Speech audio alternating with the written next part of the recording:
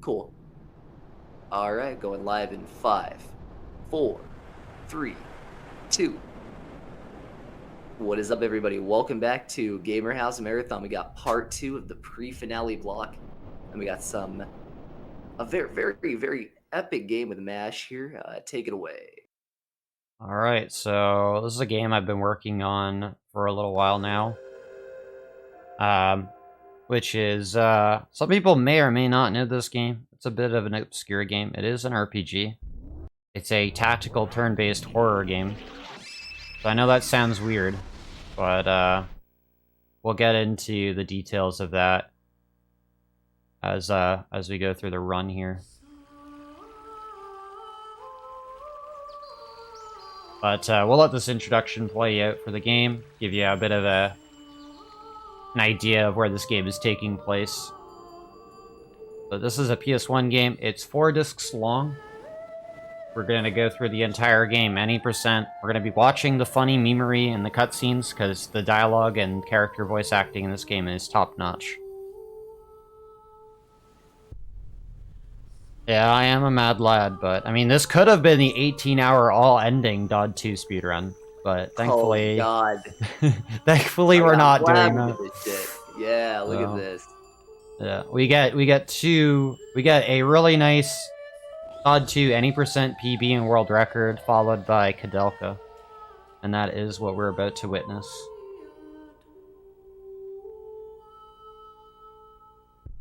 This game is really cool. It has some interesting quirks and mechanics to learn. It doesn't hold your hand. And it can be hard. When we start this run, Two Worlds is going to start the timer when I tell him. And then I may or may not have to do some resetting to get some RNG at the start of the run. So hopefully we don't spend too long with that. Yo, let's go. Reset high. But if we do no reset, that would be kind of dope. But we'll see how that goes. Let me just make sure I'm not input lagging, which I am. So let me just quickly reset my feed on my end. Two Worlds will be fine. I just have to make sure that my game is coming through at the proper resolution here on that, because I have a bit of input lag, so we're going to go ahead and fix that.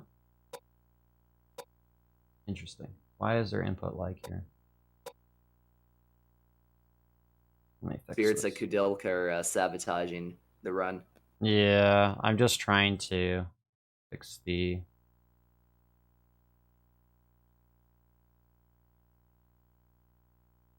from... Alright, there we go. I fixed the input lag. We're all good. Beautiful.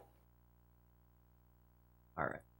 But I want it to work properly. Okay, so first things first for me, I change up the controls.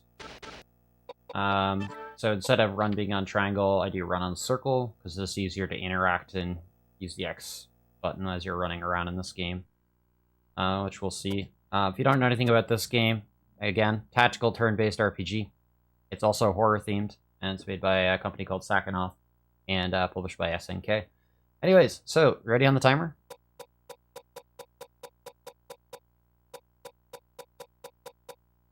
I assume that's a silent yes. So, starting the run. Oh, yeah, what's up? My bad. 3, yeah. 2, 1, go. Alright, good luck. I was petting my cat. I guess I got distracted. Alright. Alright, so this is Koudelka. We're going to be going through all of the cutscenes and stuff with this game. Hopefully we don't run into any terrible RNG at the beginning of the game, but we will watch the cutscenes at least the first time through. If we have to reset, we will skip these ones. But again, the voice acting and everything is super well done for this being a PS1 game. So I hope everybody enjoys. And I've been working on this game for almost a week now, since I picked it up. And I'm looking to improve this run to be a bit more marathon safe and a lot less reset intensive. Because that's basically what the early game is.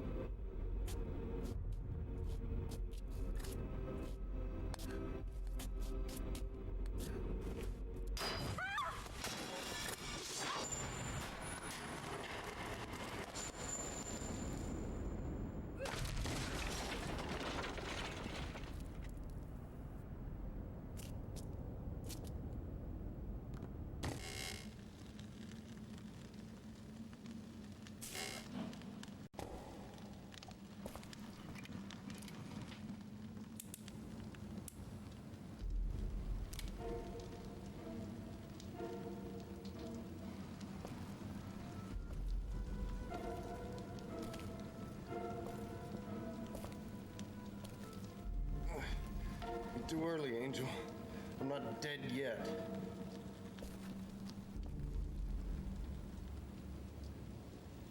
Not yet, but it looks like you're going to die soon. Maybe. But you'll have to pardon me while I tend to some unfinished business first. Business? What can you possibly accomplish in your condition? You can't even hold your gun steady. Well, no unless I try. That thing's not gonna die unless I shoot it 2 or 3 times.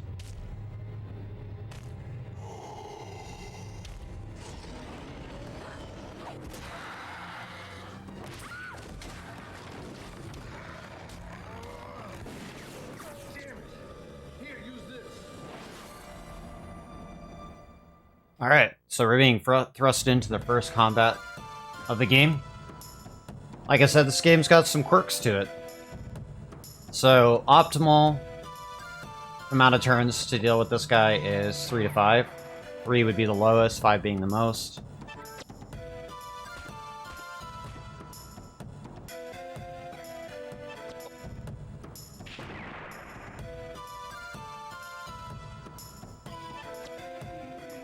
And I have to remember to myself that I don't want to escape all the time, only during boss fights where you're not allowed to escape.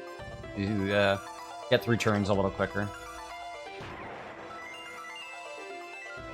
Great. So down in 3, so that's good. Hopefully that translates into some good starting weapons. If not, we'll have to do a reset. And skip this bit of opening and then obviously redo this fight. Alright, we got 2 high whistles, that's not too bad. I would prefer some healing items, but I mean, you can't always get what you want. So, now we have to talk to this guy here that threw us his gun.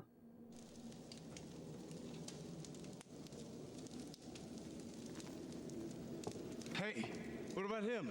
He's dead. Really? Thank you. So I guess my time is up. Hey, Angel.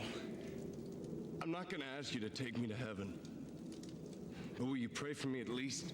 Are you out of your mind? There's no bloody way I'm going to pray for you. But I guess I owe you because you saved me too.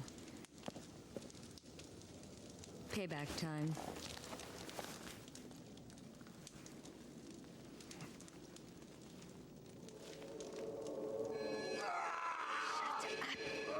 Keep it down.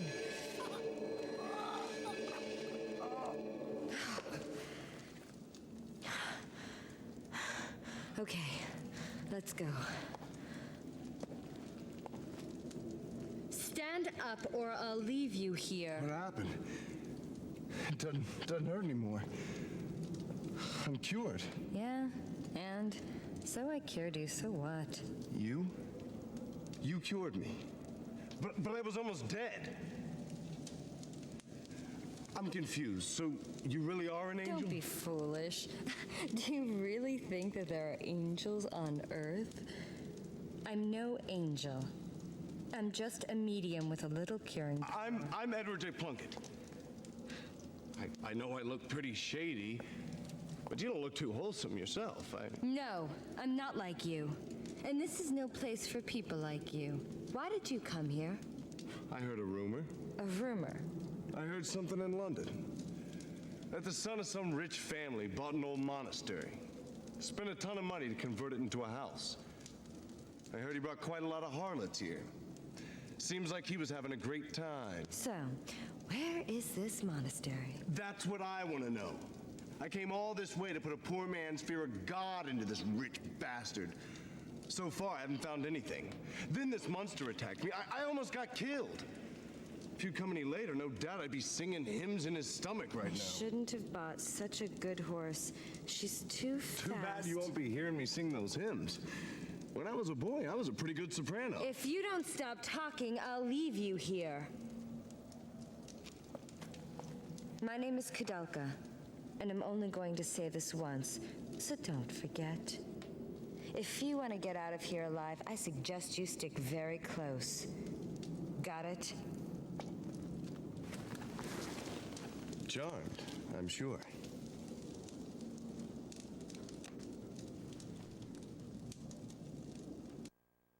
Alright, so we've met our first two characters of the game. Koudelka, which is our main protagonist, and Edward, who's our burly thief. We're gonna go ahead and try to pick up this potion here, because we didn't get a healing from that fight, which is kind of RNG what you'll get. And we're gonna head to the first point of the game shortly after a visit with some other characters.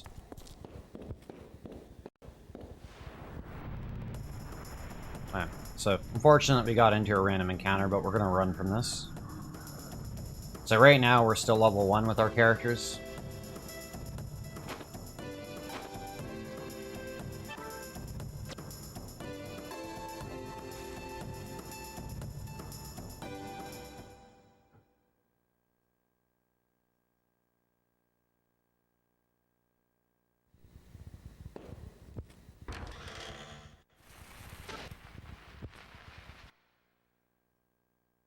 And now we get introduced to the caretakers of the estate that we stumbled upon. How unusual that you two have decided to come to our rural district. There's really nothing interesting here. It has gotten so cold outside. We weren't expecting any visitors. The soup is all we have. Please, have as much as you want. Oh, yes, please. Thanks. It smells great. Wouldn't you like some, dear? Don't you like potato soup? No. It's not that. I'm all right for now. Thank you for your hospitality, though. No trouble at all. Please let me know if there's anything we can do. We are the only ones who live here, and it's so rare that we get any visitors. So are you two really the only ones who live here? Why do you ask? Well, it was pretty foggy, so I couldn't tell for sure. But this building looked like an old church or something. Seems a little big just for the two of you. You're right. In the 9th century, a saint from Ireland named Daniel Scotius built a place of worship here to appease monsters and evil spirits. That was how the Nemeton Monastery started. Or so I heard. Monsters. Is that right? Yes. What about them? You might not believe this, but we saw a monster on our way here.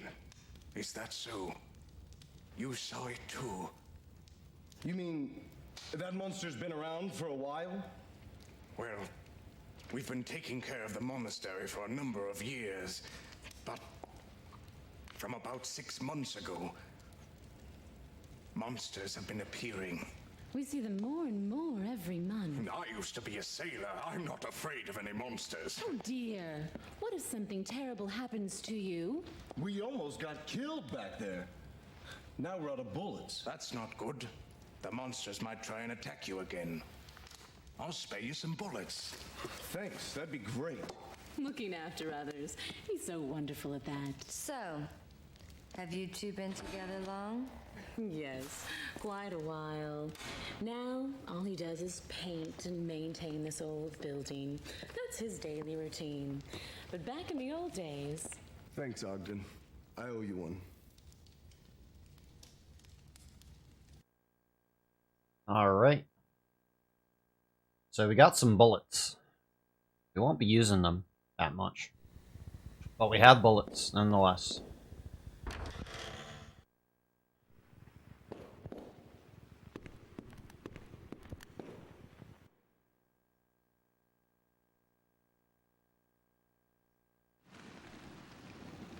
Now this would make good rations. Let's take some with us. I can't believe it. Are you still hungry? I didn't have anything to eat or drink for 3 days. Of course I'm hungry. Speaking of which, you wasted all of that food. What's wrong with you? Yeah.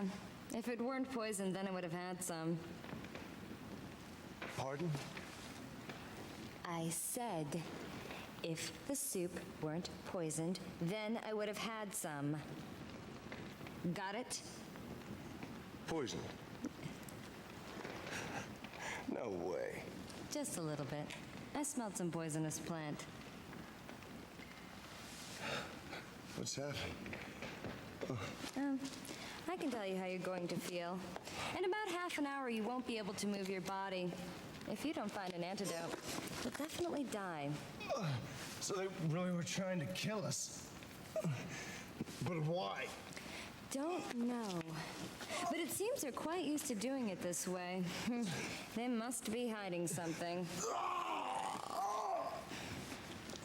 Listen, Edward, I'm going to try to cure you now. But you have to promise that when I do, you won't get mad and rush back to that couple right away.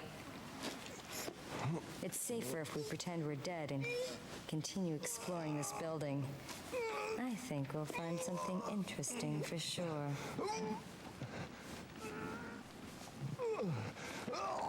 Alright, so, yeah. Edward's not doing so hot.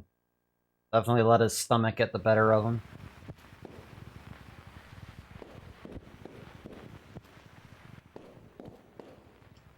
Alright, so now we're at the reset portion of the run, and we have to collect 2 weapons here. One being this pipe, and the other being the hammer, and then this pipe. So what we're looking for on these weapons in particular is particular rolls. Fortunately, these aren't really good rolls for these weapons. We want a fire and a water weapon, hopefully. At least the fire weapon, and then something half decent for the second. We're just going to do a quick reset. We'll get right back here really, really quickly. And hopefully we can get a run going.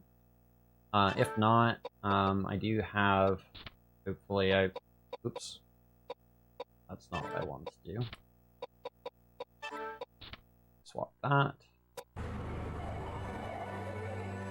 And hopefully we'll... Don't need to load the safety save, but... because that puts us after this point. Slightly, so... We're hoping that's not the case. So, back from the top again. Again, the estimate is what it is because I'm accounting for the RNG with the resets. And also dealing with cutscenes that we'll see throughout the game.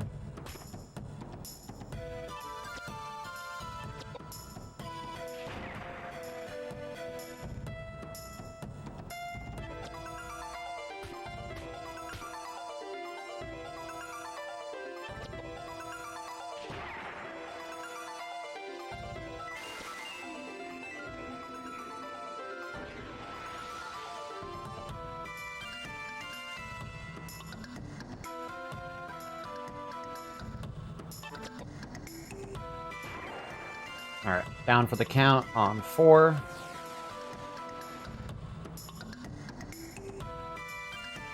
Yeah, we just need a half decent start. I'm not looking for like a god tier start or anything like that. It's not like I'm chasing anything crazy.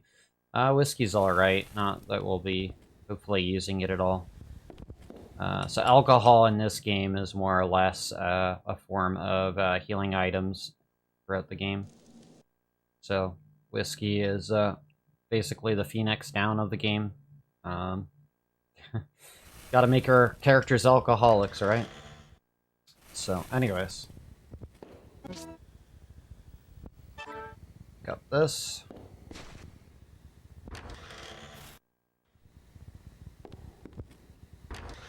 I head right back downstairs, skipping everything that we went through just recently.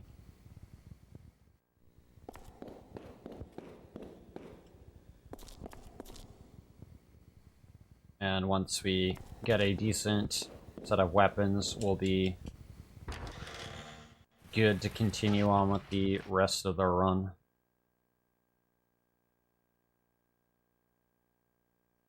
And we just hope that a little bit later we get some other possible gear that we need to help.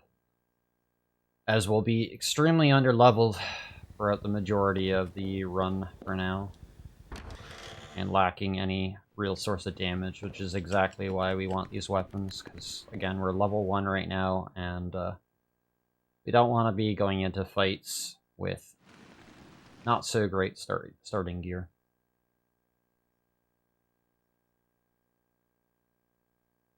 Especially not with the strats that we're going to attempt to use.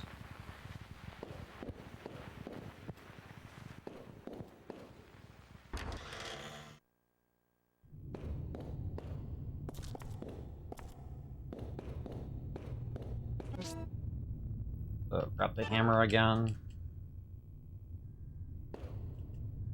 Oh, I don't know why I did that. Alright, grab the pipe. Alright, we're gonna go ahead here and equip the pipe. Well, one of these weapons. We got a dark hammer and a normal pipe, unfortunately.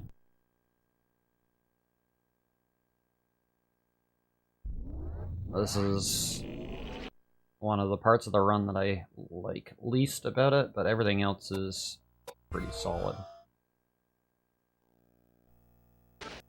Only part of the run that I don't like at all. It's just getting the start that we need.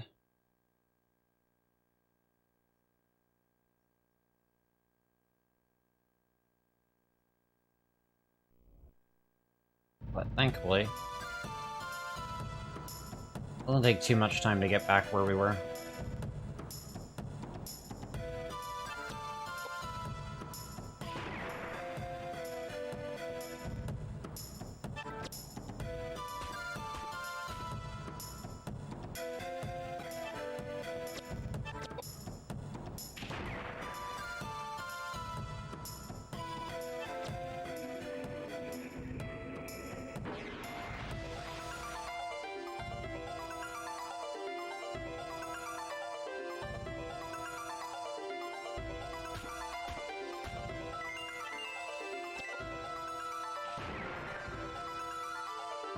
Alright, we didn't deal enough damage on that third hit, so it's gonna go to 4. There we go.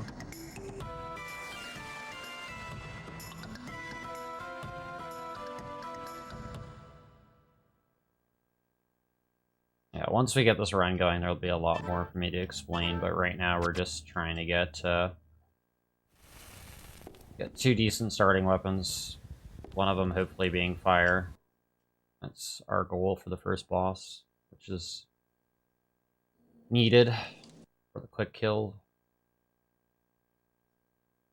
Otherwise, we'd have to try something a little bit more risky, and then we lose a character during that fight. We could lose that on experience, which we need.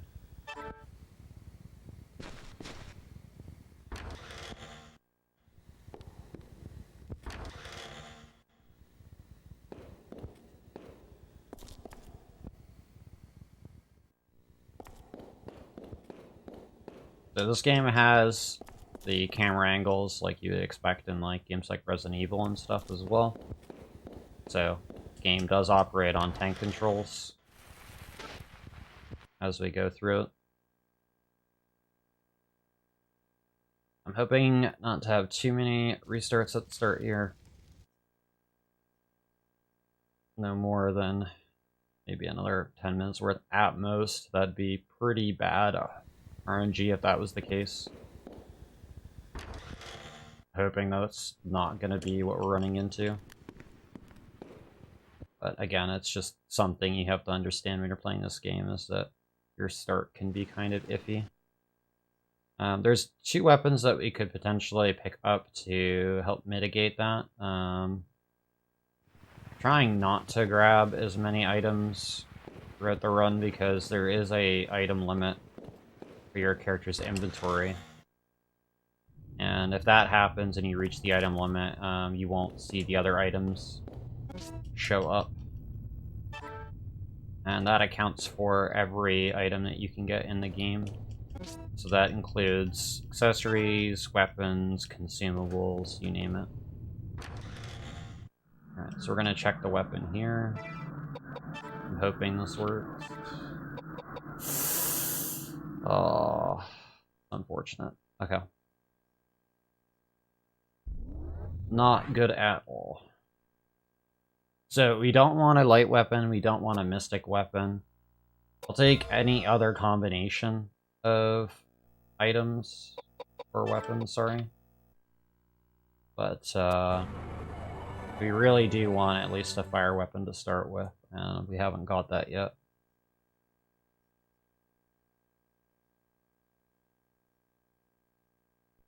You just never know what you're gonna get.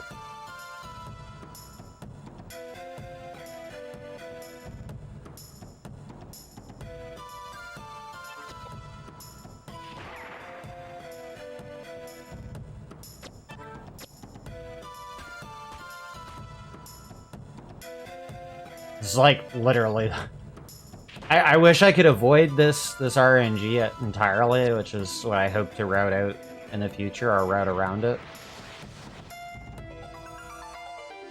But I haven't gotten to that yet, since I've only recently learned the game as is. Alright, down in 3, so that's good.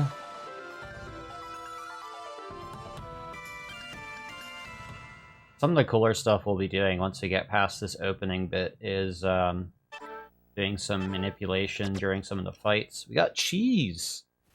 So cheese is a healing item. It's not alcohol, but, you know, it goes better with wine and beer and whiskey. Cheese. Cheese is always good with your alcohol. So, we got some cheese. In case we need it. Cheese is pretty good healing item. Not as good as a potion. But I will take the cheese. I'll also take this potion. Again, I'm gonna play it relatively safe. On the off chance that, you know, we have some pretty terrible RNG.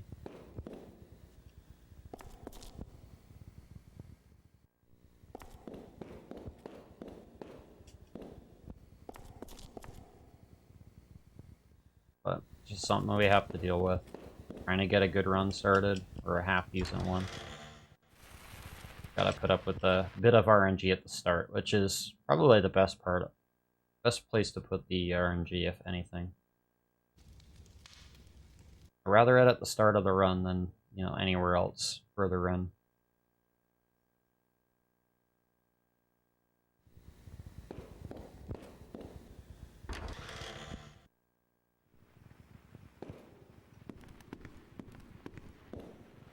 So I guess while we're trying to get a decent start here, a little bit more background about this game. It's actually a prequel to the Shadow Hearts series of games. There's 3 Shadow Hearts games that follow this. Which start on the PS2. So, if you've heard of Shadow Hearts, you definitely know a bit more about this game than you think. And all of those games have some pretty quirky mechanics that are pretty unique to them alone. And obviously they have the same sort of funny characters and stuff like that that we're used to seeing in the series. Alright, so we're gonna take a quick look here.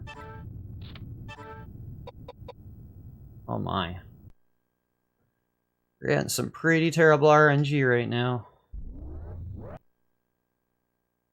So this run in a kind of perfect world setting will be somewhere a little over 2 hours. Probably closer to 2:30.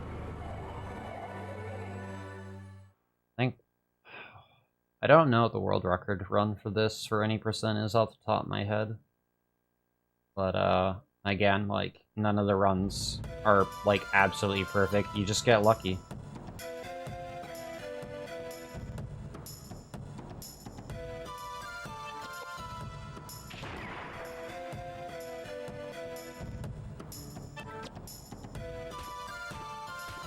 I'm literally only asking for one decent weapon. I don't really care what the second weapon is.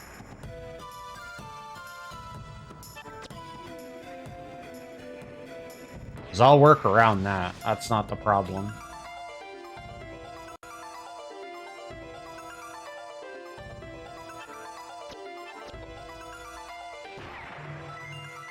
Alright. Gonna go to turn 4.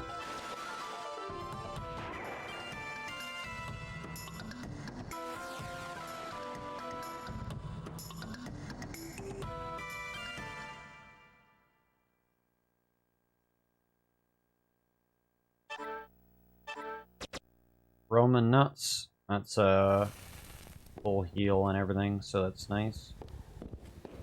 It's not a bad pickup.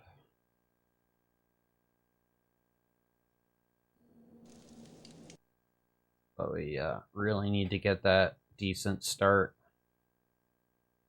Preferably a fire weapon would be nice. Please, RNG gods, give me fire weapon.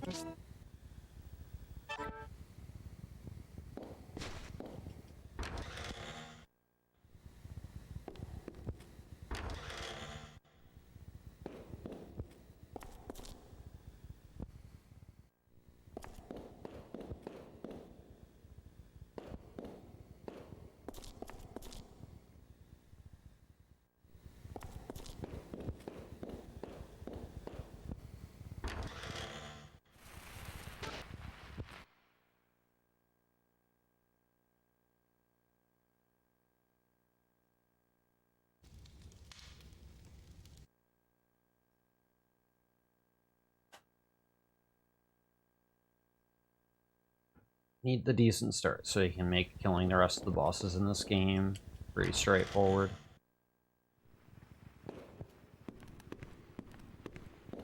Alright. I mean, if we don't get a fire weapon, but at least both our weapons are tolerable, then we'll just run with it. Because again, I'll work around it. It just means that some of the early fights will be pretty slow, but I'll take slow over resetting a bunch more.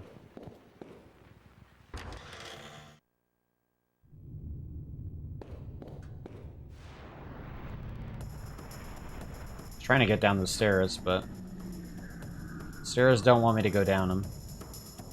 I gotta run from this encounter.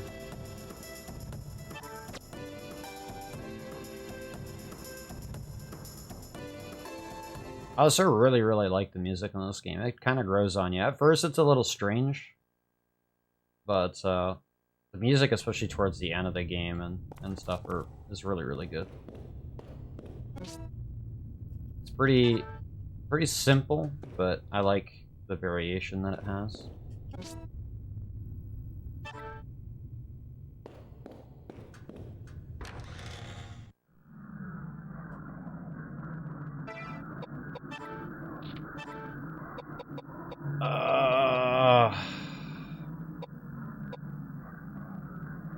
I mean, this isn't particularly that great.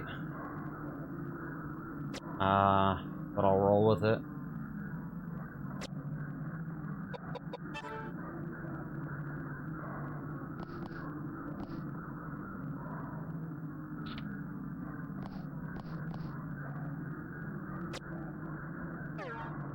Alright, we're gonna roll with this. Just means this fight's gonna be a little slow.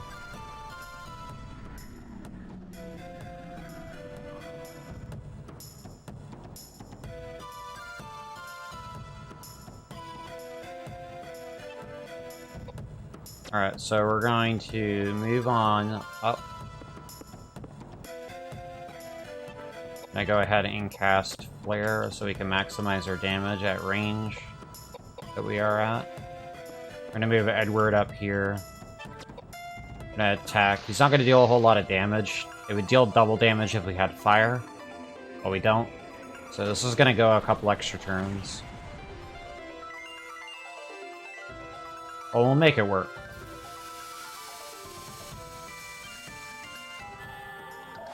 This boss is resistant to water damage. So I'm glad I just don't have one of the weapons as water right now.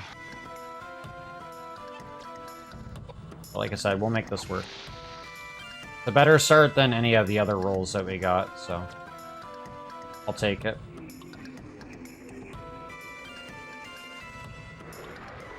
So the other thing that's a bit random on the weapons, besides the property of the weapon, is the stats on the weapon as well. So all the weapons and gear can roll with different properties on them, or stat values. So that's another thing that we have to keep in mind as we're playing, is that the RNG controls a lot more than you think. So it controls our rewards and stuff like that and everything. So, I mean, that wasn't too bad. That wasn't too bad for that fight. I mean, it could have been better. Could have been better. If we had like a fire weapon, like I said, it would have been a much quicker fight. So first things first, we're doing 2 agility, 2 int, and we're doing 2 and 2, I believe. I don't even remember all the leveling. Yeah, 2 and 2. Icon's necklace, guaranteed item from this fight. And then we're gonna go talk to this guy that we saw at the door that's passed out.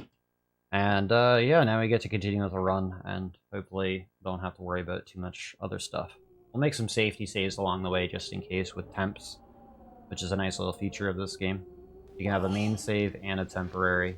You can have 1 temp though, at a time, and that allows you to save without needing a save point.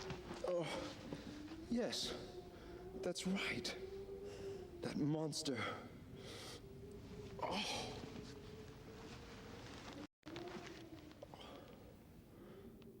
Who on earth are you two? Hey, we rescued you, and that's your way of saying thanks? Little did I know that these days we're into rescuing perfect strangers. You.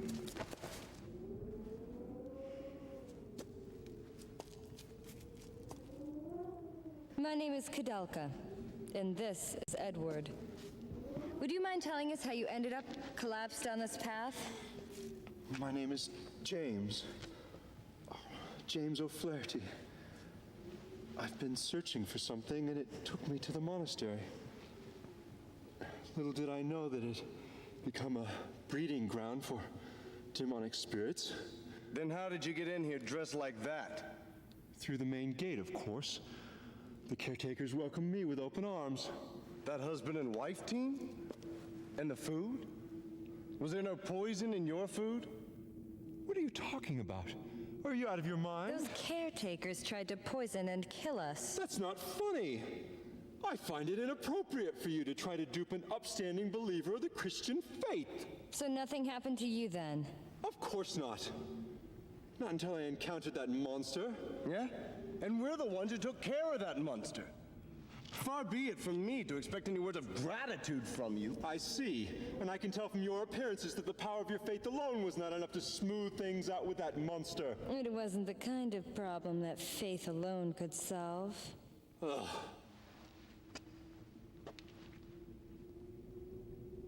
Look at this plinth. It's broken now, but holy water ran from it until recently. But I've become distracted. Almighty God, please give me the strength to ward off these monsters. I can see that we've wasted our time here. Let's go, Koudelka. Just a minute. Although I'm under the protection of the Lord, it doesn't hurt to take precautionary measures. I think I'll go with you.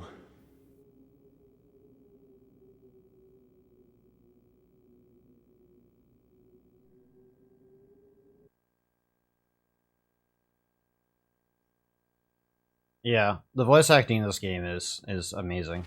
One of the things I enjoy a lot about this game. It's sad that you can skip all of the cutscenes and miss all the voice acting. So, and since I only recently learned this game, and we just came off a DOD 2 world record PB, we're gonna have a nice comfy speed run, listening to some of the best of this game, which is the voice acting, and just the vibes of this game are pretty cool, and it's an obscure game too, so not many people are playing and or running it, so.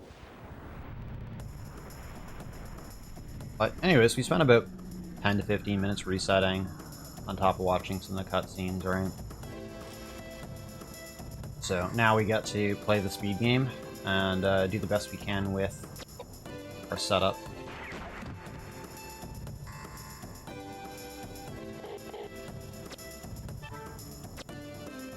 I'm gonna run from this fight because I need to give James a weapon first. And I also need to fix our formation so that we can take encounters a little better right now. Also give me an opportunity to reload Koudelka's gun with some of the bullets that the caretaker gave us. Because we'll be using that for a little bit here. So that normal pipe we're going to give to James, and then we're going to adjust our formation. So we're going to grab James, we're going to pull him up, and then we're going to take Koudelka, and we're going to move her 1 over that way. And now we need to get into 2 fights with James in our party to get him caught up on levels. And then we're going to kind of be going through this game a little bit pretty quickly, actually. First disc doesn't take too long. There's 4 discs in total. So, we're going to stop by this painting here. We're going to grab a weapon for Koudelka that we'll be using in a bit. Hopefully it's decent. Again, all of the weapons can roll with various stats and properties on them. They just kind of have to take what the game gives you and do the best you can with it. But if you can get a good start without resetting too much, then you should be good. Ideally, like I said, looking for a fire weapon to start with. Second weapon, as long as it's not a light or a mystic, you should be able to do just fine with it. Anyways, we're going to take this encounter here, and then we'll do one more fight in this hallway before advancing to the next boss. And there's a lot of bosses in this game.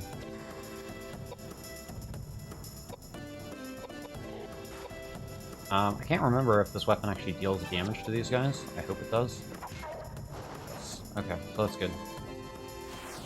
I don't remember all of the weaknesses, or like all of the resistances to the enemies.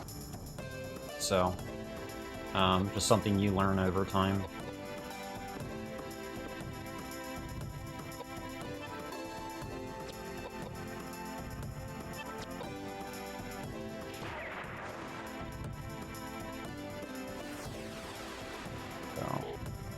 Finish up this fight here, and then get into one more fight so that we can get James leveled.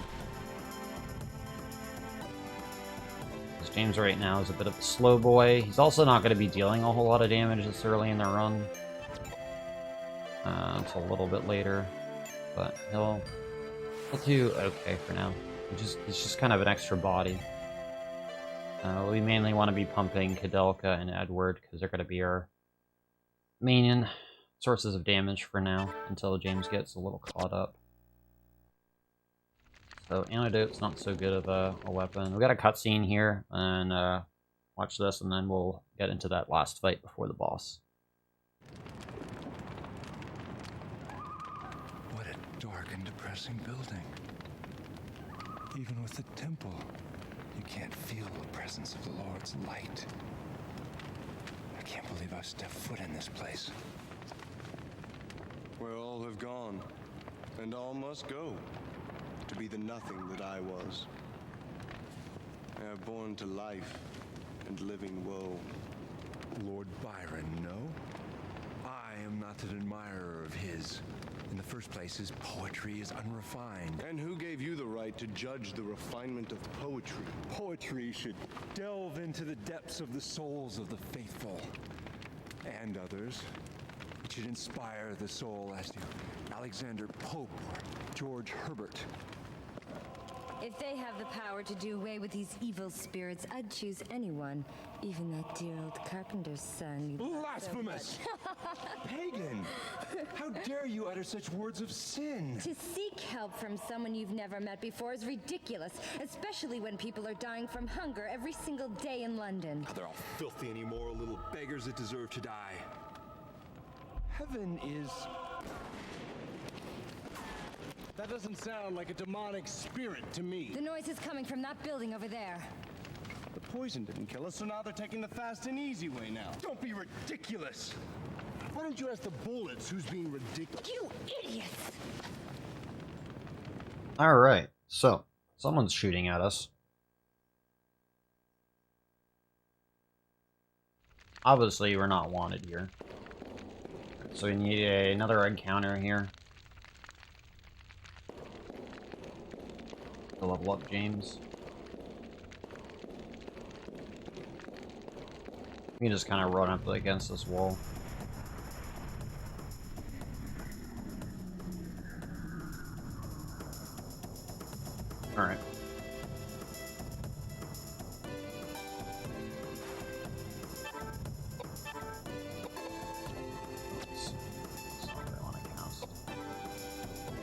So we want to cast a Flare here.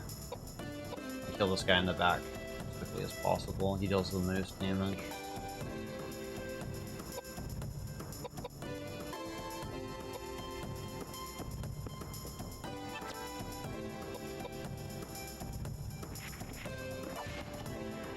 We're gonna hit him. Koudelka should kill him.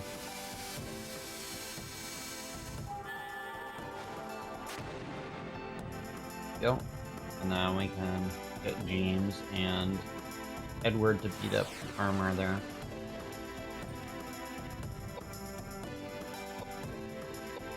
James isn't really going to be doing a whole lot of damage right now, but again, we're just needing him to level up. And we got cheese if we need to use it, so we can top up and make sure that we're ready for the fight. So, in the combat system, the way the game works is it's on a grid base, and enemies can't advance past any of your alive characters, and you can't advance past them. You can only attack characters that are nearby.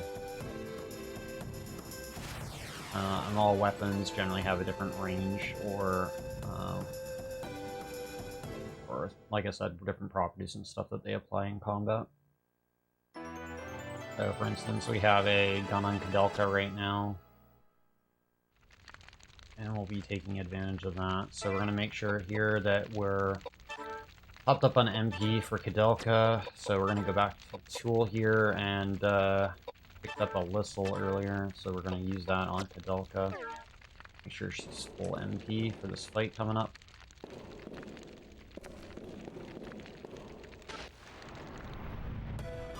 Alright, so we have 3 enemies in this boss fight.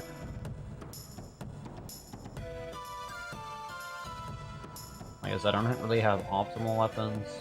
I have something half decent. Alright, so we're gonna fortify Vit. We're gonna use it on the red guy in the back here who has the most HP. We're gonna try to do that twice without Koudelka being silenced.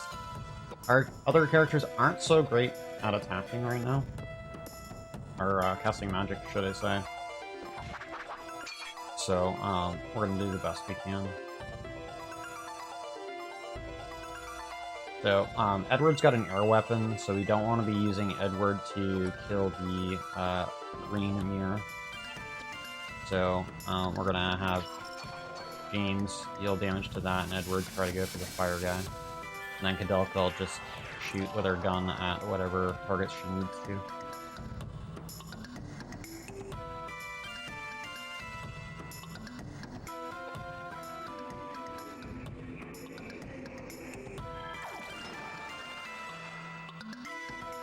So, most of these bosses, with our formation and the way we do things, pretty much sets them up a specific way so that we can deal with the encounter in the easiest, or what we consider to be the easiest way to deal with it. Essentially manipulating the fight in our favor. Doesn't always mean it'll go exactly the way we want, but we'll do the best we can. So the fun thing is, even though I use Fortify Vit, if you use it on an enemy, actually puts their maximum HP down. So it works the opposite way on an enemy than it does for your characters if you were to use it.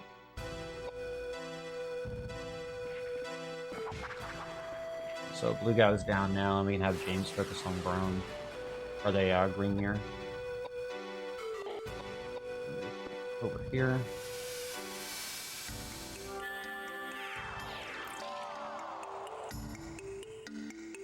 I'm not buffing the enemy. I know it seems like that based on the name of the spell that I was casting, but it's definitely not that.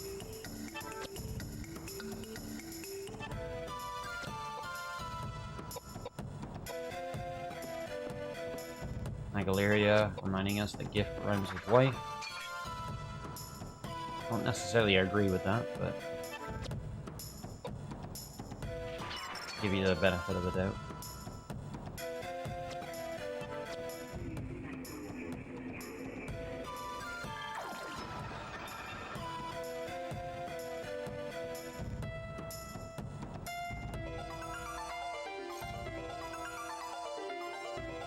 again, our goal here is to deal as much damage as we can against these enemies, and kill them as quickly as we can without having our characters drop. But with the weapons that we gave James and Edward, and them being on front line, they can take a bit of a beating right now.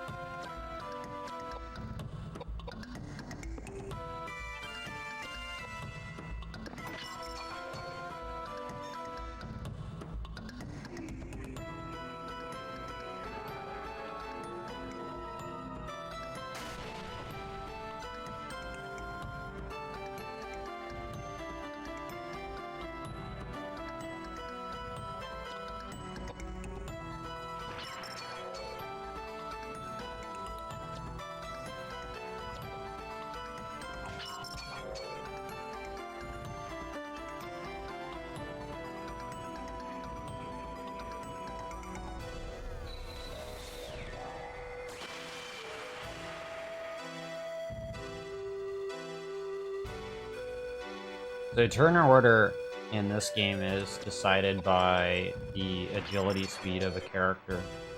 So one of the things that we want to do is get our characters to a happy level of agility so that we can make sure that they're trying to get turns as fast as possible to deal with the enemies. Alright, red's down, so now we just got the green guy. So the green one's slightly weaker, so it'll be a lot easier now.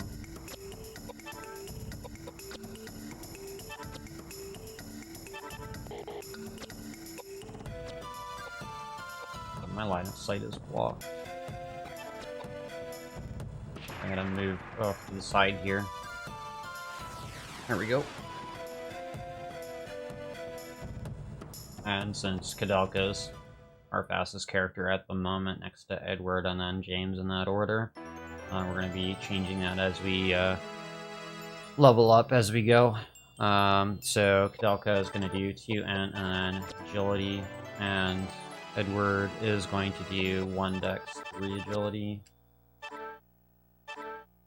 And then we got some weapons, which we'll be taking advantage of going forward. I'm gonna be running into another boss. I'm not lying, where it's like a lot of bosses in this game, and we're going right for them. So, I mean, we're not taking any time to get to the bosses. We're going to be doing them pretty low level compared to what the game expects us to. But anyways, another cutscene. This building is full of dead bodies and skeletons. It's full of ghosts and spirits. Ah, I can feel them. Oh, my head hurts. I got a bad feeling about this. Horrible. Dear Lord, please save these lost souls. This must have happened a long time ago. Oh, and the power is so strong. If I can channel some of these spirits, maybe I can find out what happened here. Channel the spirit? Shame on you. You two should be praying for their The souls. spirits floating in this room. I can let them possess my body so they can talk. Oh, the reason I came here is I heard the cry of one particular female voice. She was... I will not stand for this. Not only do you not believe in God, but now you're going to disturb the spirits? Shut up! Would you stop bothering me? Oh. Chains and darkness. Oh. Death. Oh no. Oh, there were so many of them. This is hell. What? What's going on? Oh, they were imprisoned and tortured and, oh, thousands of them. Kill them! They cut off my fingers. They crush crushed my legs. They smashed my head and cut out my guts. They took everything from me. They locked me up and chopped my body. Oh, my eyes! Oh, my ears! Oh, they're burned! Help! Help!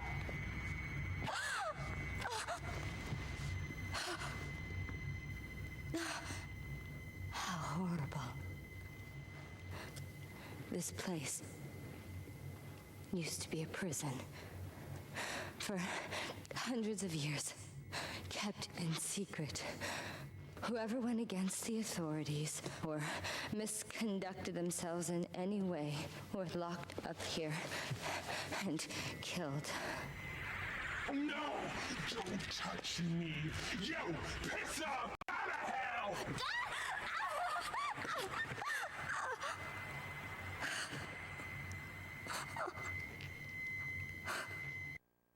Alright, so as we learned right there, Koudelka can be possessed willingly by the evil spirits around her. Alright, so first thing we do before we go into the next boss is we're going to go ahead and equip the ring that we got from the last fight there. We're also going to equip her with the dagger that we got, which will increase her speed a little bit. And then we're going to also use another whistle that we got to make sure our MP is high enough. And we're going to open this closet, because we need an item in here, but there's a mummy in it, which is our next boss.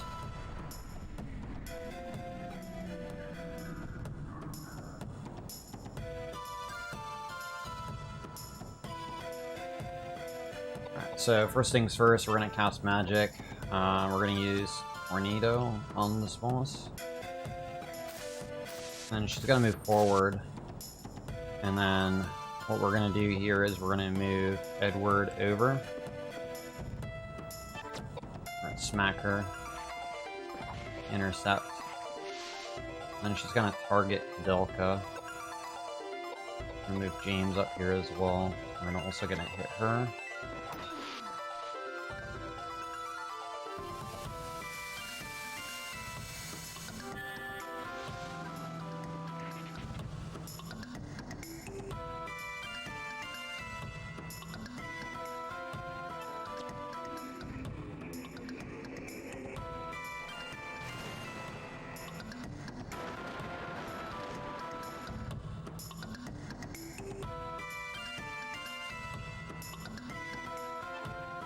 And we're gonna cast another tornado.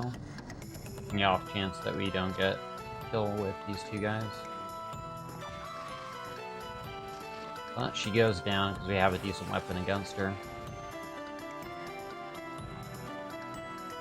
Edward having that air weapon actually makes this fight slightly faster. We don't have to wait for the second cast from Koudelka. So again, like, we were just playing off our strengths and stuff like that. So we want, like, 20 agility at this point. We're a little bit shy of getting that, but that's not too bad. And everybody else is also just going to get max agility. Because, again, they're a little slow right now. We get another ring here, which we're going to equip to Koudelka. We'll do that right now, so that we keep pumping her stats, because she's going to be our main spellcaster for the run. We're going to go back and open the closet now that the mummy is dead. We're going to grab this rope ladder that we need. We're going to exit this room. And we're going to head on out of here. And at this point forward, we're going to be running from pretty much every encounter that we get in, because we don't want to be fighting them.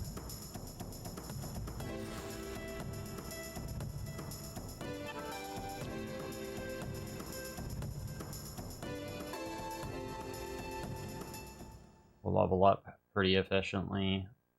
In a little bit from now anyways. We'll do a little bit of a grind session to hopefully get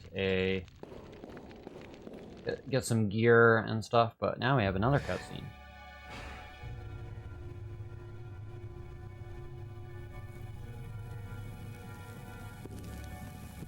Hey. Hey. Wait a minute. Hey.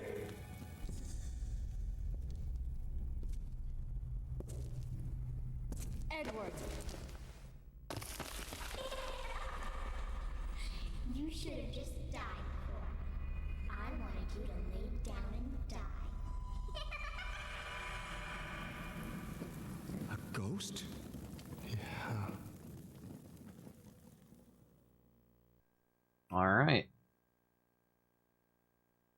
There is ghosts afoot. Alright, so we're going to use this rope ladder here to ascend. Or descend, sorry, not ascend. We're almost done with this one already. Go in this room here. We have one more boss before we're done with this one. Pick up this key item. Time for boss.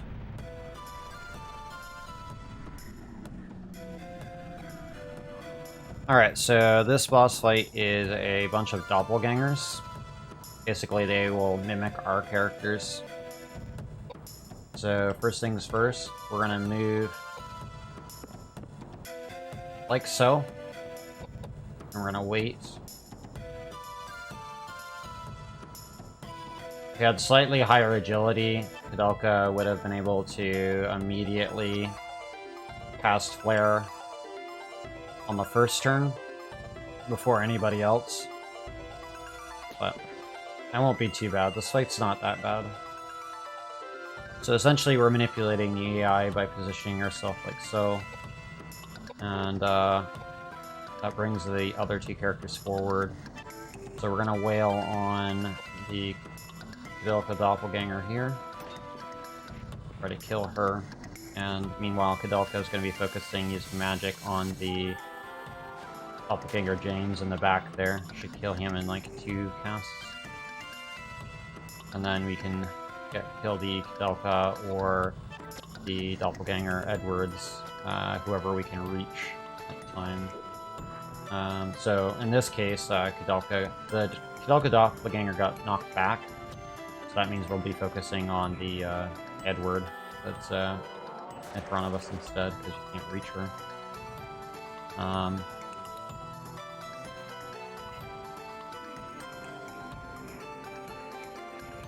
Once Koudelka's killed James, if the doppelganger Koudelka is still alive, we'll cast fire on her. If not, then we will cast fire on the doppelganger James, or doppelganger Edwards.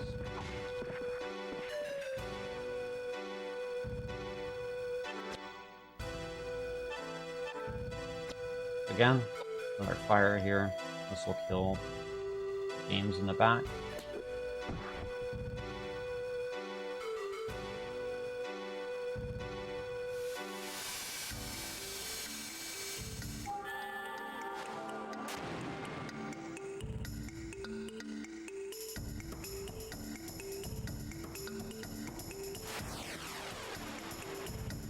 Then we can direct our next magic attack to the Koudelka.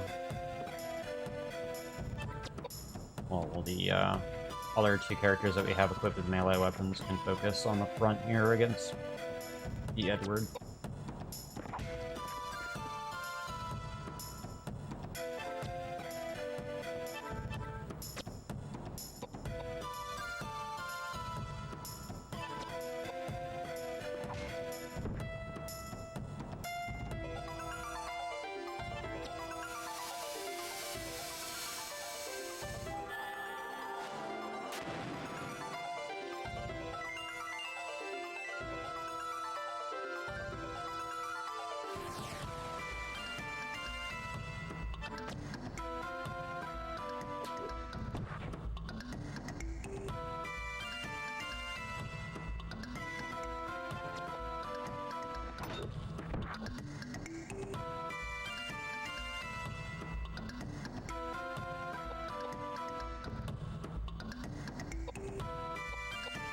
Oops, that was not correct. Alright, well, may or may not get the kill with fire here. Oh, no, Edward's fast enough, he's gonna get up here and kill, I think. Yep. Alright, so we got the kill there, so not really anything too concerning. Relatively easy fight when you manipulate the AI. Most of the bosses are gonna kind of go like this for pretty much the entirety of the run, at least we're hoping. As long as I don't mess anything up. So again with Koudelka, 2 int and agility. Now we're gonna start pumping a bit of it on both James and Edward. Make them a little beefier for being in the front line. Why would you one-hand a slot? I don't fucking know. Alright, another cutscene, and then we have the end of Disc 1.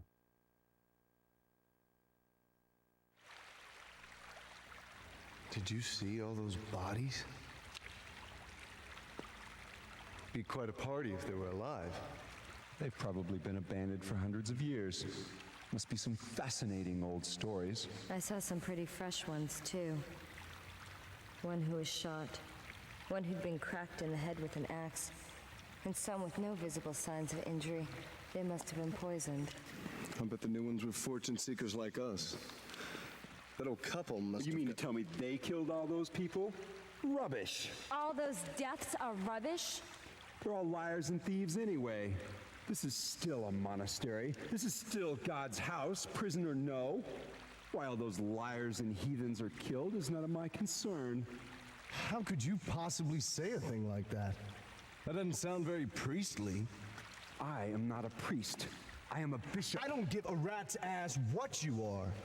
Look, I'm not saying that all of those people were saints, okay? But that doesn't mean that they should be put to You death. saw that old couple.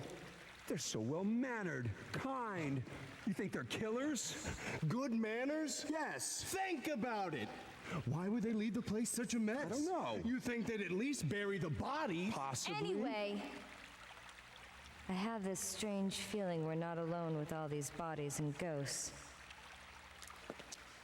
You'd better keep your mouth shut. If you want to live.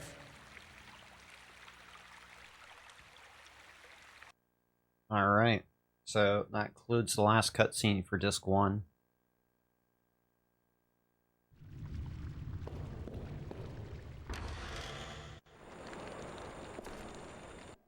Well, I lied, sorry. There's one more cutscene before the transition. No, nothing. But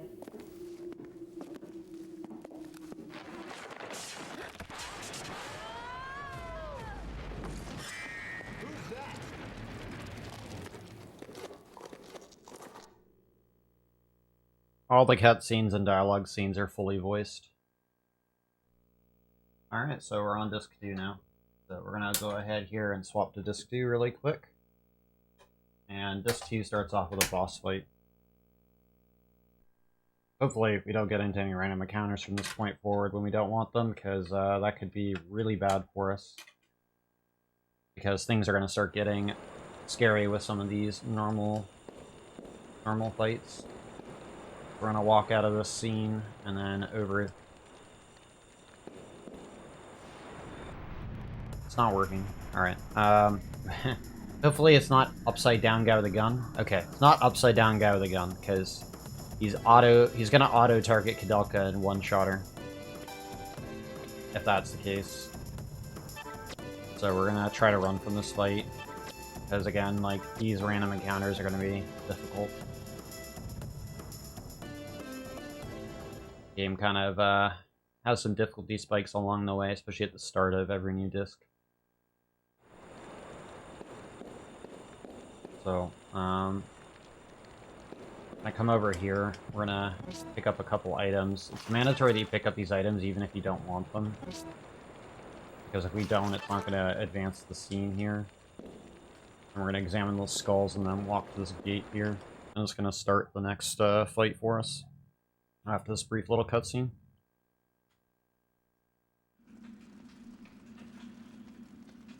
darn. How does it look? Do you think we can get out? I don't think so. You'd need the strength of a bear to break those bars with your hands. What do you mean we can't get out? How hard can it be? Why don't you ask these guys? Damn it! Did you see that? Someone's in here. Will you shut up and get us out of here? How hard can it be for thieves like you to get us out of a place like this? Try saying that in the East End, holy man.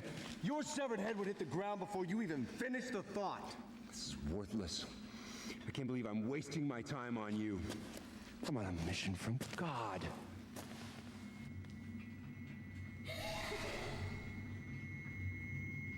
What a waste. Such a terrible waste. My name's Charlotte. Not that it means anything. Not that you have a prayer. I'm talking to 3 dead people. Nobody's gonna save you. Nobody. So you died here as well? Yes, I died here too, hundreds and hundreds of years ago. They locked me up in here right after I was born. They beheaded me the day I turned 9. Happy birthday. I've been trapped here ever since, and no one even knows who I am. My poor little angel. Poor little angel, me? Save your pity for yourself. You'll be dead within 3 days. Not true. I don't know what your circumstances are, but I know that your mother loved you very, very much. My mother? I don't know her face, her name, where she came from. Nothing. You're telling me that means nothing? From the day I was born, the day I died, no one ever loved me. And I never wanted to be loved. Just die! All of you! Just die!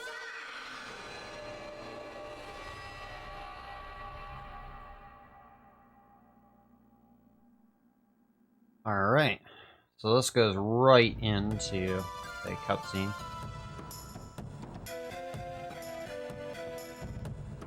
Or into a boss fight from the cutscene. Right, so first things first, we're gonna get Koudelka, we're gonna cast Flare. And then we're going to move Edward. And then we're going to weapon swap here to the Talberd that we picked up, which has better stats than the hammer. And then we're gonna move James right here. And we'll wait. Yo, welcome back, Alice. And we have GB in the chat. Thank you guys. Much appreciated. Love and support for the Dodd 2PV. So I'm gonna move James right here now. Smack this guy. James, like I said, not gonna be doing a whole lot of damage early on. And we're just gonna wait with Edward. Koudelka's gonna be doing all the damage for this fight.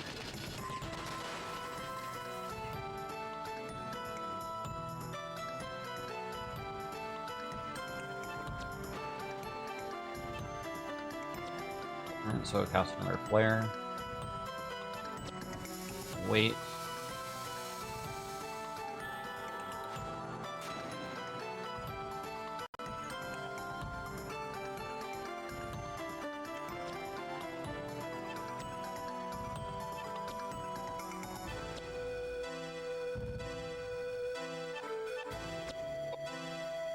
Yeah, switching out of Talberd increased our HP pool as well from the 600 we had to 900, so makes him a little bit tankier for us, which will be what we want.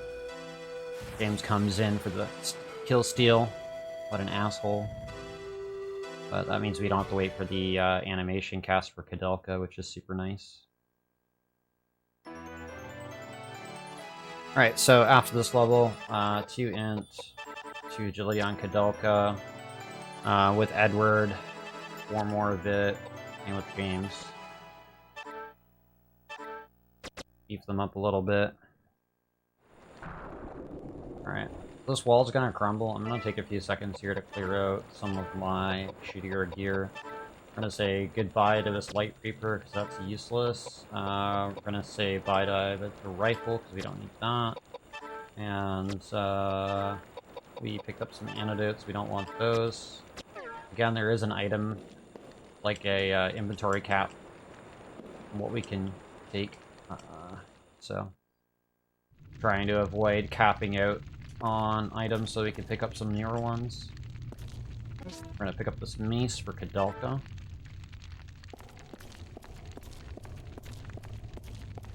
And we're going to be heading into another boss pretty soon.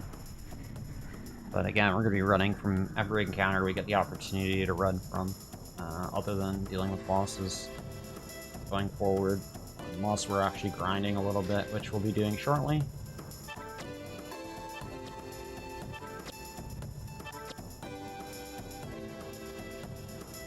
So the mace that we picked up, we're going to specifically put that on Koudelka. It's a really useful weapon for her. So we'll do that in the next room here. So we're going to go ahead here and equip the mace. That's going to increase her intelligence and all that stuff, and we're going stats and stuff for the magic casting. We're going to edit our formation, and we're going to move Jane's back one, just like that.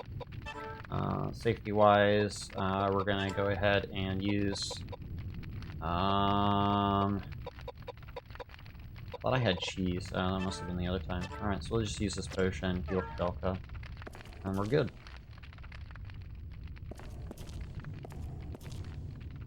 Go down the stairs, please. We're heading to the next boss. Like I said, lots of bosses in this game, and we're going straight for them. We're not gonna grind or anything for most of the bosses. Grinding a little bit afterwards. We have a little bit more to do before that. Alright, so here we go. This next boss. This guy's a little spooky. Now, I have to be a little careful because he could kill Edward, and if that happens, then it could spell disaster for us. But we'll monitor his HP as best we can and heal him appropriately if we need to. So this guy can multi-attack and do about 500 damage or more. So we want to make sure that we're not having that happen.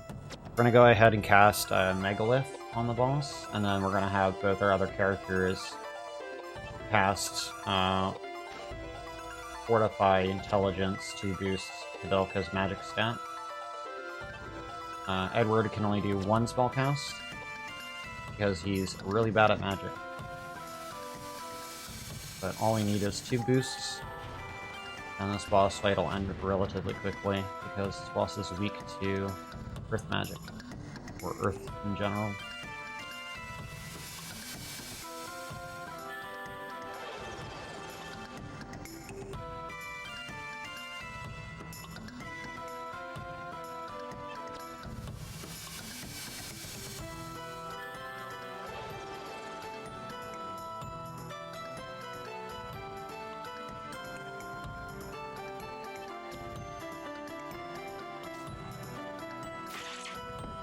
Alright, thankfully he's not doing multi-hits, so that's good. He's above 600, so shouldn't die to multi-hit or anything like that.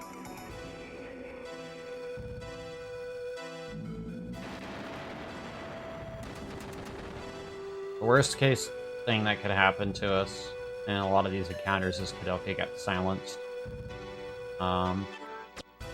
Thankfully, that wasn't the case. And now we do slightly more damage, about 400 more damage with the 2 intelligence buffs that we now have. We're gonna keep passing the turn here until Koudelka can cast Megalith again.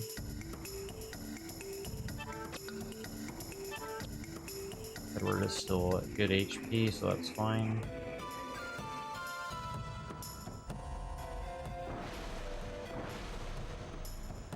Okay, so I'm hoping I get a Megalith cast off. Might have to use a potion for safety. So for the sake of safety, we're gonna give a potion to Edward, because he's more likely to die than any of the other characters right now, being that he's closer to the boss. Having Koudelka positioned also right behind the boss, right behind Edward there, means that if the boss somehow would normally knock him back from an attack, Edward won't actually get knocked back forward, so he'll stay right where we want him. Which means the boss can't touch the other two characters in the back row. And we use that positioning to make this fight go relatively smooth. Alright, so we're going to level up again. So same thing with Koudelka, 2 int, 2 agility, then 4 vit on Edward. And then James, his agility's pretty low. So we're just gonna put the 4 vit there. He's gonna level up twice, but now we can do 2 and 2 like Koudelka. And that gives him 1000 HP, which is good. We want both those guys to be in 1000 HP range. Depending on what we get coming up, we might also want to bump Koudelka's vitality up. But now that everybody's leveled up, everybody's got a full heal and everything, and we're good to go. So we're going to be heading to another boss very soon. But we got a bit of stuff to do before then. Like I said, we're going to be running from a lot of these encounters for now.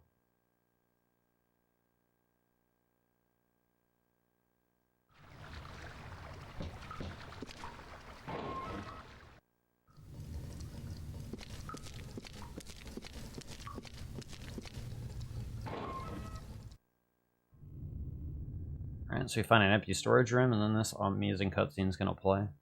Obviously, Edward's not going to be amused, but you'll see. Amazing.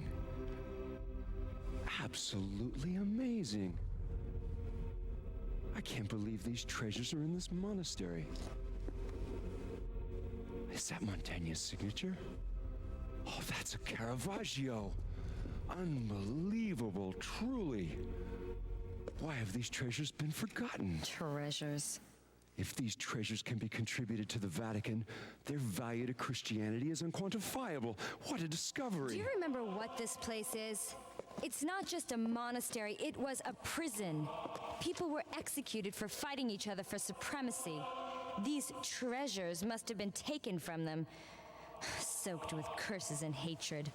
You'll be cursed if you worship those things. I am a busy man that does not have the patience to teach you the importance of faith. But I will tell you why we have found these treasures. It could only have come from the guidance of God. God sees all, He knows all. Got it? Preach to the converted. What about you, Edward? You seem a little more educated than she. I don't really care. Talk to me about monetary value. Save the holy crap. It seems I'm disappointed once again. I believe these dead thieves are better than you two. At least they appreciated true value. Instead of preaching, I want you to understand something, okay? You can't label all those dead bodies as thieves hunting treasure. I saw plenty of dead women who were cut up and mixed in with the mummies, and they were pretty fresh. Yeah. Strange. Even if I were used to seeing dead bodies, I'd be vomiting. So it is that couple. But why? Fools! How could such a kind and faithful couple be cold-blooded killers? This is the work of jealousy and greed. And pagans born of savagery, immigrants. I will not be a party to such abusive slander. This is so unpleasant.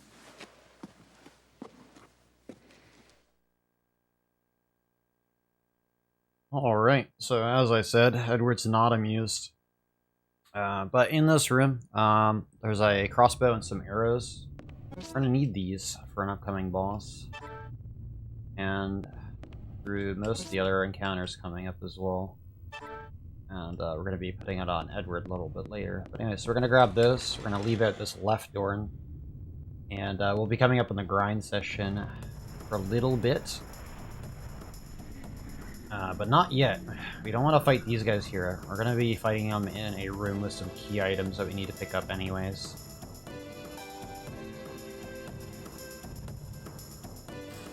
And we're looking for some specific gear.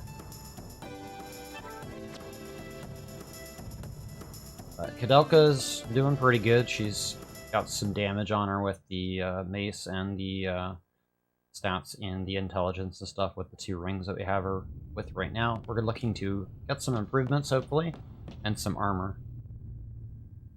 Yeah, that was a thick, ghosty boy. Alright, we're going to examine this wall here for 4 marks. Those will be relevant later. And we're going to grab this high listle here, just in case we need it later. Never know. I like safety in marathon attempt runs. This is the room where we're going to do some grinding, so if we get into any encounters here, we're going to be fighting them.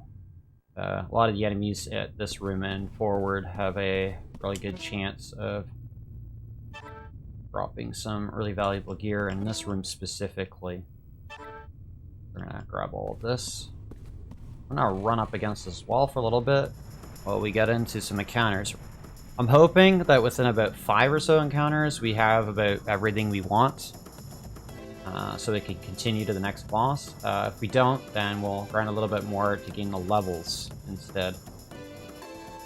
So, alright, so for this fight specifically, with the half body and the serpent hand, we want to be casting Tornado, take out the half body first.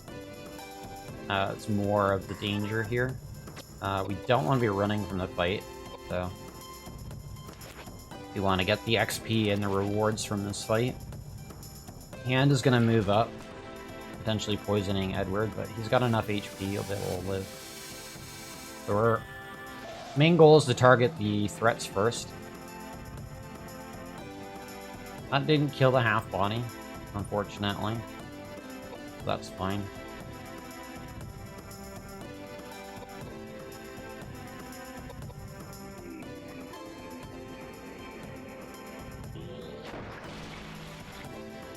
Like I said, the half body does quite a bit of damage right now. A lot of these enemies will, because, again, we're significantly under-leveled at this point.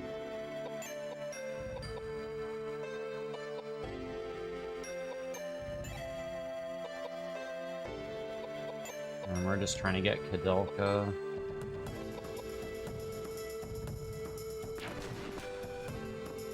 So that we can kill the half body here with another spell.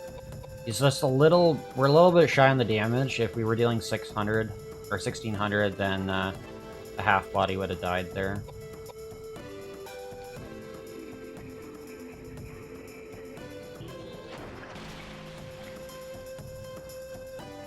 So Edward's getting a little low there.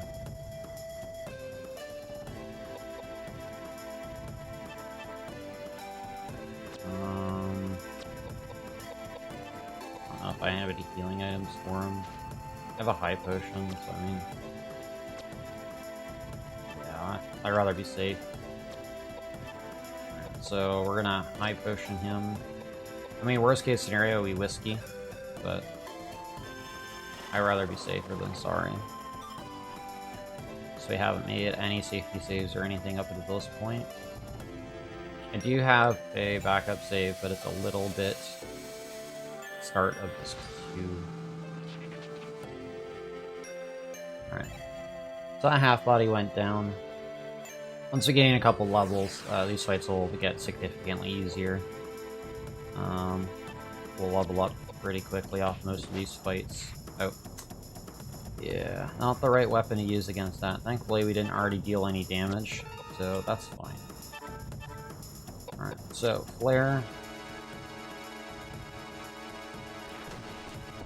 What I get for trying to have these guys do anything instead of Koudelka.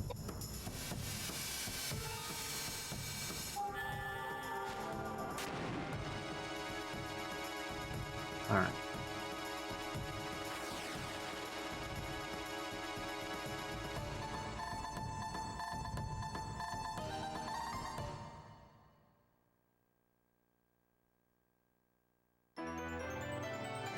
So Koudelka leveled up. So we're gonna keep leveling the stats that we would be leveling.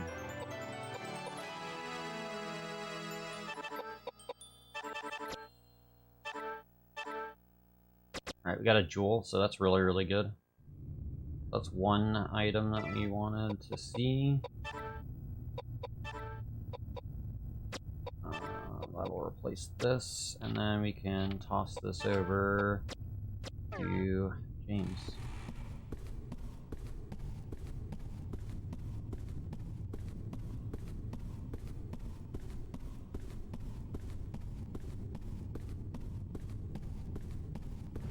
So we're going to be making Edward a big swole boy with HP, because we want him taking pretty much all the damage possible. But we also want to get a bit more agility on him as well. So first things first, we're going to deal with that half-body torso over there. Deals more damage than all the other enemies.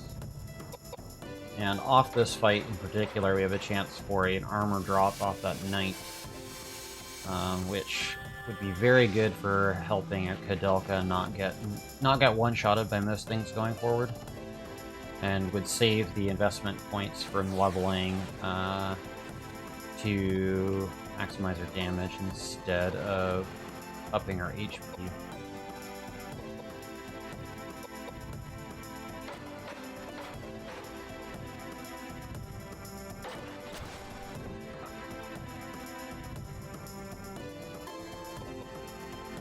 Like I said, we want Edward to take all the hits, so that's what we're going to do. So now we're going to cast Flare on the knight here.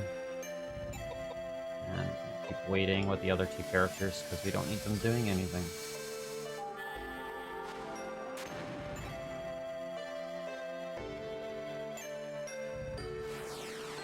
But as you can see, like, our damage with Koudelka is like going way up. That jewel gave us a pretty nice boost. If we get another good accessory, we can improve our damage quite a bit further.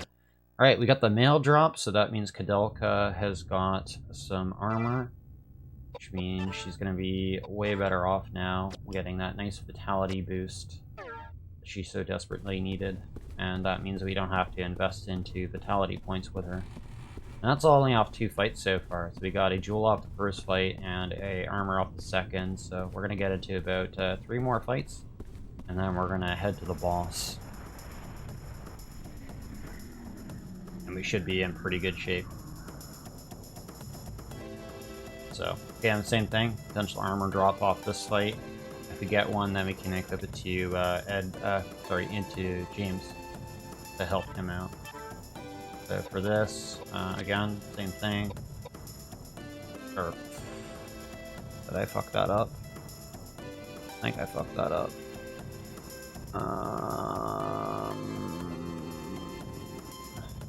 I was supposed to use a different spell. That was unfortunate. Okay, so backup strats. Alright, so we're gonna try to hopefully James can 2 damage because he's got an accessory on. I'm hoping anyways. This is not gonna really do any damage to this guy. Unfortunately, I casted the wrong spell. I'll have to cast one more spell. That was my bad on that.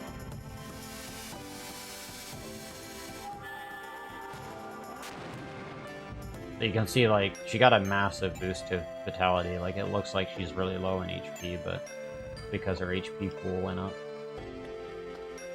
like quite a bit, so now she's in the 1k range, which is where we want her to sit at.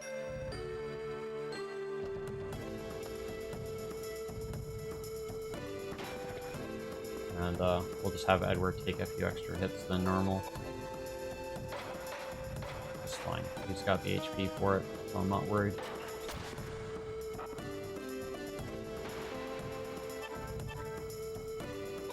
So we meant to cast a Megalith on this guy. I'm gonna do that right now. Can't remember if James did any damage to this guy. We're gonna try again anyways.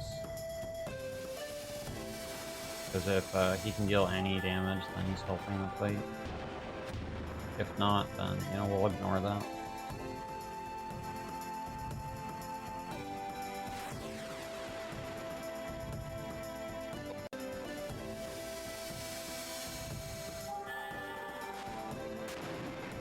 Yeah, James is not doing enough damage yet. We need some more stat points or some better gear on him, unfortunately.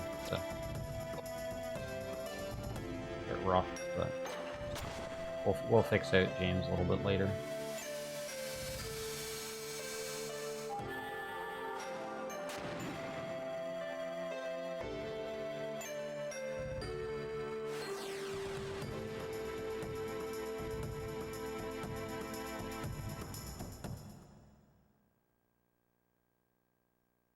Okay.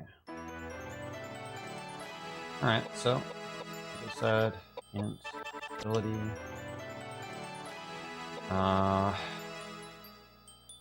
Need to put these 4 points here for now, and then same thing with games. Keep pumping int and agility. We got another male here, which is good. We do an equip on that. I don't know if it's better. It is, so we'll swap. And then we'll give this one to James. Alright, so that's fight 3, so we need 2 more. We should be good for the next boss. So, like, because we're pretty under-leveled right now, we're going to be gaining levels and experience pretty quickly from these fights. Exploiting enemy weaknesses and stuff. Wow. Are we going to get a 3rd armor? That'll be nuts if we do. Be extremely good luck. Right, so Tornado is half body. Wait out the rest of this.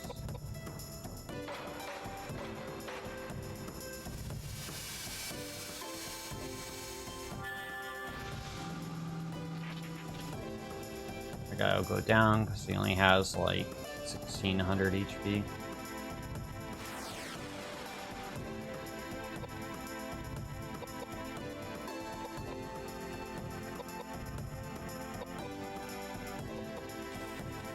Need Koudelka to get her turn.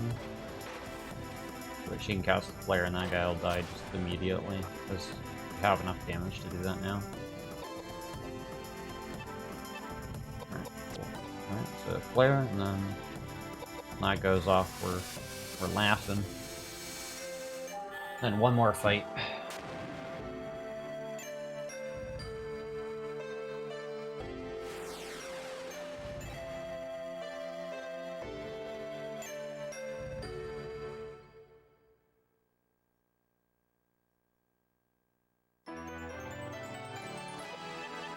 Intelligence, ability.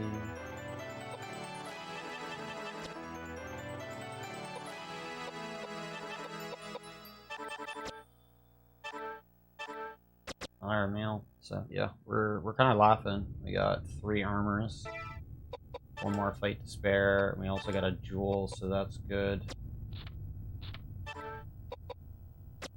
48 there, and then we can put the other on there. Alright, we're good. Our characters are pretty damn beefy compared to how it normally would go with little worse luck. Alright, so I'm hoping off this next fight that we get another accessory though. That would be ideal. If not, I think we're pretty good with defense, so we'll be alright.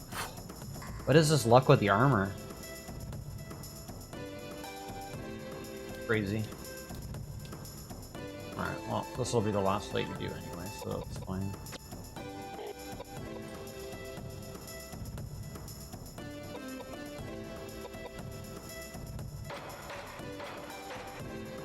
So yeah, we're gonna be laughing.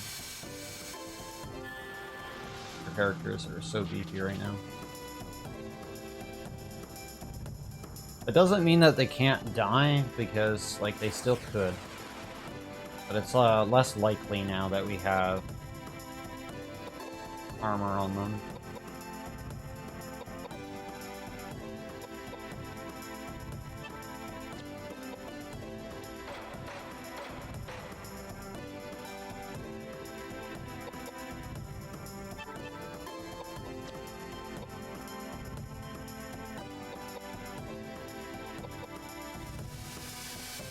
Since Koudelka has higher agility than the armor too, I get to cast the spell first. Boom, bada bing. Alright, that's the last fight for us. We're gonna head to the boss now. Whether we get another accessory or not. As much as I would like one. This fight will likely just give me armor and nothing else. Yeah, so we got another armor here. So we'll check this armor out, equip around that. And then we'll be good to go. That down to 48. Pop that. And this. Alright, I think we're good. Alright, I can toss the other armor now. Free up some inventory space. And, yeah. So the other thing we're going to do here is we're going to go ahead and equip the bowgun now. And we're going to head to the next boss. Alright, so the boss is right here. Here we go.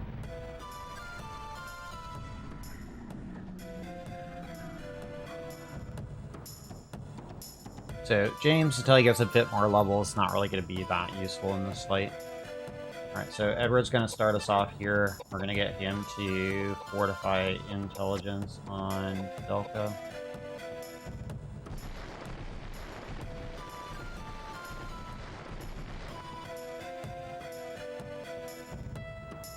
And then Koudelka is going to cast Tornado on this boss.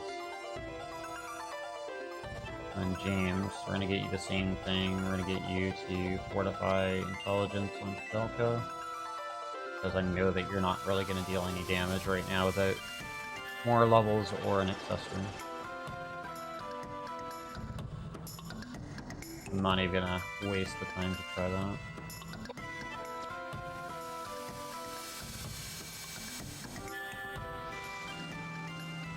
Boss should go down pretty quickly with a couple tornado casts. We actually almost one-shot that boss, believe it or not.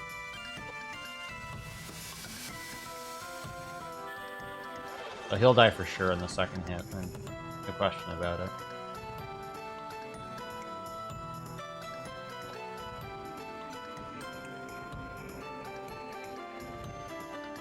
So we are laughing.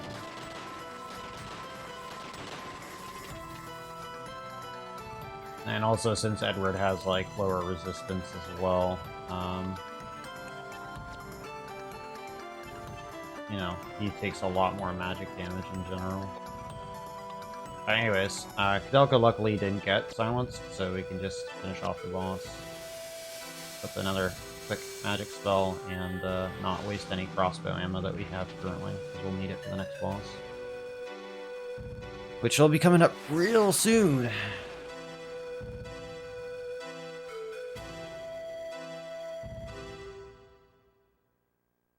Alright, so we're hoping Edward with the crossbow right now is sitting at about 29 agility. We're going to keep pumping agility and intelligence with Koudelka. And get some levels off these guys. So he's at 29, so that's good. So we can do 1 dex and 3 agility just for safety. And the rest in bit. And James and pump. Intelligence and agility, and we should be good. Alright, so that weapon we got, we'll use later. It's a backup weapon in case we don't get something better for James. And now we can head on to the next part. Another cutscene for you guys. Always blame everything on the savagery of pagans. Are all men of the cloth like that? It's senseless to tell you this, but the truth is... What the?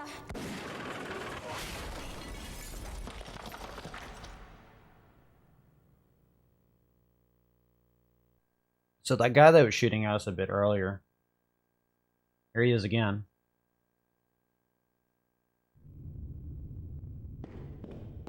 We're going to be fighting him now. Go pick up the statue arm. We're gonna head up these stairs to go fight that boss.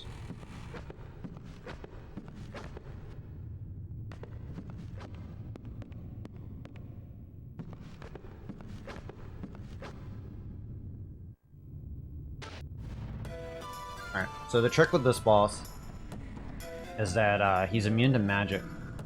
But in order for us to be able to target this boss, we have to destroy these barricades that are blocking us from not being able to target him or deal damage. We can, however, whiff attacks on him right now and target him. But like I said, can't deal damage yet. It'll just count as us missing. So we're going to use Koudelka and Edward to clear up these barricades first.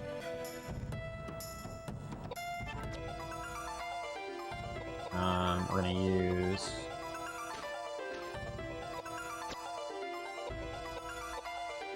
James here. We're going to pump the agility on Edward so he can get his turns faster. And that's why we want the armor, because this guy always starts his attacks on Koudelka, then Edward, then James in that order, and he hits multiple times. So if I had less than 1000 HP, Koudelka would likely be dead in 1 or 2 turns.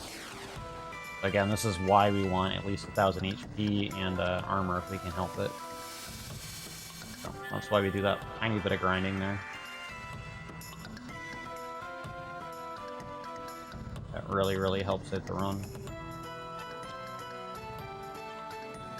Unfortunately, after every crossbow attack, we have to reload the gun with a turn. So again, where the agility helps. So 2 crossbow attacks or 1 fire to break the barricade. And then we can just use Edward here to bring this guy down. Should take about 4 crossbow hits.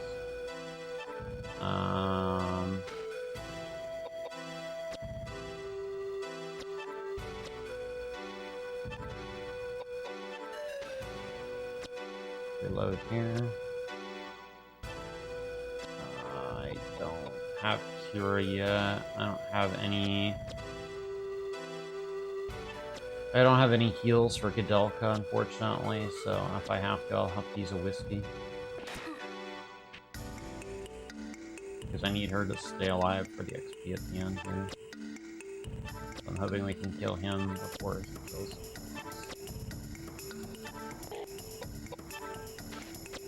So we'll reload the gun here. Keep 3 more. Crossbow hits.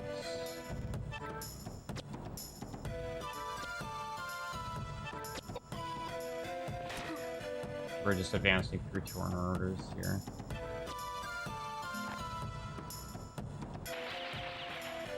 So that hits on James. Koudelka will be next. That he targets.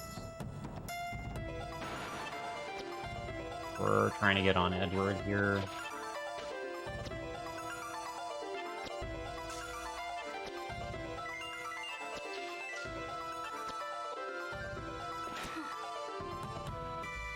Alright, so we need 1 more.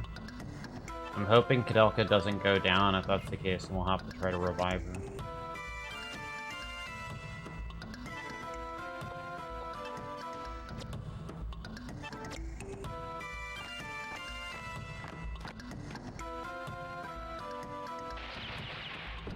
Yep, she went down. Okay. So we have James here. We can cast Revive. That might take too long though. So let's just do Whiskey, which is instant. Because the next target he's going to shoot anyways is going to be Edward, so Koudelka's safe. So that doesn't matter. As long as she's up when I get the killing blow, it's not going to matter.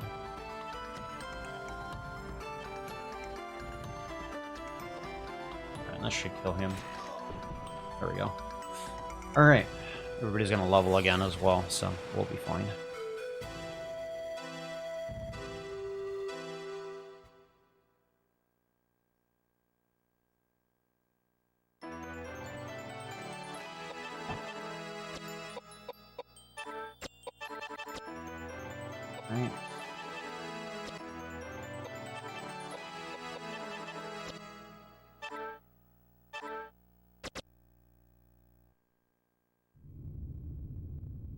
Alright. So now that we did that, that's not what I wanted to do. Needed to talk to the body. Don't want to get into an encounter here. We'll run.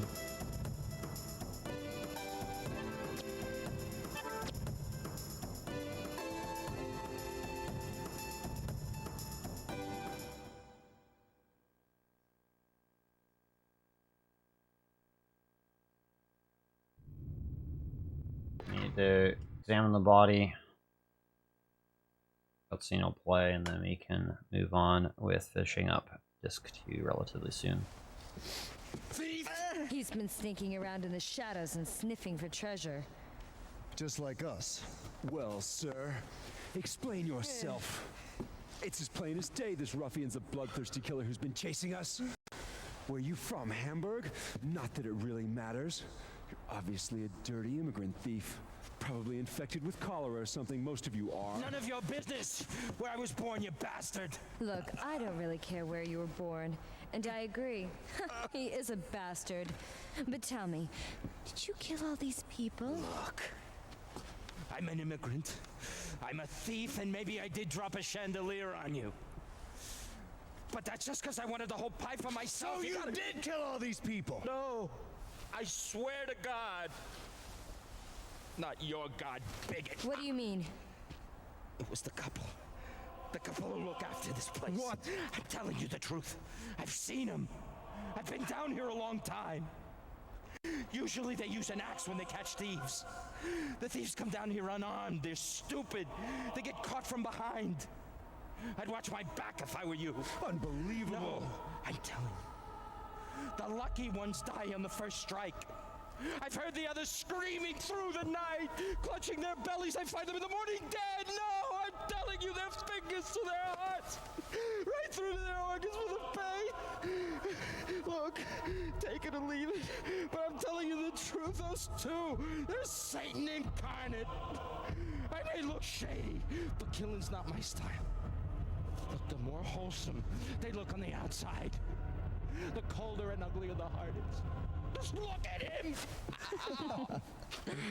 Yeah. Good assessment for a thief. You're crazy if you believe this scoundrel. This killer's obviously executed hundreds of people. He needs to be turned into the police and judged in a proper forum. We're crazy. Why? Just because he's an immigrant?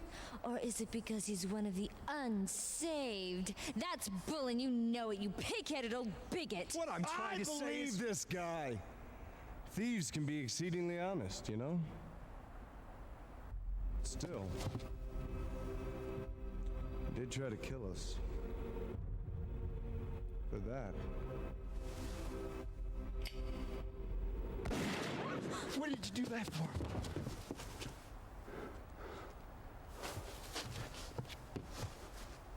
If our lives cease being threatened, then it's a victory for God and all His glory, right?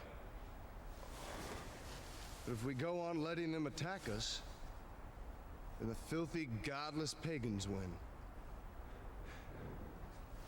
Which would you like to bet on?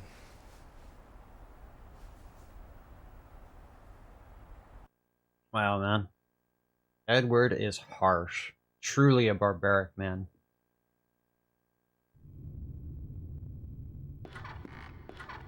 Alright, so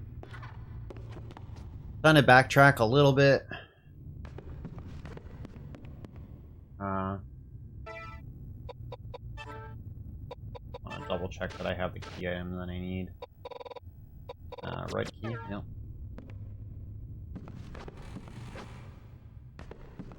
Alright, so do some backtracking now.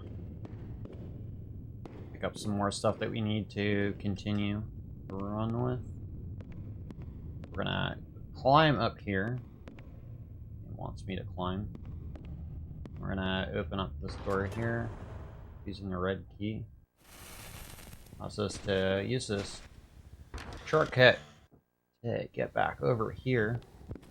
And we're gonna go back to that door where the couple were earlier, caretakers, because it was sealed up shortly after we left. We're gonna sneak on in there. We need to grab a few key items out of that room.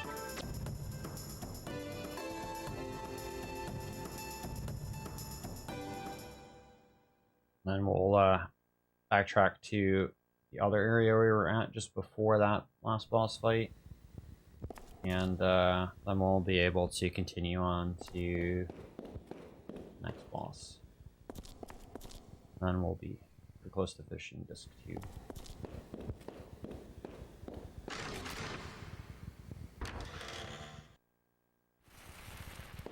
Alright, so we're gonna examine this drawer over here. We're gonna grab this badge. And we're gonna grab this statue on this cable. There's another key item. Badge isn't a key item, it's an accessory. I also don't know what that badge is, because again, it can roll different stats and stuff. So, this is another key item we want. We need one more doll. A little bit later we'll get that. We're gonna pick up this mask. This mask doesn't do anything too crazy for us, but it's very useful to have. And basically halves our encounter rates from here going forward. Alright, cool. This is really good. This fight is super rare. It also has a very, very rare chance of dropping a very powerful magic weapon that we will give to James so that he can actually deal damage.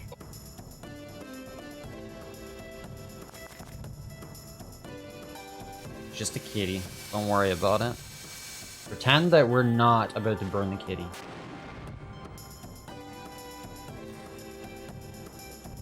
I'm hoping for a weapon drop from it. Very rare encounter. There's only a few places you can get it. This being one of the earliest points in the game where you can get it. And also worth some pretty decent XP off this fight too. Oops. Ability. Shucks, we didn't get the drop. Very low chance anyways, so. Shame. Figured it was worth a try.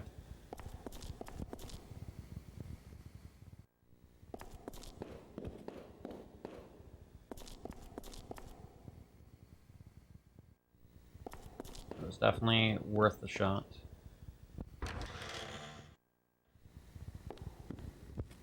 Alright, so back to where we came from. Got everything we want over this way. Nothing left for us over here. So we're gonna go head down here.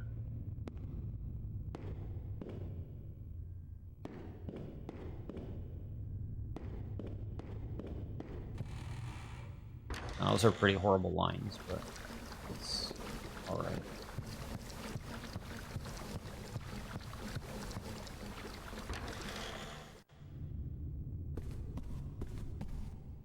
So we gotta backtrack downward a little bit here.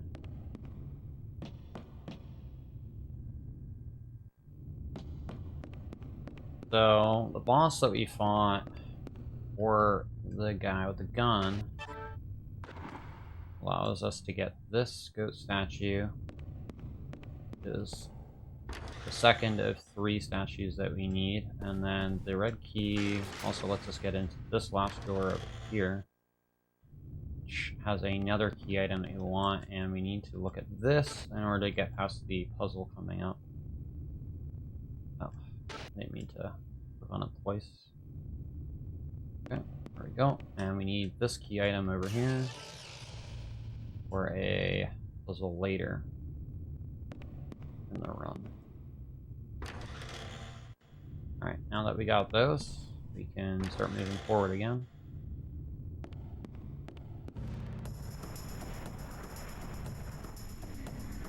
Again, we're running from all these encounters. Don't want to be fighting any of these.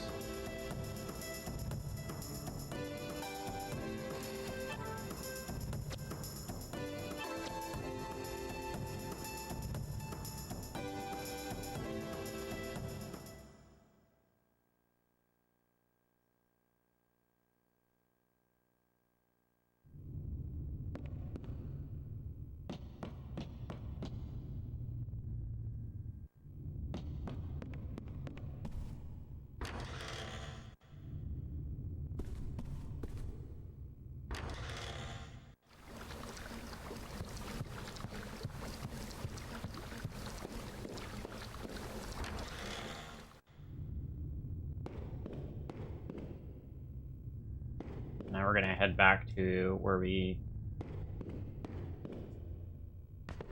took out that guy up here. And there's a door just past him that we're gonna enter and solve the puzzle that we picked up the second set of glyphs for.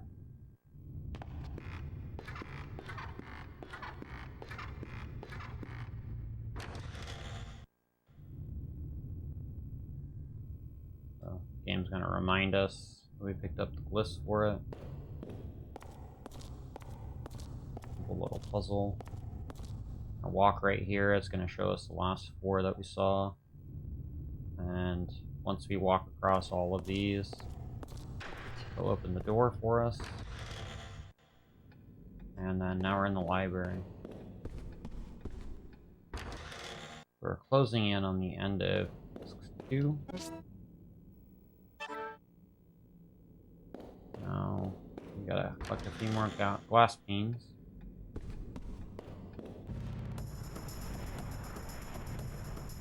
And there's another rare encounter in here that we want to hope for as well. It'll help us get a magic scroll that will one-shot a boss a little bit later. Another opportunity to get that later and potentially do a little bit of grinding for that, because it'll... I mean, having the ability to one-shot a boss is, like, super nice.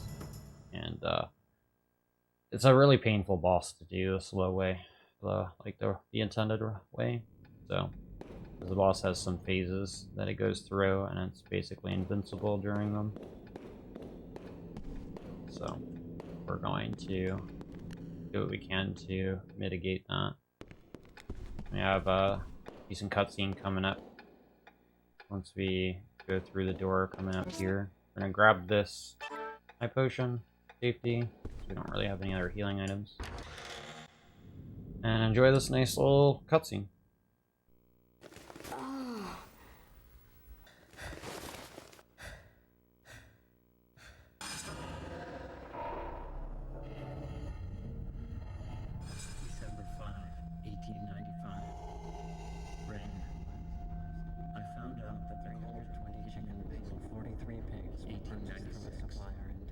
Rain.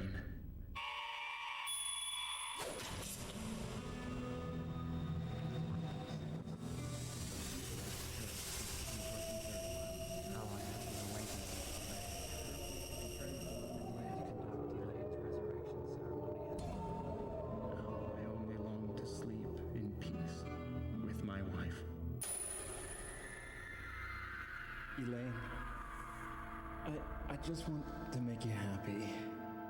Will you marry me?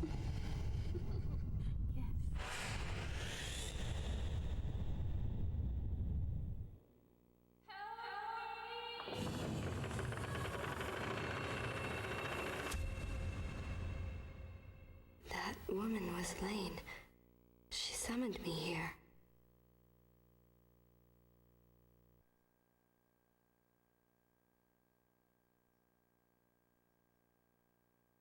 Okay, so that gives a little bit more insight to what the hell is going on. We have another boss coming up.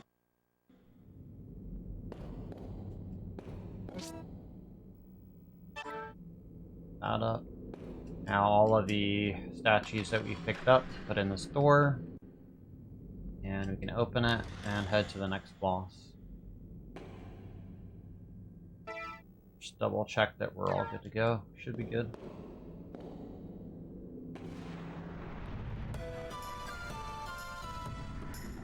Alright, so we picked up a goat statue, a lion head, and a dragon. And what do you know? This boss is called the Chimera. What a coinky dink. This boss is actually really gross looking too.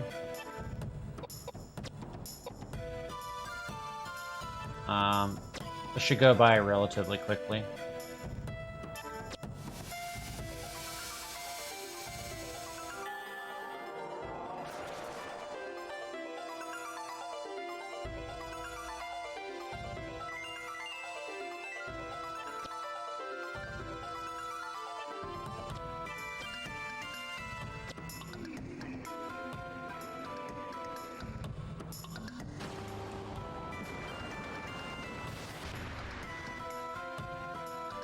So again, the one thing we're hoping doesn't happen to Koudelka is she gets silenced, because if she can't use magic, then it makes the fight quite a bit more difficult than it should be.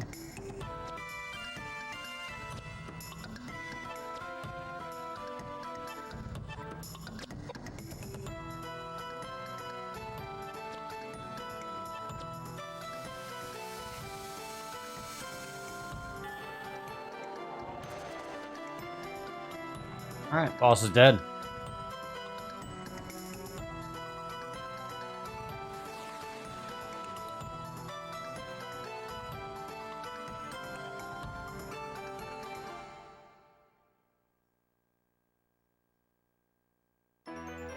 Alright, so we're gonna do some more leveling here.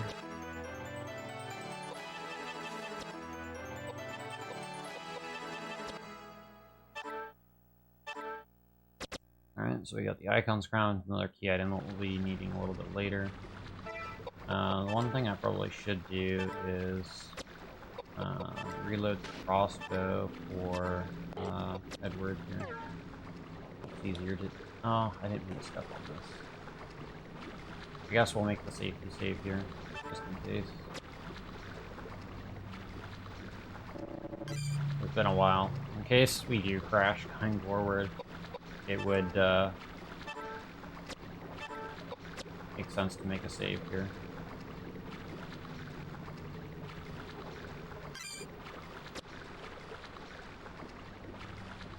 Alright, we have another cutscene coming up.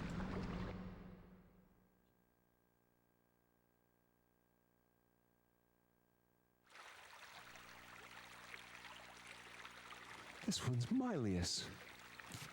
And Lambsbrick. And Michael Mayer. And Kunras Amphitheatrum Sapientae Eterni. What a collection of books. May I ask you something? What are all these?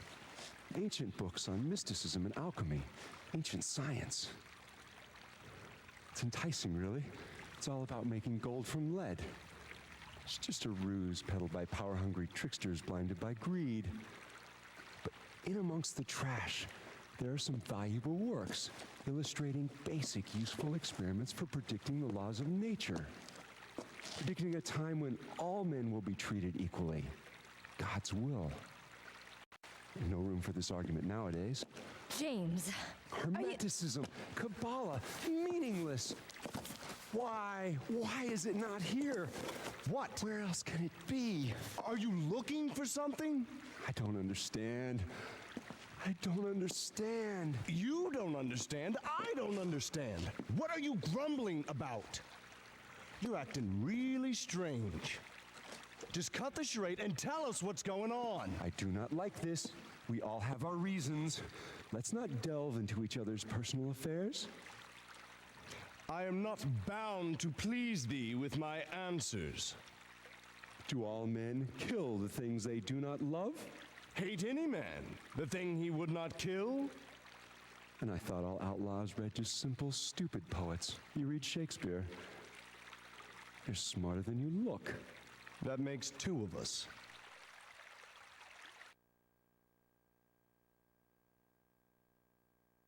So I guess Edward's not as dumb as he appears to be. Maybe he isn't so barbaric. Maybe he is worth saving. So anyways, after that little bit here, head on this way. Gonna go activate this printing press over here in the corner. We're gonna get ourselves a map that we'll never look at. And activating that printing press breaks open this wall, reveals a hidden door. Finally get some more bowgun arrows that we'll need. And a disc. Go through this door here. We need to get another item coming up here.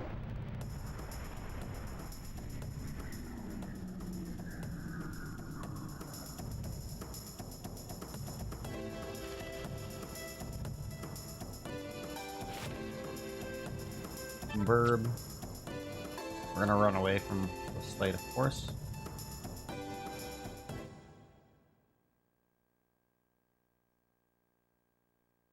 So before disc 2 ends, once we get this next key piece here, we'll get the last piece of stained glass window that we've been picking up since the start of the game. And then we'll have quite a bit of cutscenes to go through. Not too many, but enough really short ones that I think they're pretty cool. One really good one just before the disc ends.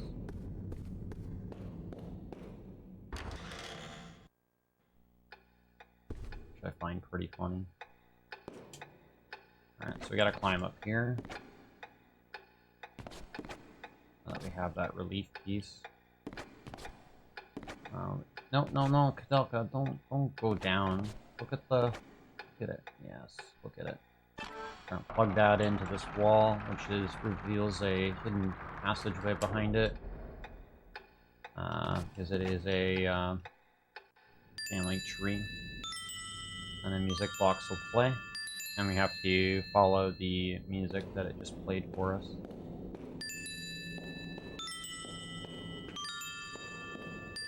And the music box will break, opening this door for us.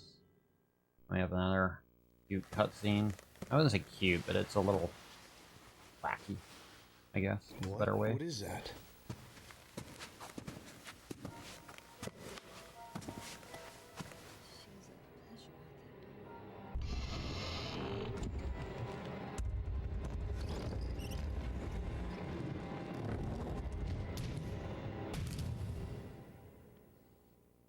Is that just a mummy? Cross your fingers. That was disappointing. Holy Savior! The secret of the Fomors from the bottom of the sea. Immigrate!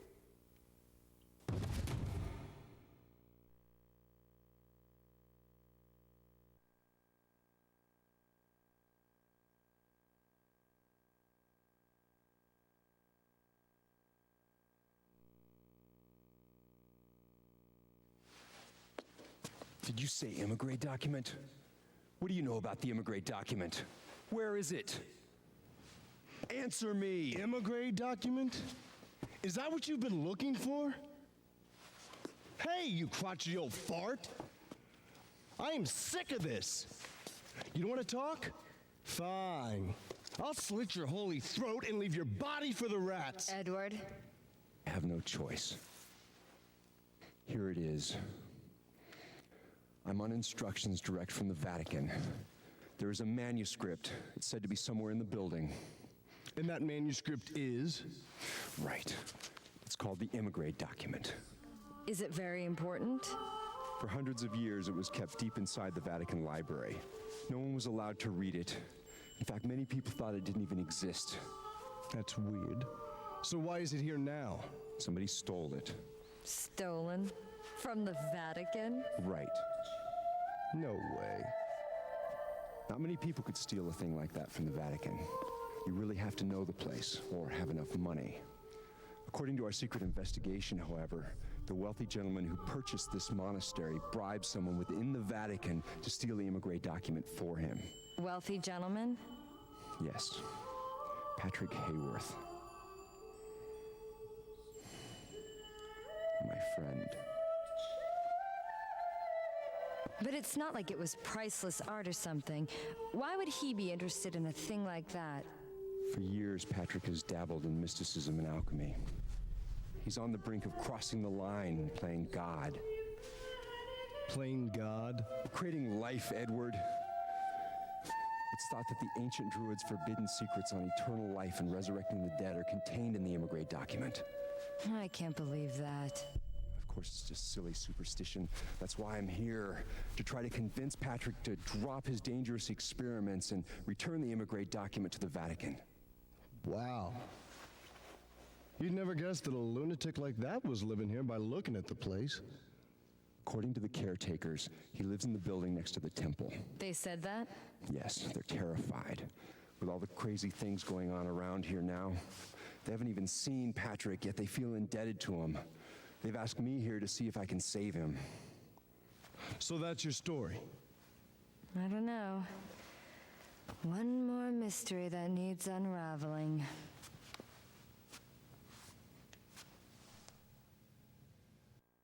Alright.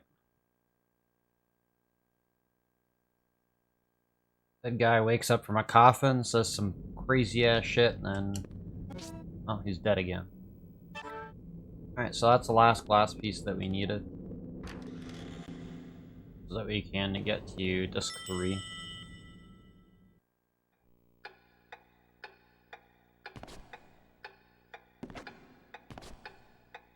Yep, dead people in this game. There's lots of them too, World. You missed, like, at the beginning of the game, there's like hundreds of dead bodies piled up. We'll see much more dead bodies a little bit later.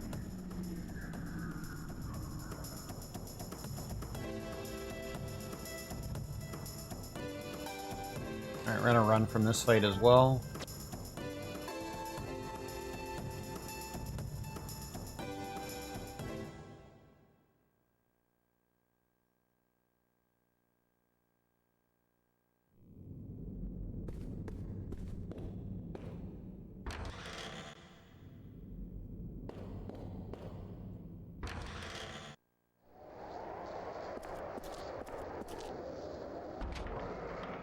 We're gonna head back to this room. We're gonna go in this door over here.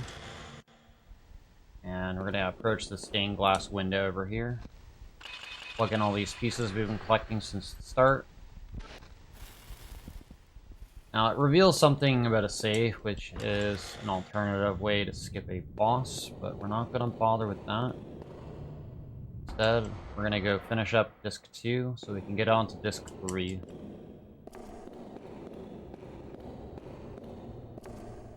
So before we can do that, we have to watch a couple cutscenes. This one's really, really brief. And then the other one sets us up for the end of this disc.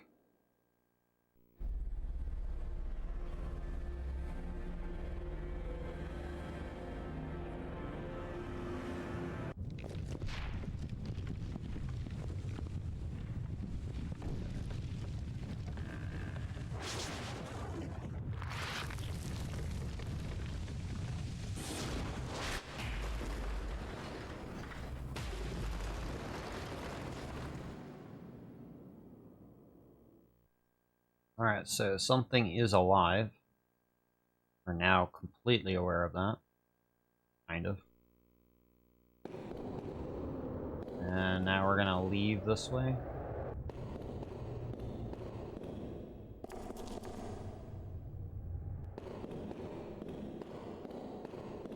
And that'll be the last cutscene before this end of this disc. This is my favorite cutscene, by the way. Just the passing of another day. Oh no, today's All Saints' Day. Oh no, not All Saints' Day. Their spiritual energy is coming together. What power? It's like a monster.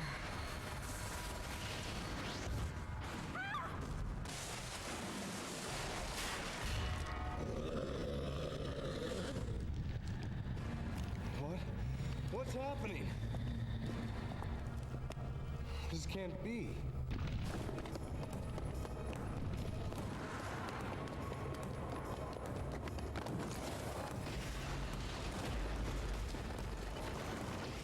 No!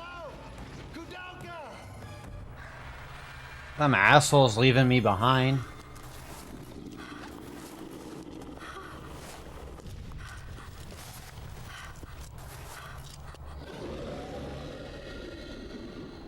Alright, so here's our next boss.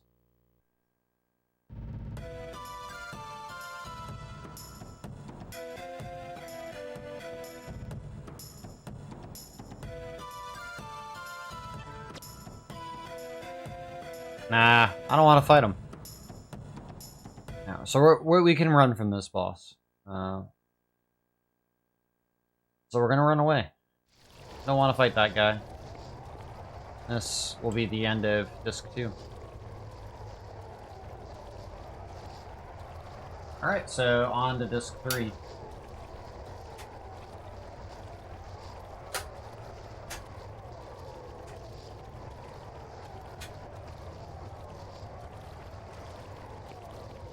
Alright, so we're gonna head this way first.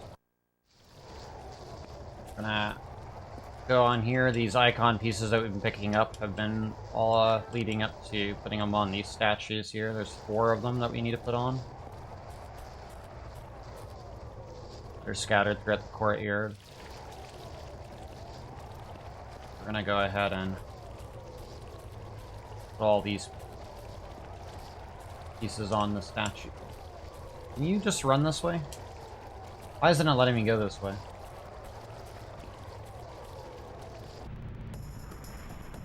Uncooperative right now. Got Dr. Alex in the house. I'm gonna run from this fight. Maybe a bit before we get to disc 4, but not too long, really. Yeah, fight strategy for that boss be like give up, so we're gonna run.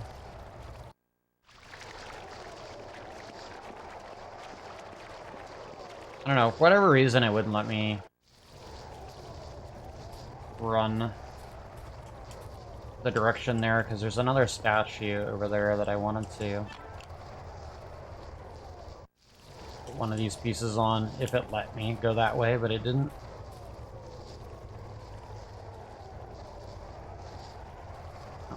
We need to go this way. Up these stairs on this guy. Yeah, running is difficult.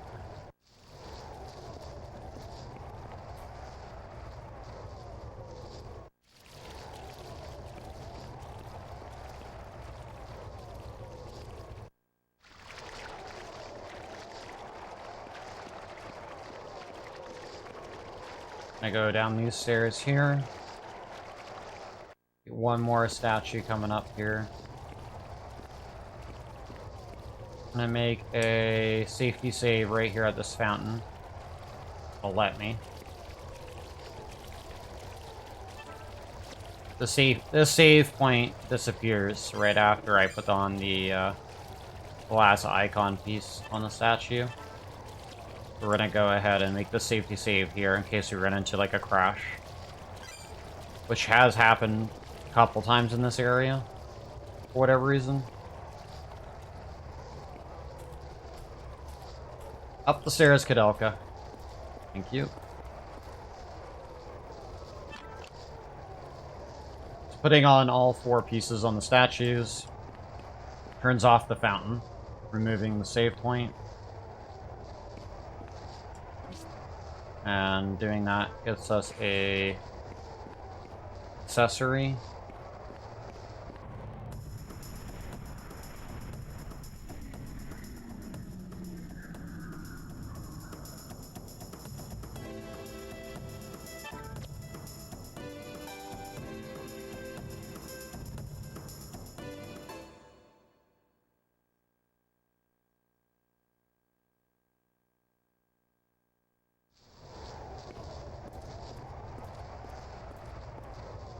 And the fountain being turned off means that we can get in the front of this area right over here, which has a door behind it. And we have a cutscene coming up here that is pretty funny. So I hope you guys enjoy.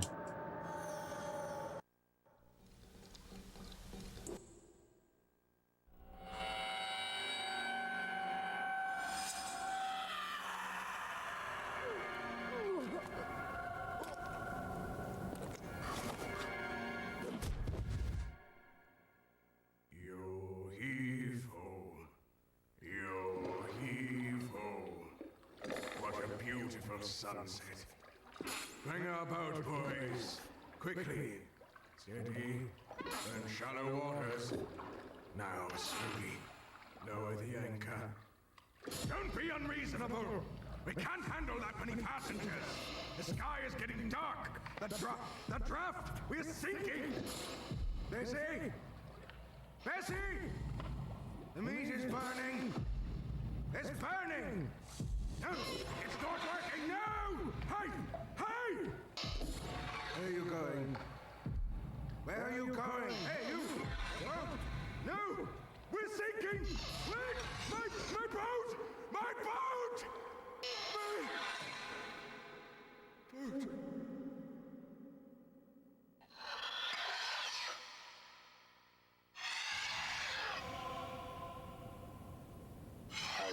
mistake. These ruffians. You harlot! Strumpet! Have you no shame? Oh, if only Elaine had been saved, we wouldn't be in this mess. Elaine? Yes. She was merciful. She was benevolent. She believed me, and she was fond of my paintings. Your paintings? The sun... It wasn't my fault! All of a sudden, there was a cold ship out of nowhere. It was dark. What could we do? It sank so fast. I was faultless. Elaine. Poor Elaine. If only I'd stayed with her. Hey, you! Hey, how's that? Just a lamp? I'll make you just a lamp? You're crazy! Shut up!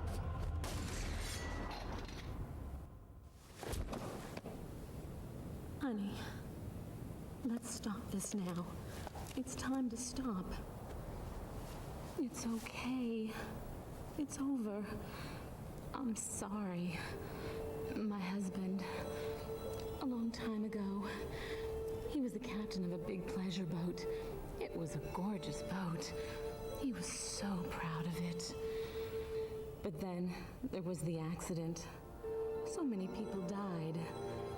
Everyone blamed my husband. It was so difficult for him. He started drinking heavily. Silly, isn't it? No matter how much you drink, you can't forget such a tragedy. But he met Elaine. She believed he was innocent. She helped him carry on. This Elaine, she's dead? Yes. Why is it that good people seem to die so early? What a waste. While Elaine's husband Patrick was traveling, a robber broke into their house. My husband has always said, if only I had been there for her. We should stop this conversation now. My husband is waiting. He can be so impatient, you know? Well, that got dark real fast. Alright, so the caretaker couple, obviously, no longer among the living. Alright. And Bessie here has a key that we need. So we'll pick that up. We're gonna ignore the gun that she has, because I don't need it. Still split up from the rest of our party members. We're gonna go over here and investigate this door.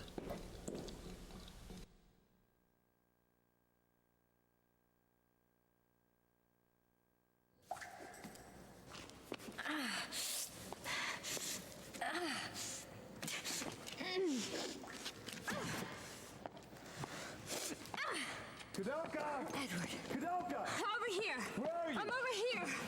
Oh, thank God. I was so worried. Are you okay? Are you hurt? No. I'm okay. How about you? I almost got creamed by that monster. Luckily, I went down the side hallway. Walls caved in. We can't get back to the sanctuary. I figured if you'd escaped from the garden, you'd be here. Thank God I took the underpass. It's no use. This door won't open. Damn it! Is there another way out? Aren't you underneath the arbor? There is. There is another door across from the cathedral. The cathedral, that's right. There's got to be another way out. A secret passage or something. Secret passage? Okay, let's split up. Koudelka, start from that door. We'll go along the wall. Find a place to regroup. Clear? Got it. Koudelka, Yeah? don't get killed. Same to you. Alright. So now we're gonna try to link back up with our other party members. We're gonna meet back up at the library.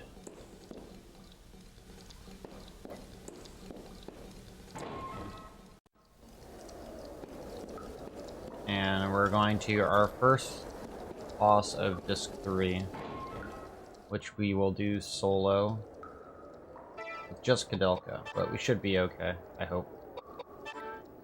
We're gonna double check our items here.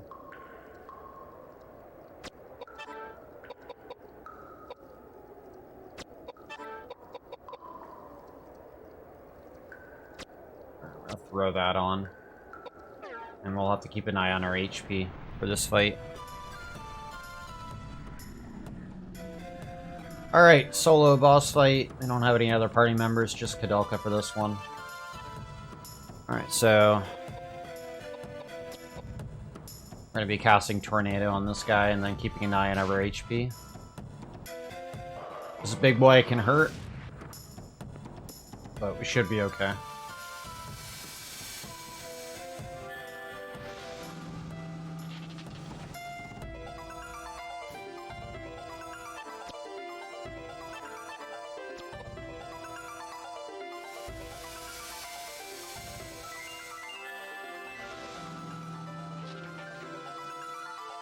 Alright, one more spell cast should kill him.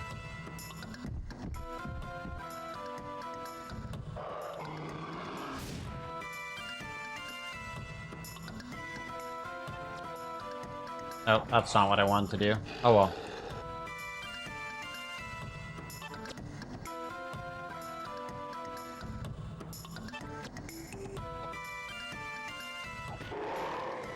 Alright, he's dead anyways, it's fine.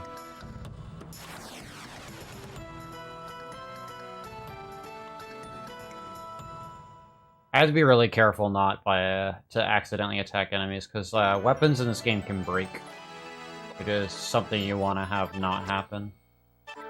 So, if we can avoid that, that'd be great. Alright, so we're gonna go around the center here, so we don't accidentally walk into the save area. Go ahead and pick up this item for safety. Probably won't need it, but I'd rather be safe than sorry.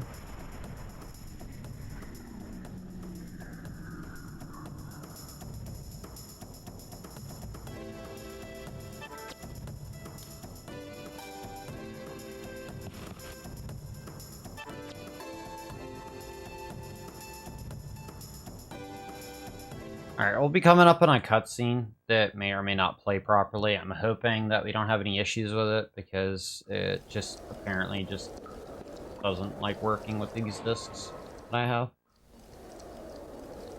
So we're gonna do a temporary save right here, just in case.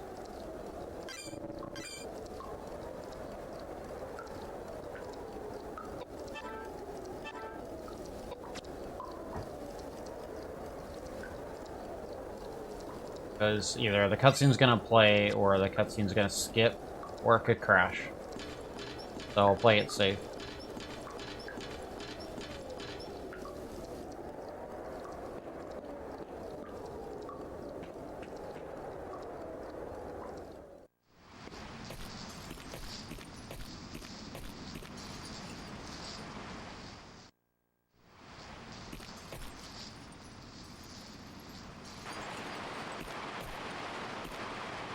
I'm gonna pick up this other doll I mentioned earlier that we need the second one of. We're gonna go ahead and pray at this grave. We'll initiate a cutscene here that hopefully will play properly. Might not. We'll see.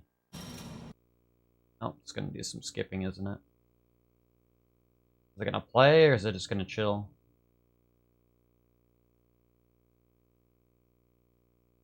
Doesn't look like it wants to play. Alright, so unfortunately we're gonna have to skip this one. Very, very short. Summarize exactly what that cutscene is gonna do. Basically, the dead guy meets us out here and tells us that our party members are making a ruckus, and he's unlocked the gate for us to get back to the library. So we're gonna use that to meet him back up.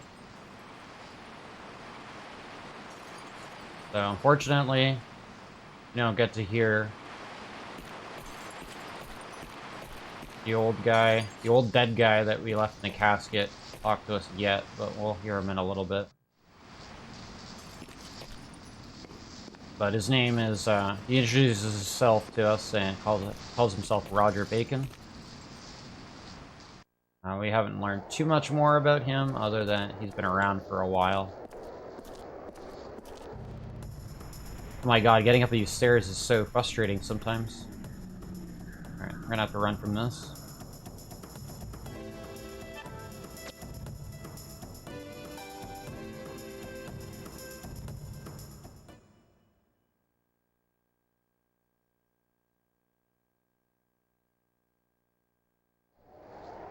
I let that cutscene try to play. Sometimes it does, sometimes it doesn't.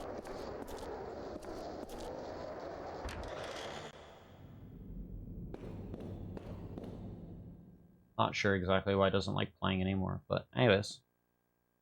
Another cutscene. Koudelka. Edward, Oh, thank goodness you're okay. that's not completely the case.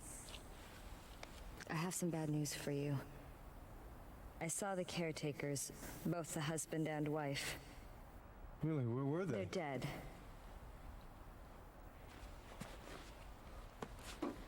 Apparently they were the ones responsible for killing all the thieves and desperados that were sneaking into the monastery. And with good reason. I don't know. I don't believe... You should know very well what has been going on. Ogden was trying to avenge the death of Elaine. Death of Elaine? I don't believe it. This is preposterous. Who is Elaine? I have no idea. All I know is Elaine's spirit called me to this place. Tell me, who is Elaine? And Patrick? The caretakers told me that robbers broke into Elaine's home while Patrick was away and murdered her. Elaine was a benefactor for the caretakers. They took it upon themselves to murder every single robber and desperado that entered their grounds. It was a form of revenge for them.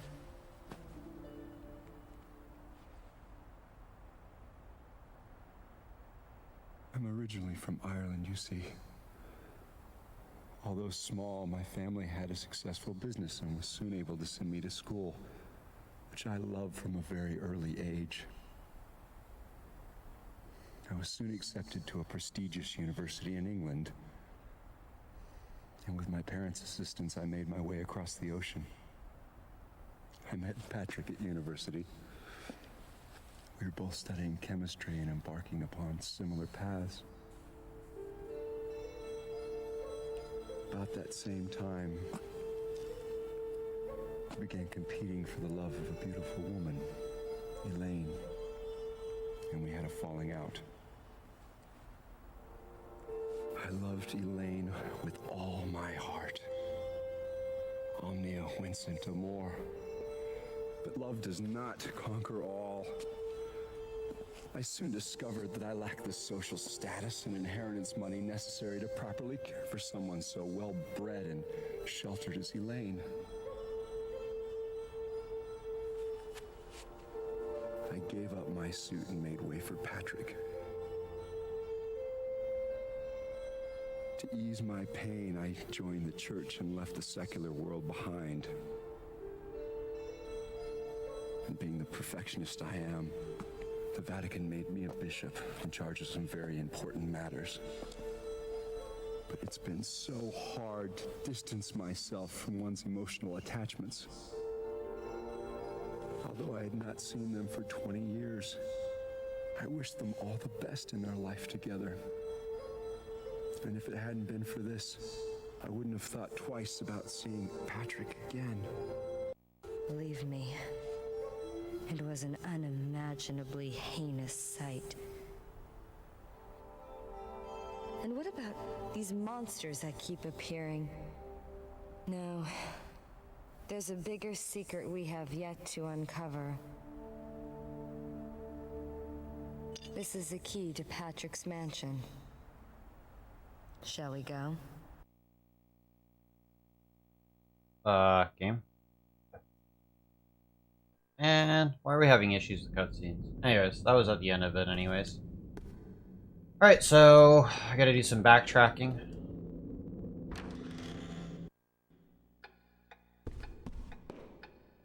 It like vanished from the screen right at the end. It was really funny.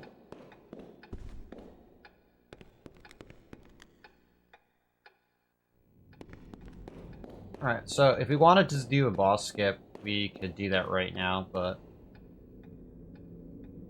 we're not going to. So instead, we're gonna continue on.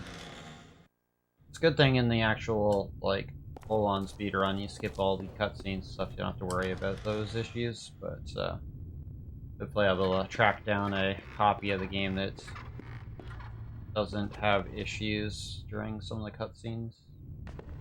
That would be kind of nice. But this game is actually pretty expensive to get a hold of, and rare. Pagan magic at it again? Yeah, probably. Alright, so a bit of backtracking. We're gonna go back down to the earlier section where we got the mace. Just before we got up here where all the green goop and stuff was. As there was a door that we skipped by that we couldn't enter before because we needed to grab 2 key items. Or we'd be forced into an unwinnable boss fight.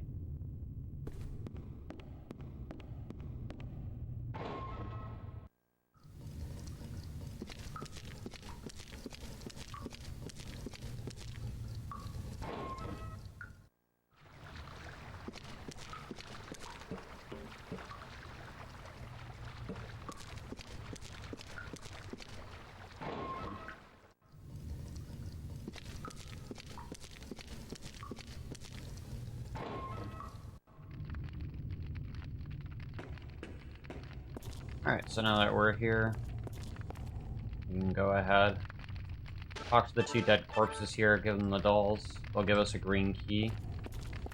They'll go back to sleep, and then we can enter the store here with the green key that we picked up. We're gonna quickly do some equipping here on James. So that evil horn we got, we're going to go ahead and equip that. We're also going to give him the better accessories that we picked up. And we're just going to make sure that they're better. Yep. Alright, so James should start doing some damage. We're going to go ahead and pick up some safety heals here. Be another one up these stairs as well. Now we have a boss fight. Technically, 2 boss fights coming up back to back. One of them is skippable. Alright, upside down gunman. Please run away. Yes. And upside down gunmans are fucking... They're scary. I mean, if people have played this game, they know. They know how scary those guys can be. They will ruin you. So another potion here. Sweet, don't really have any healing items, we'll pick those up. Alright, we're in a nice little quaint place. Food on the table, candles lit. What could go wrong? Alright, so Ghost Girl's laughing at us, and the furniture comes alive. Oh no. Oh no. Why are they upside down? I have no idea.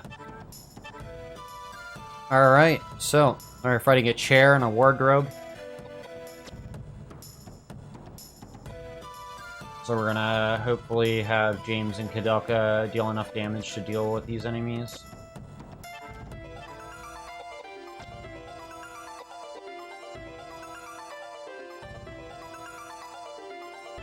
Edward's gonna wait.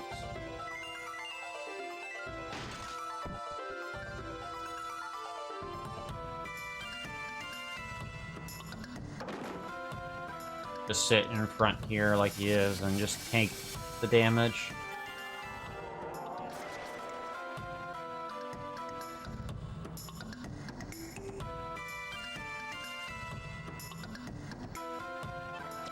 Edward, or if James does any good amount of damage, should kill this chair. There we go. Look at you, James! You're finally doing damage! I'm proud of you. You're usually still useless at this point, so I'm pretty happy.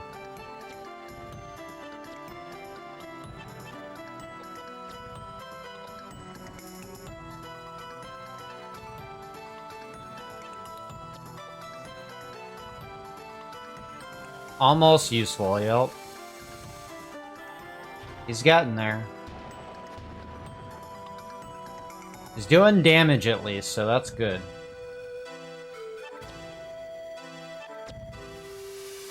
Yeah, so this is a double boss fight back to back.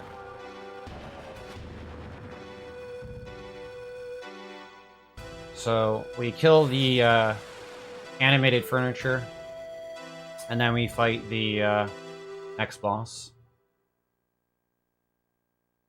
A bit of a cutscene, I believe, going into it. Yep, with the ghost girl. Charlotte, stop it.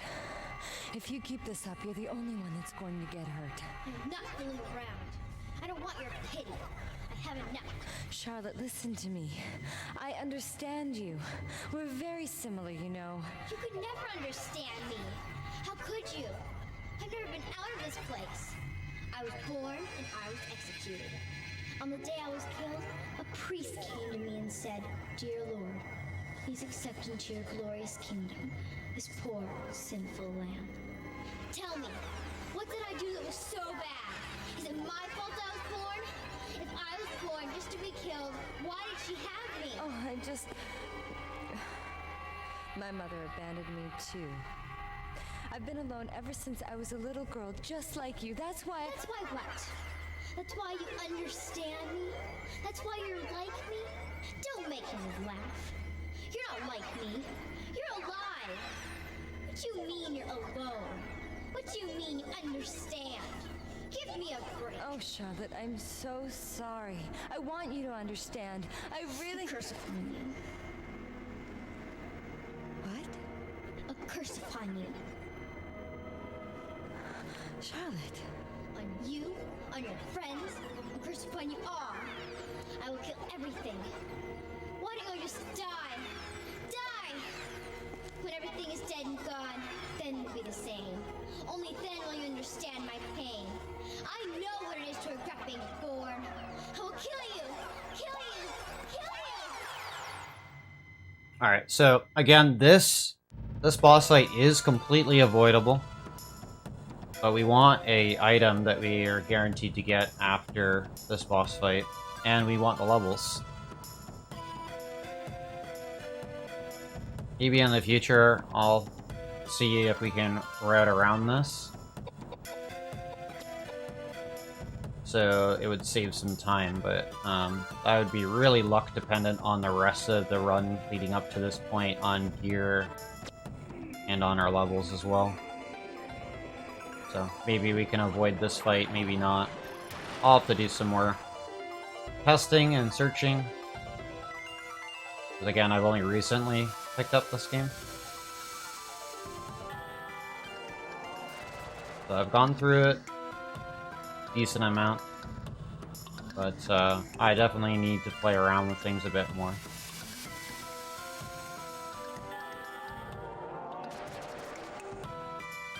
And James, at least you're doing some damage, more than a couple hundred at least, but would love to see you do more damage than that.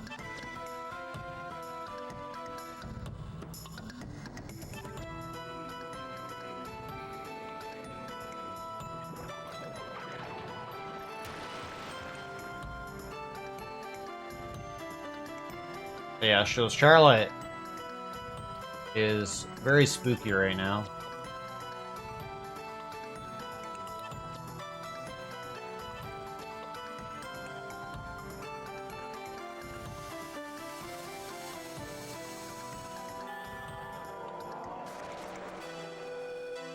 Alright, she's dead. All is good.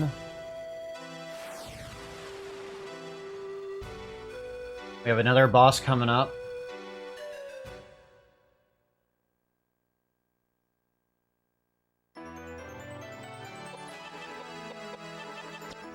Almost done leveling agility.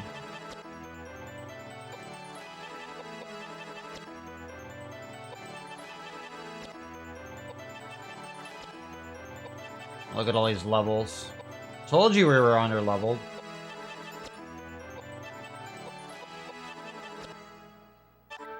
Yeah, I told you, man, we're under leveled. We under leveled, so man, all these levels is a big deal. Like 3 levels for us, so that's pretty damn good.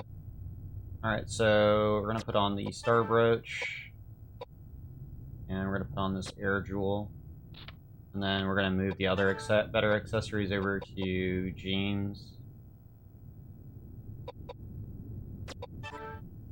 I'm not sure if these are all that much better. No. Okay, so now that we got that, we can continue on here. We're almost done with Disc 3, and Disc 4 is relatively short too, so I mean, we're closing in on the end. There is quite a few cutscenes coming up. Alright, so now that we got the blue key, we can enter Patrick's estate. So, the music box we picked up way earlier started Disc 3. We're going to be using that now. On this... or in the room up ahead here, but we gotta grab these research notes with that disc that we also picked up earlier. Gonna play a tune here, and now we have another boss coming up.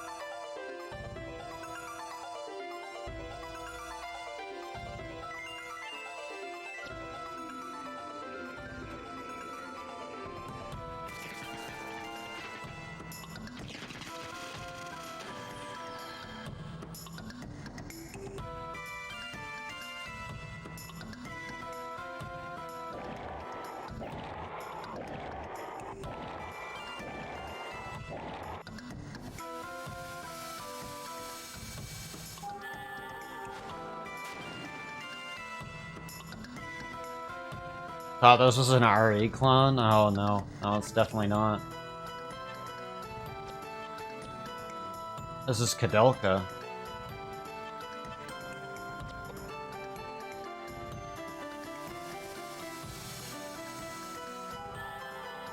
Tactical horror RPG. Has a Resident Evil 1 style camera. Tank controls. Quirky combat system. Bit of a chess kind of vibe to it when you're in the middle of the combat. All good stuff. Very obscure game. Very much a hidden gem.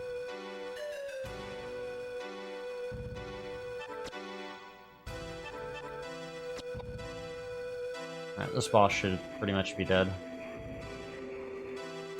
Has about 10,000 HP.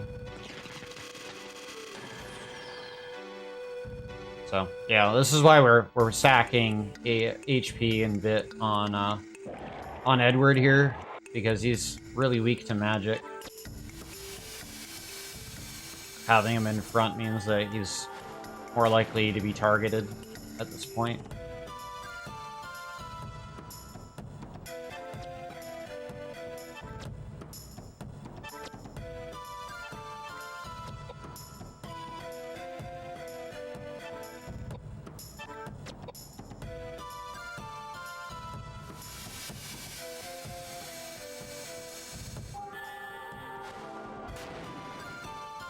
Alright, there we go. Boss dead. Alright, so I'm gonna be a little bit, but we'll be getting to the last boss of Disc 3 very shortly. I gotta do a little bit of grinding just before we get to the last boss.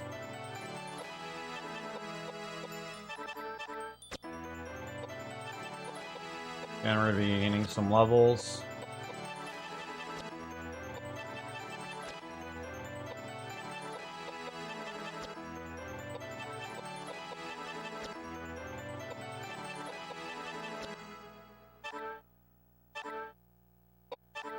We don't want the automatic pistols, so we're gonna say no to that. Alright, and as we try to leave, we'll get another cutscene here.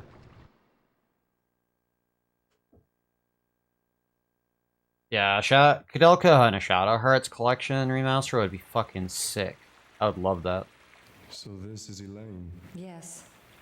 She's the one I had the psychic vision of. Do you doubt it? No, indeed. Good. Let's begin.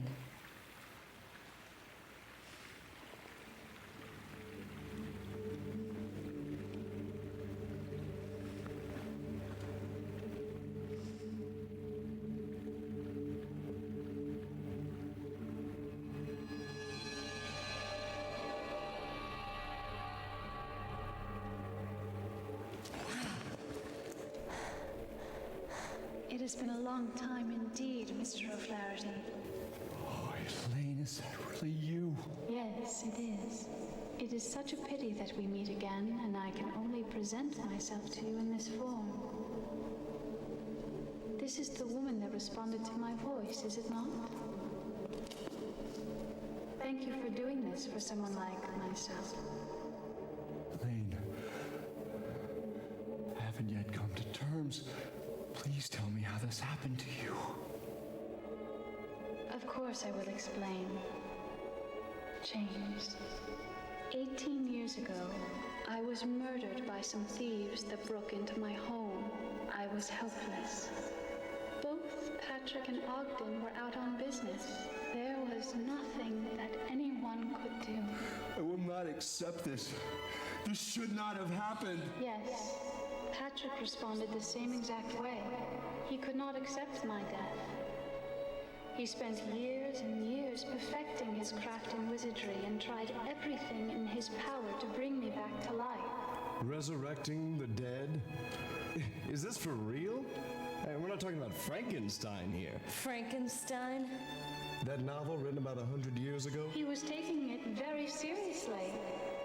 And he had found the key to actually make it happen. The Immigrate Document. Yes. With Ogden's assistance and the powers from ancient druids, he held a resurrection ceremony in this monastery. But something went wrong, didn't it? He only resurrected my physical body. As you can see, my soul is still doomed to roaming the universe, forever separated from my body. And the terrifying thing is that my body was resurrected as a heartless monster. Monster? Although the monster may look like me, it is not me. Mr. O'Flaherty, please turn my body into ashes with your power. Ashes? But if I do that, we won't be able to bring you back to life. Mr. O'Flaherty, I was robbed of my life by those thieves, and I could hate them as mortal enemies. Choose to think that my death was preordained by the Lord. Please, do not mourn my death. It was wrong for Patrick to try to resurrect me, to undo the work of God. Please, do not be sad. Death is at the heart of God's reasoning. I urge you to destroy my body. Its existence defies the wise providence of heaven. It mustn't exist in this world. Wait! Elaine! God! Curse! What a cruel world! I gave everything for your happiness, and now what have I left with? I have no meaning in my life. Damn it! What have I been doing with my life? Elaine!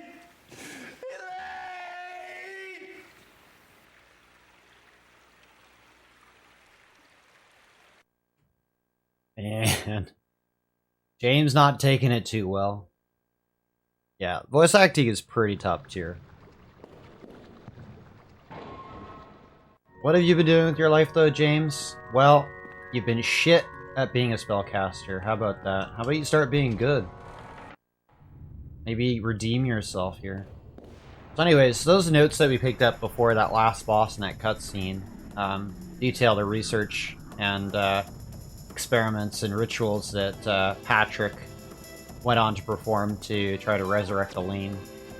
And obviously they weren't very successful over the last, like, long while that he was doing them. When he stole the Immigrate documents from the Vatican. And yeah, Patrick was a friend of James, and they both shared a love interest with Elaine. And Elaine went on to fall in love with Patrick instead of James. So, poor guy hasn't had a good running. Alright, we're gonna pick up the crossbow ammo from this phase. Conveniently hidden there. We're gonna examine the statue, activate a hidden door. And we're gonna meet Roger Bacon.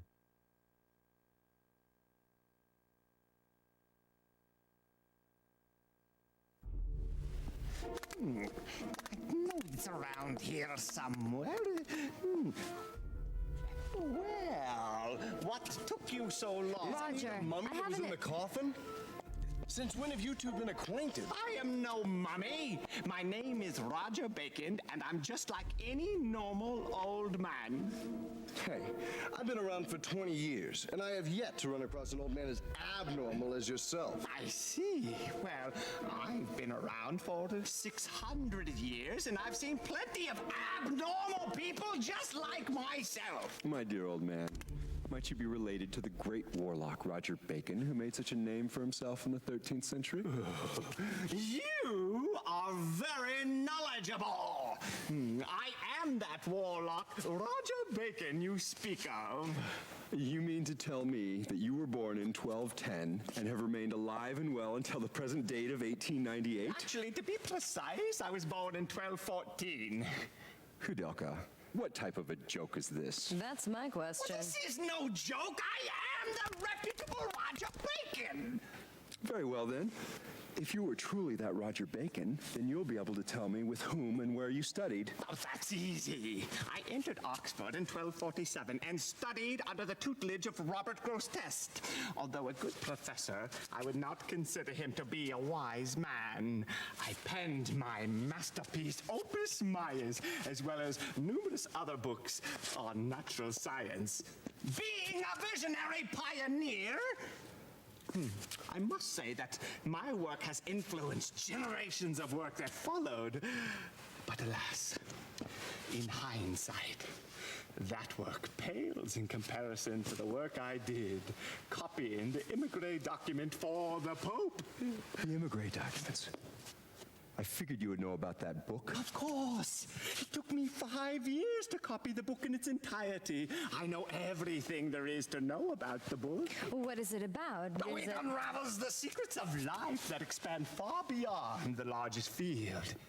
It speaks of the secret rituals conducted by the ancient race of Fomors on immortality. The Fomors would claim the lives of the resurrected as their own. They reversed the laws of nature and the cycle of life. When the Druids took over the Celts, Alexander the Great penned the Immigrate Documents in Greek for placement in the Great Library. Resurrecting the dead. Oh, it is true. The document has long been considered the most dangerous work of literature. It was safely guarded in the caverns of the Supreme Pontiff's quarters. But apparently, the book was not able to withstand the wears of time over generations. And the Pope decreed that a new edition be created by copying the full text. That is where I came in. The Pope requested that I copy the book word for word. And when the work was finished, apparently, I was supposed to be killed. But I am not one to be dealt with so carelessly. I secretly escaped, and eventually I made my way to the sacred land referred to in the text of the Immigrate Document. And the secret rituals? Don't tell me. you need look no further than myself. And you succeeded. Though I cannot perform the same on others, yes, I have been able to escape the hands of death. But I have not been able to escape the roots of existence, which are the seeds of change. My body is not immune to change, as you can see by my hideous appearance. I've had nothing to do other than roam the earth for the last 300 years. I've seen all I can take of mankind's cruelty. So, I returned here for some rest. Well, enough of this gossip. I've got some research to do. May I ask to be left alone?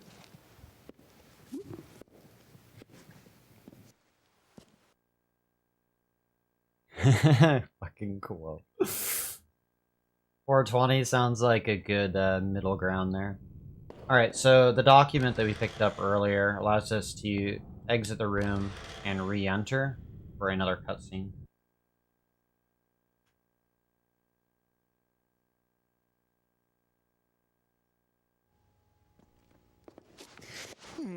I know it's here. I saw it here. I put it here. What? Have you come round to see me again? I want you to look at this. Research journal. I want you to tell us whether what's written there can actually happen or not. Well, let me see.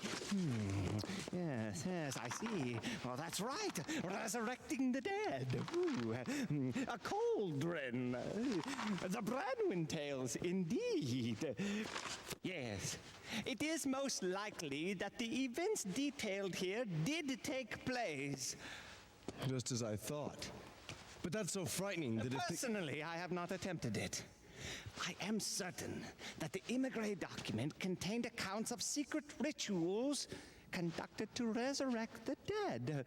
But as you can tell from reading this, it involves complicated preparatory work. I had given up discerning the impossibility of fusing the psychic powers necessary to create such an immense psychic platform. Moreover, I never expected that people would attempt to challenge such a feat. The journals say that the physical body was resurrected, but not the soul. Absolutely. The ancients held the secret to life in the palm of their hands. But they could never come close to touching the secrets of the soul.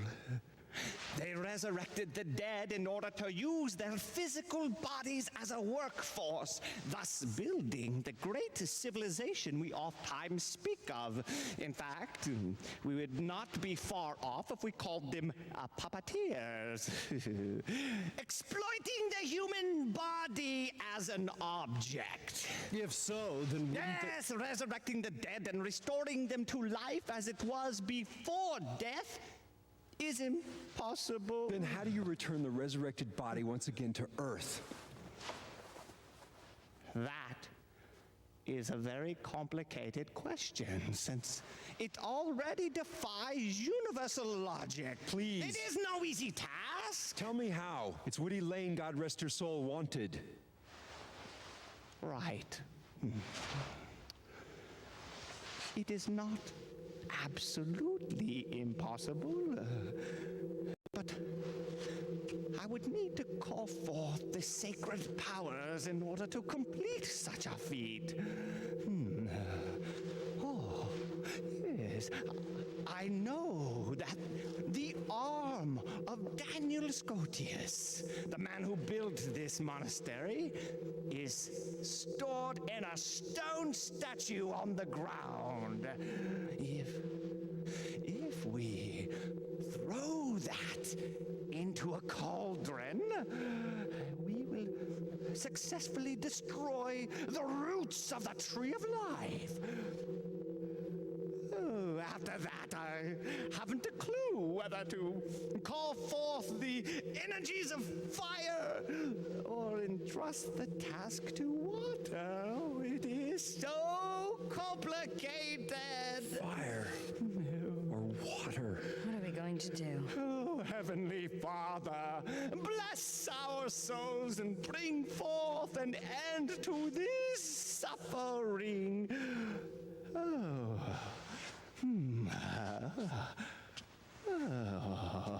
Oh. Thank you, Mr. Roger Bacon.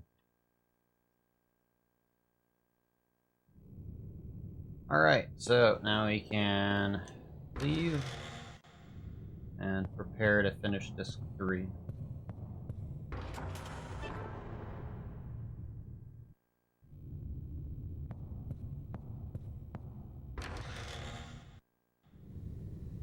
I go here, examine this bookshelf. So, I know what we need to do for an upcoming puzzle.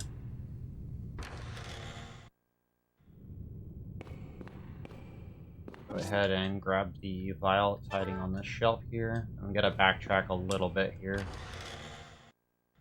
So way back in the green looking rooms, before we got the green key, when we gave the dead bodies the 2 dolls, there was a poison tank, of like a tank full of acid. Sorry, not poison, but acid.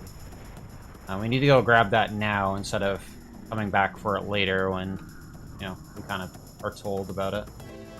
We'll do it a little early so that we have to do less backtracking later.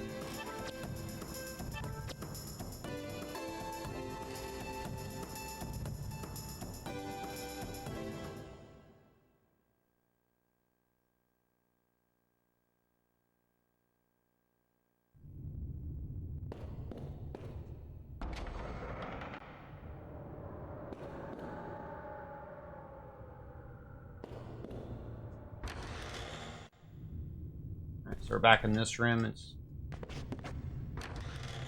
head back down the stairs. Down the stairs, Koudelka, please. Anytime now. No? Come on, down the stairs, please. Thank you.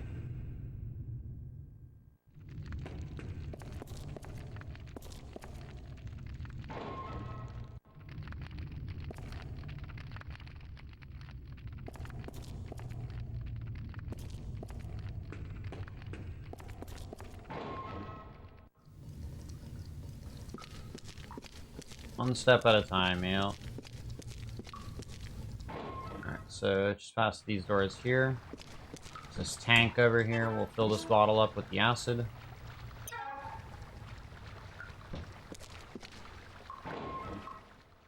And now we can head back to where we were and get ready to finish up disc 3.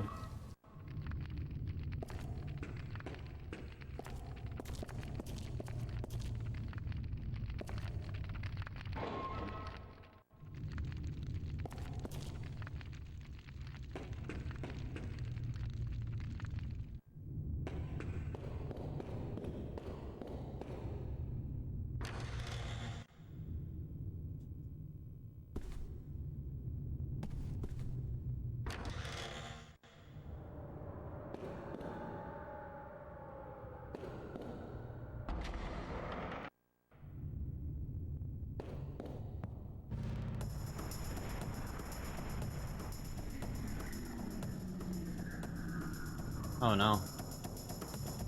Alright, we're gonna run from this.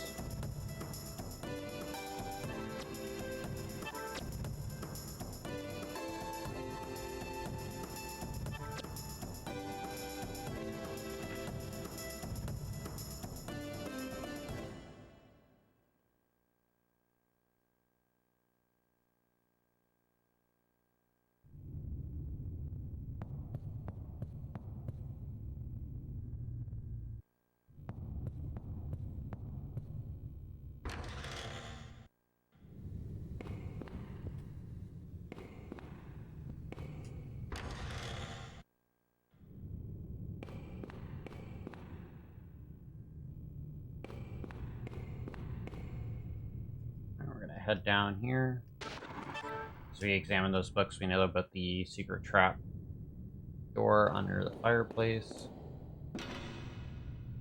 And we're gonna go on this scale, and we're going to solve the puzzle. Open the door.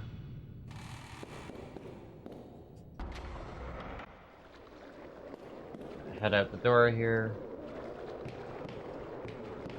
We're gonna be heading to our next and final grind stop coming up.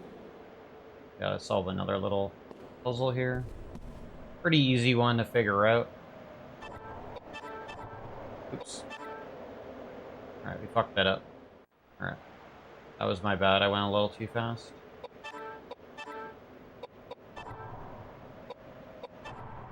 There we go. Solved. Alright, so this door opens.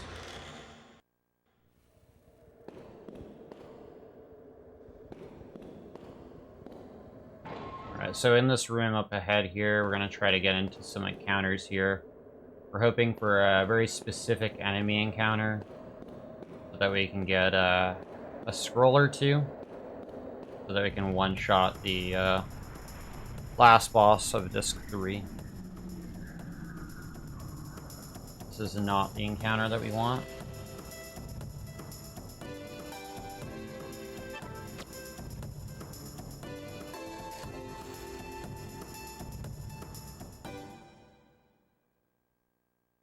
So yeah, we're looking to farm a magic scroll item that we can use at the very start of the fight and basically one-shot the boss. That's what we're looking for right now.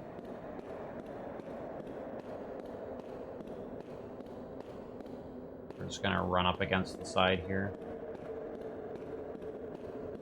And then kinda hope we run into the enemy that we want.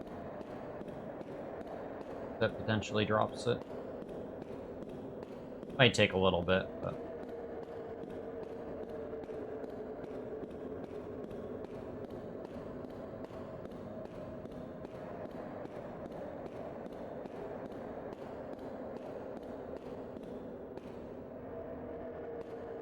Try the other side now.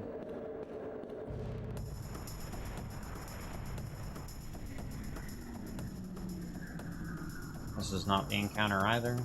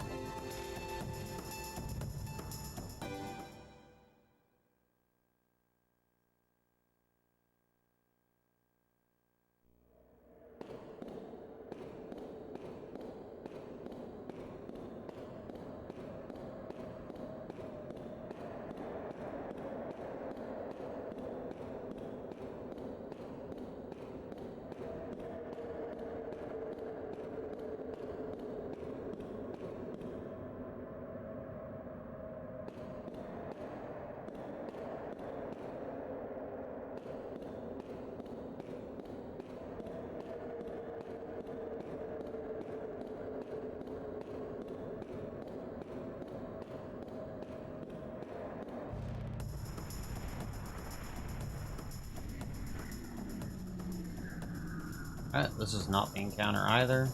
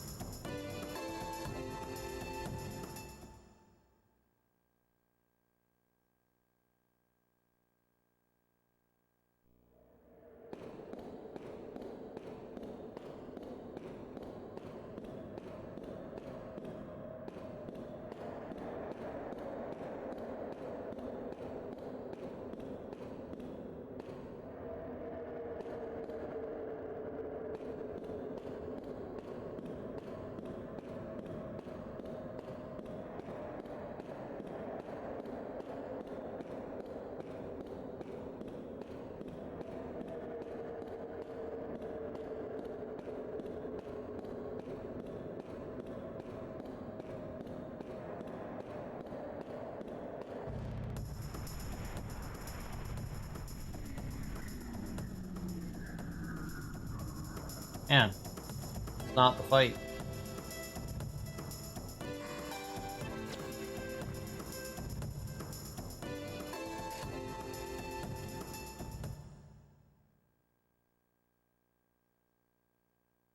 We want an enemy that has like tendrils for like legs and arms, that has like multiple faces on them.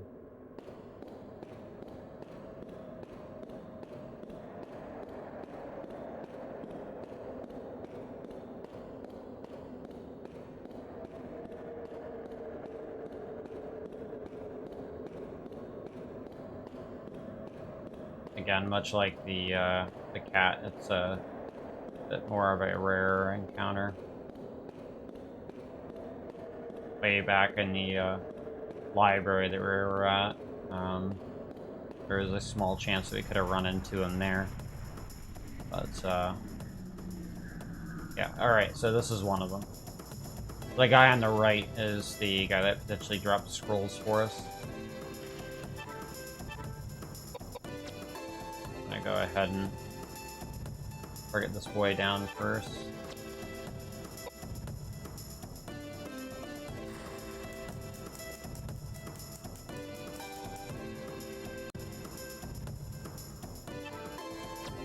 Oh, almost ran from the fight. That would have been bad.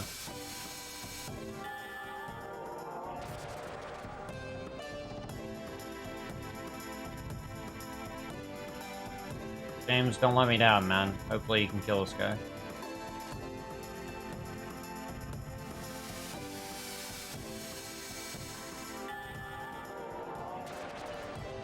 There you go.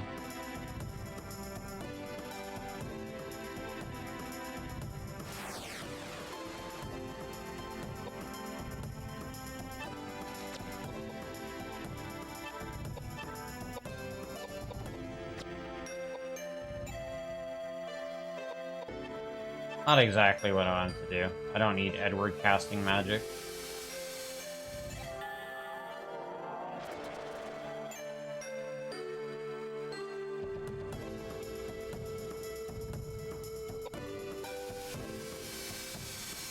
Edward's gonna do, like, no damage.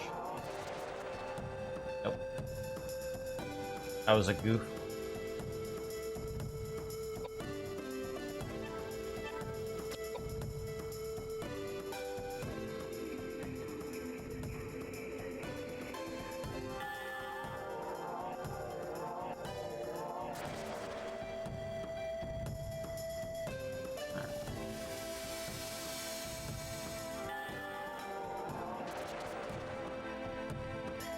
Alright, so we're hoping this fight gave us a scroll. If not, we'll have to try for another encounter. Out of the scrolls that we get, we're hoping for one that isn't wind, because this boss is immune to that damage.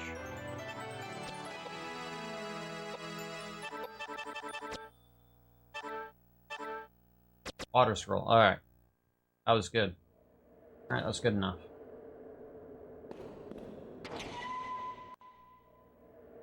We have a scroll, ready to fight this boss. Alright, last boss of disc 3. And then we have a cutscene afterwards.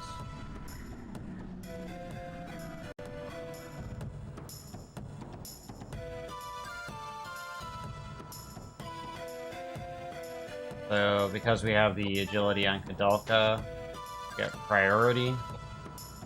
And since the boss is in the first phase and not second phase, we can cast the scroll here. Hopefully one-shot the boss. There we go. Boss is dead. Easy peasy.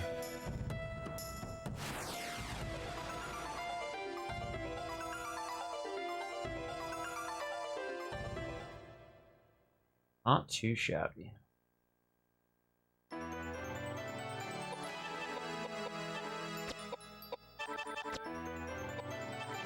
We're gonna get a bunch of levels off this fight as well.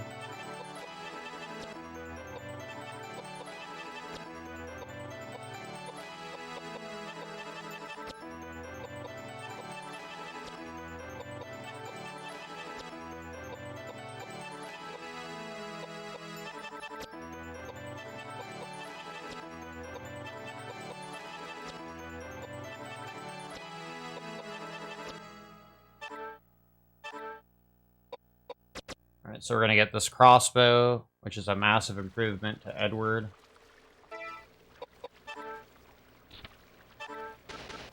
Go ahead and equip that. Seems like we're full of stuff, so we're gonna have to make some room here. Let's go ahead and get rid of these antidotes. And we can get rid of this fire ring. So that we can get the crossbow.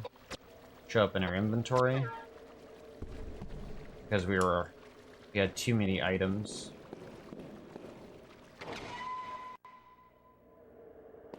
Alright, and now we're gonna head back. Oh, sorry, we have to examine this door really quickly here. Then we can head back and make the explosive to open the door to the final part of the game. This must be the temple. There's no way! If I put a bullet through it, it wouldn't budge.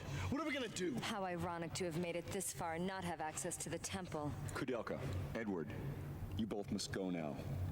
It is my friend that is apparently responsible for this disturbance, and therefore I am partially responsible for this trouble.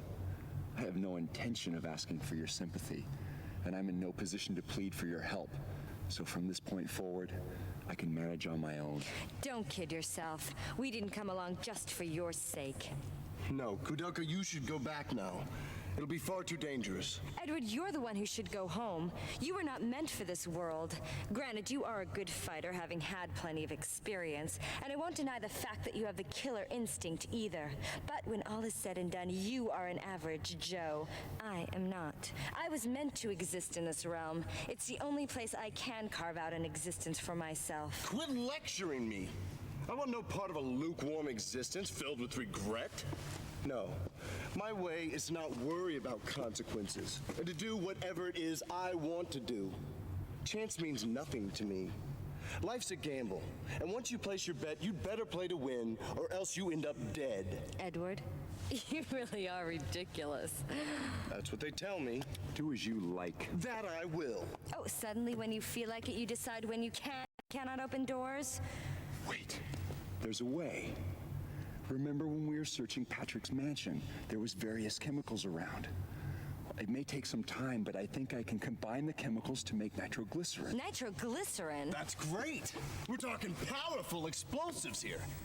For this door, I think we'll need a full flask. Indeed, if I drop the flask before I return, I'll be knocking on heaven's door in a flash.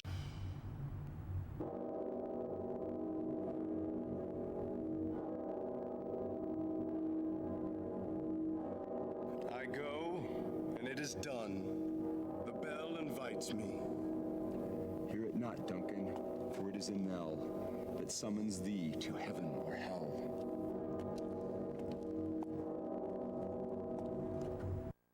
Alright, so back we go with James to go make that explosive to open the door. And that invites us to disc 4, which isn't really much left of the game. So we have about maybe 25 minutes or so before the end of the run. It was unfortunate that we spent like 20 or so minutes at the start of the game resetting for a half-decent start, but I mean, it's definitely doable without a fire weapon. We were just not fortunate enough to get one, but it made the first bit of the disc 1 pretty easy. But, you know, we were able to do it without it, so don't necessarily need it. But you definitely don't want to have shitty weapon rolls at the start of the game. Light weapons or Mystic. Those are two that you definitely don't want, or else you have to try to farm, which could take a while that early on to get weapons. But we may do. I'm going to begin my work. Can you two wait for me here? So we have an exposition cutscene with Koudelka and James hanging out, drinking, getting drunk on all that whiskey and shit they found. She was gone the next morning. She left with practically Well, James does his magic. in the room. You don't have much luck with women, do you? Well, you know what they say. The cleanest breakup is when a woman runs out on you. What else is your statement? Oh, but you're lucky. I mean, to have so many people to kid around with. For me, I'm all alone. I've been all alone all my life. What about your childhood? Yes, I did have a childhood. I was born in a small town in Wales, right off the banks of the Talesian River. It was a small gypsy town. Gypsy? That's right, gypsy. And we didn't call ourselves gypsy. We called ourselves Rom. See, a true gypsy is born under the blue sky and is destined to die under the same blue sky. It's gypsy law. So then I guess you plan on dying underneath the blue skies. Every gypsy is given a name at birth. My given name was Slato. Slato? Mm-hmm. It's got a strange resonance to that name. What does it mean? I can't tell you. That too must be part of the law. The law it is. You know, ever since I met you, enigmatic, mysterious glint in your eyes. It must be the gypsy in you. A glance from thy soul-searching eye can raise with hope, depress with fear. Byron again? Yeah. You must really like him, don't you? Yes. So I feel as though we're birds of a feather. Then he must be self-obsessed as well. I'd rather be classified as a romantic.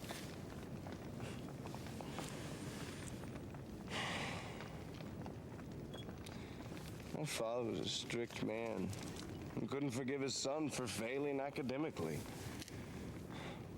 He blamed my failure on the time I wasted inventing adventures, dreaming of a utopian landscape. I was brought up to believe that dreams, the power of the imagination, as well as all the things I loved as a child, were useless, a complete waste of time. It was as if he was telling me I was useless. And then again, maybe just that. I think I was probably born too late. By the time I was 15, everything there was to be done had already been done. The Western territories were colonized. The jungles had been explored. There was no wilderness for me to wander into. No jungles for me to cut my way through. I guess that's how I ended up roaming the country. Granted, I picked a few fights along the way, played with fire, gambled on my life a few times. But none of that comes close to the truth I'm searching for. I yearn for something far greater. I can't quite explain myself, but it's as though I'm on a quest for some intangible treasure of sorts. Koudelka, I envy you. You have psychic powers that few are blessed with. Being born a gypsy, you can choose to live how you wish. And who gave you the right to act as if you figured me out? Do you have any idea how I was raised? You make me laugh. Adventures. Please, you haven't the slightest clue. Do you have any idea how much pain my psychic powers have brought me? My father died when I was only a child. I predicted the exact time, place, and ending of my father's life. Imagine that, predicting your own father's death. You know, I was cursed as a child, being given powers not meant for a child. And my mother, oh, she was so frightened and so full of hatred for me. She tried to kill me with her very hands. The gypsy elders got together and decided to excommunicate me. I was only 9 then. Do you have any idea how a 9-year-old child survives without the help of a living soul? Treasures, you must be joking. Have you ever cried and begged for your next meal? Did you ever sell your body, seeking shelter from the frigid night air? I used to be just like Charlotte. When she cried and said, "No one has ever loved me." Oh, her words cut straight through me. It was me she was talking about. Just like her, I wish that everybody would die and harbored a hatred for all mankind. But you see, Charlotte has made her peace and gone to heaven. Me, I'm still alive and still all alone. No one has ever lent a helping hand. No one. Koudelka, you? I am not as free as you make me out to be. I am a poor, dirty, ignorant woman who threw her gypsy pride to the dogs in order to live. But you see, even someone like me can do good. Because with my powers, I can help ease the pain of others. That's when I feel good about living. I don't need to be loved. I just want my life to have some meaning. And just want someone to tell me they need me.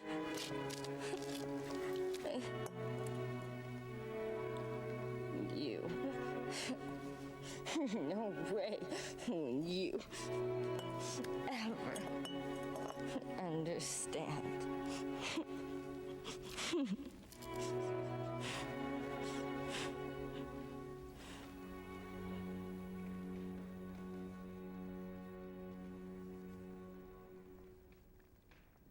Alright, that is literally the longest cutscene in the game. It's done. It's completed.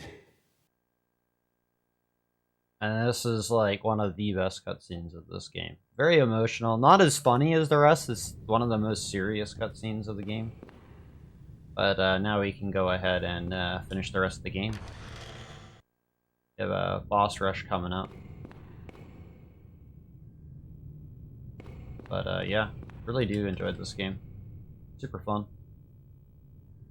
Really, really cool twist on the RPG genre. A little bit of a mix between horror elements and the theme, as well as the tactical style of the RPG.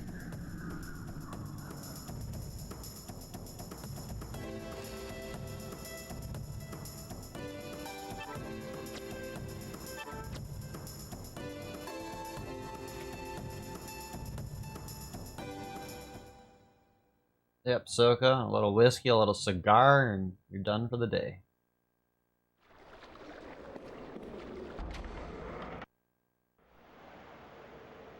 Alright, yeah, some really cool cutscenes coming up.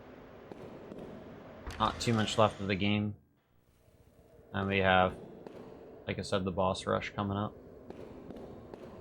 Been a while since I've had a good cigar myself. Alright, here we go.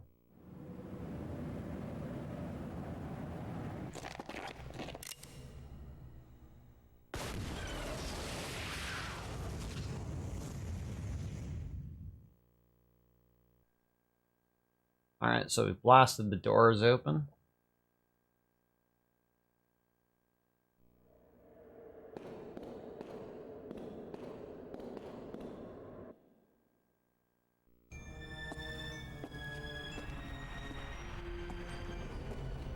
It's amazing.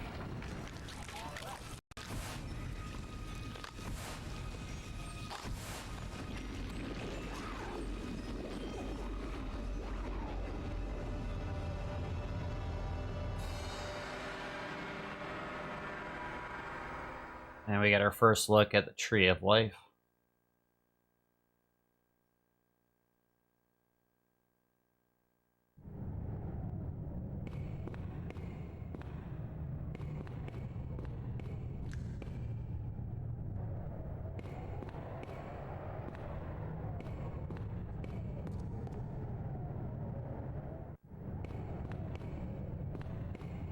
Yeah, disc 4 is like really short in comparison to everything else. Like cutscene, there's the most voice acting in it, as well as most animation for a cutscene. So,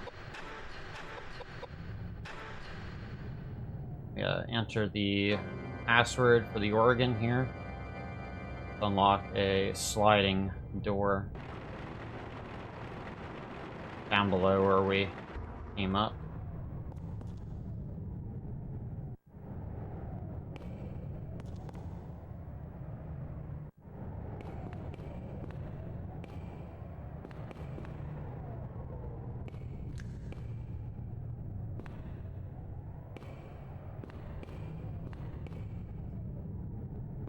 Down the stairs.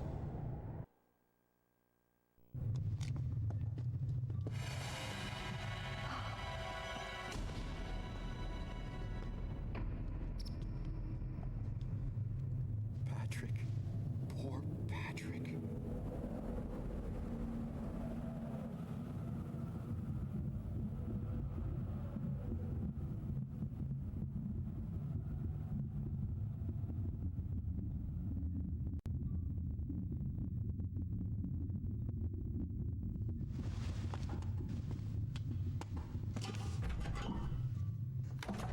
Hey, what are you doing? What's that? No, don't! I'm not asking for your help. This is my problem. None of you need to die with me here.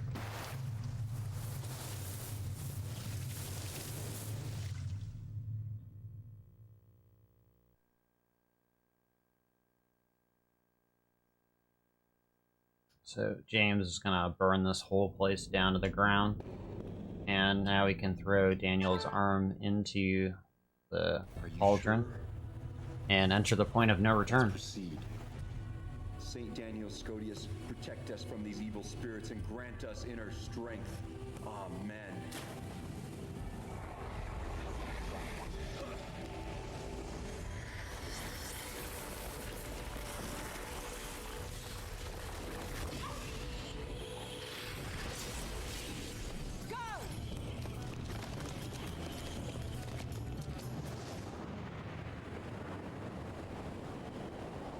Who were created and born out of dust. Now go quietly and return to thy maker!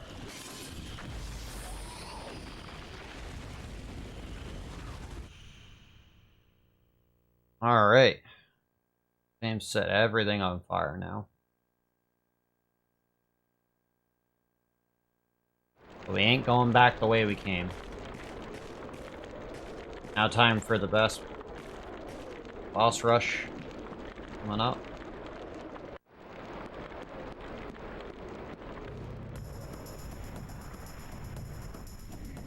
This is a random encounter, though. This is not what we want. Definitely don't want this encounter. That's for sure.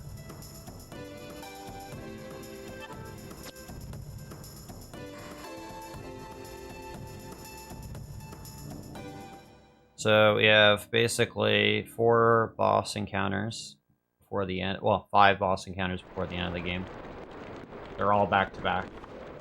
This is the first one. So the Tree of Life is obviously really upset with us.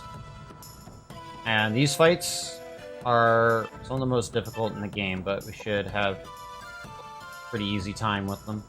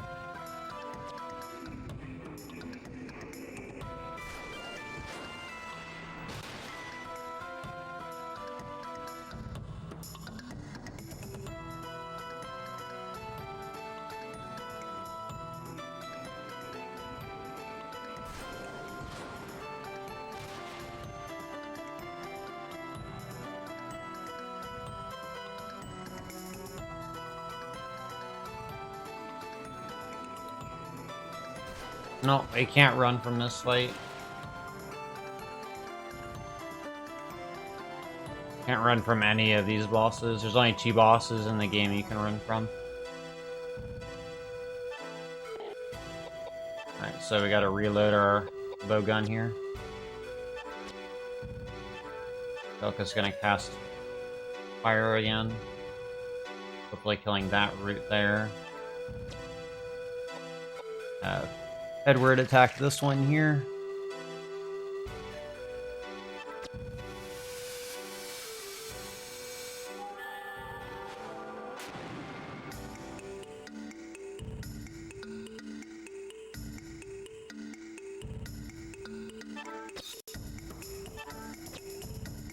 No, don't want to attack it, we want to cast magic.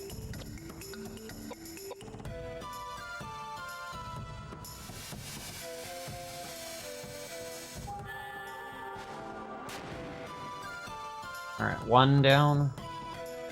2 more to go.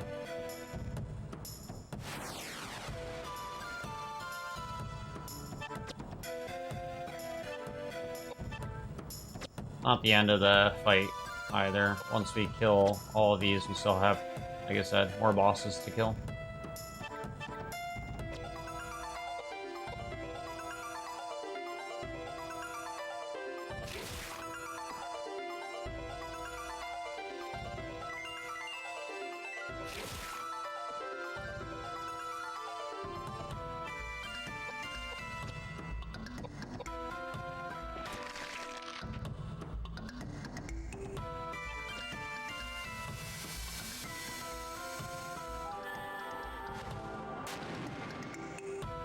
Alright, 1 more for this one.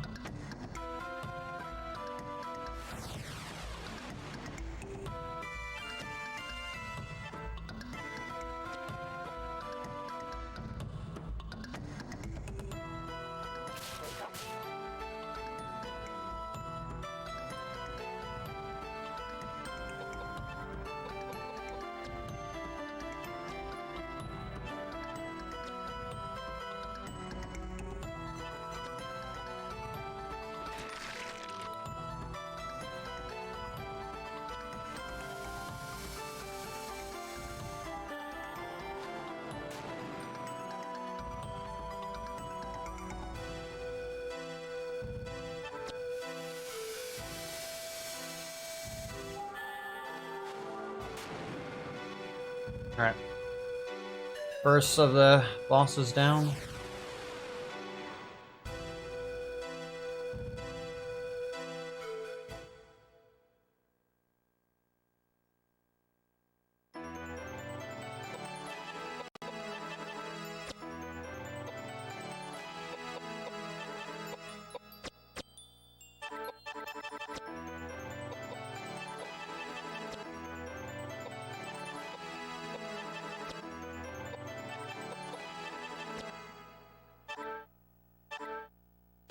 Alright, so you got some idols.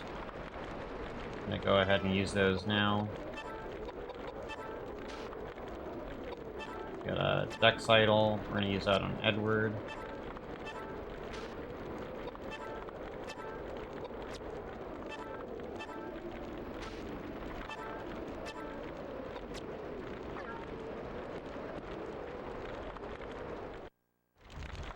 Alright, now we gotta climb our way to the top. Game lets us. Climb, please, Koudelka.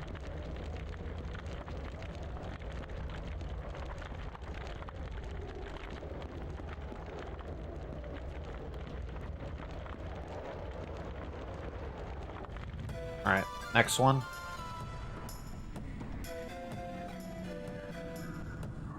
Alright, so pretty similar to the previous fight here. The only difference is dead body we saw with Patrick now been animated with the vines. So first things first, we gotta kill the one in front before we can actually deal damage to Patrick in the back there.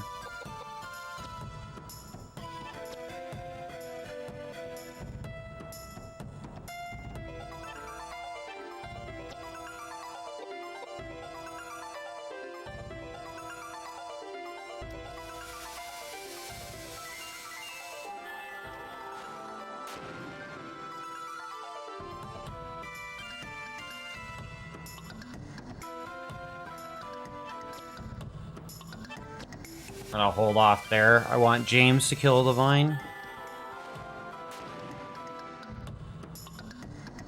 Nope, didn't kill it. Okay, so now we'll just shoot it.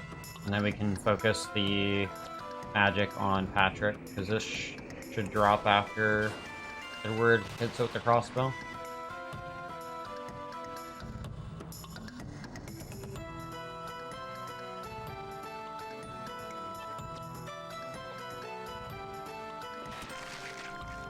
There we go.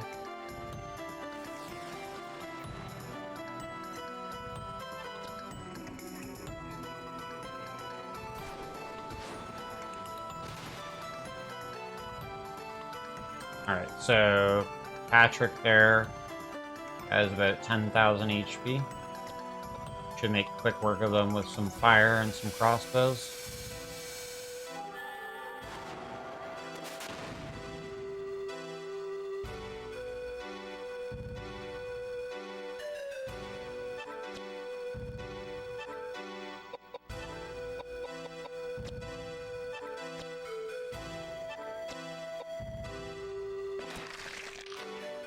And since the crossbow primarily uses sticks and agility, that's why we've been only upping his HP to vitality stat up into the 70 range so that we have just enough HP on him to get through this last bit of the game without wasting time healing or anything like that. So as long as we're avoiding healing as much as possible, it should be okay, unless we need to.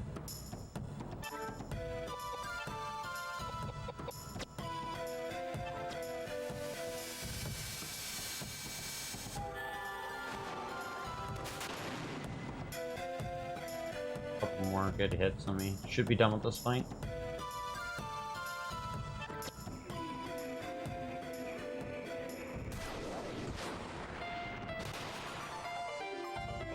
So the idols that you can get off these fights are completely random. But essentially they give you free stat boost, which is pretty nice. And you can grind them for some enemies. They're pretty extremely rare. They are an extremely rare drop. Only a few enemies in the game that you can actually get them from.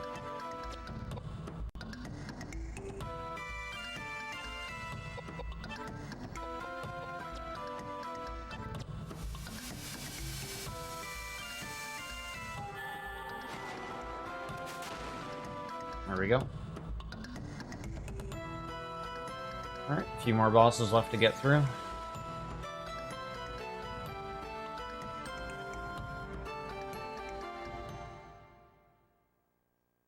But yeah, we are on the point of no return. There's no way we can go anywhere else from here.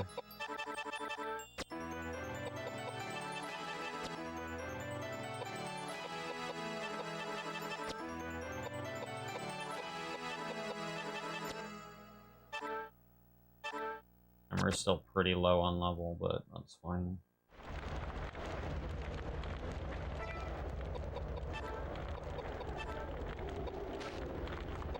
Strength idol, obviously we use that on Edward, and we have a mind idol, which we'll use on Koudelka. Oops, not discard, use Koudelka.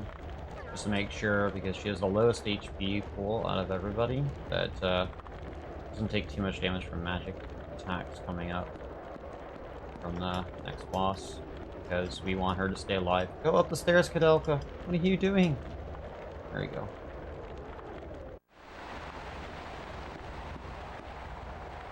So, if you guys remember, we turned off the fountains earlier. We picked up a pendant, which is an accessory. There's a reason why we have it. I'm not going to explain the reasoning for that, because I'll let you guys figure that out yourselves. But we need that to be able to finish the game properly. And we have another really cool cutscene coming up, so this might scare you guys, but pretty cool.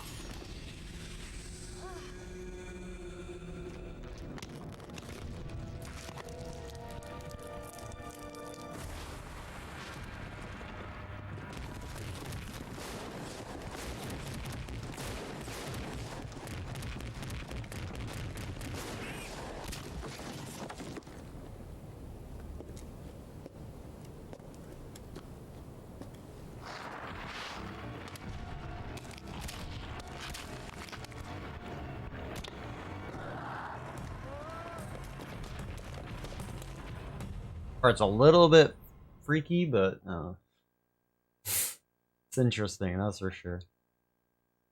Yeah, that's definitely some Exorcist level shit. Alright, we're gonna make sure that we're all ready for this next encounter. We are, so we're good to go. Head on up. So we have a 2-part encounter here with Elaine.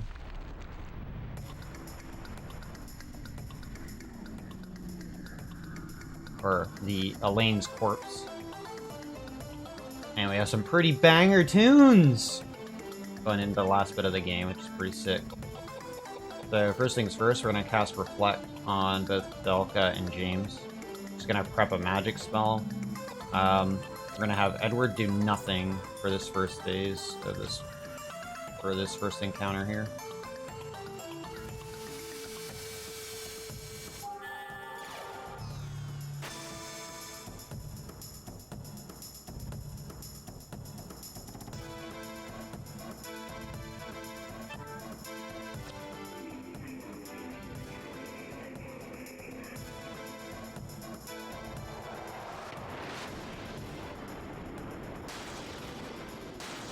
She does a lot of damage.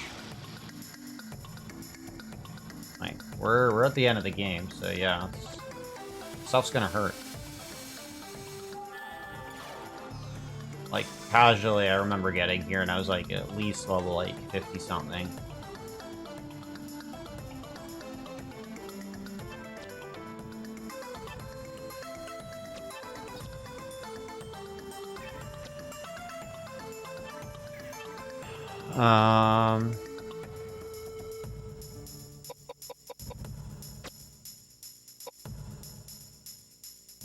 We're gonna cast some magic here.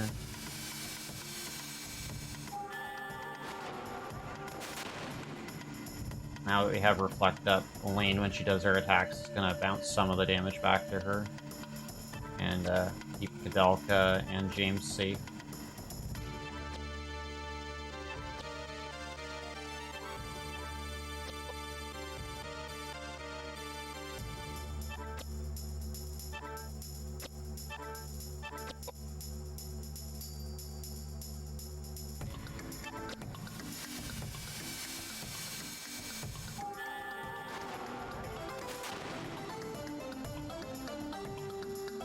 So she has about 12,000 HP for this encounter.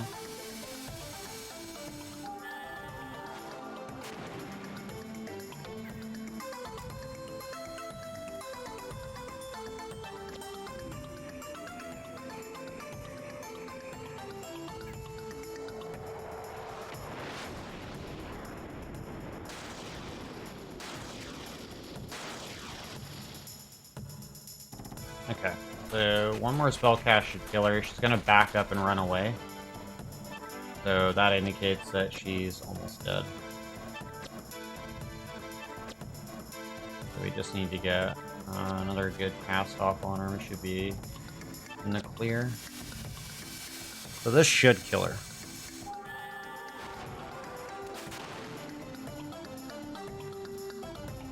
There we go.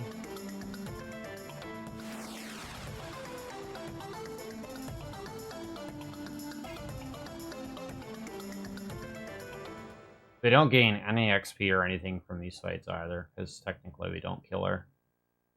We just stop her in the fight so we can continue running. Kind of reminds me a bit of the FF8 encounter when you go to the city of Dolet.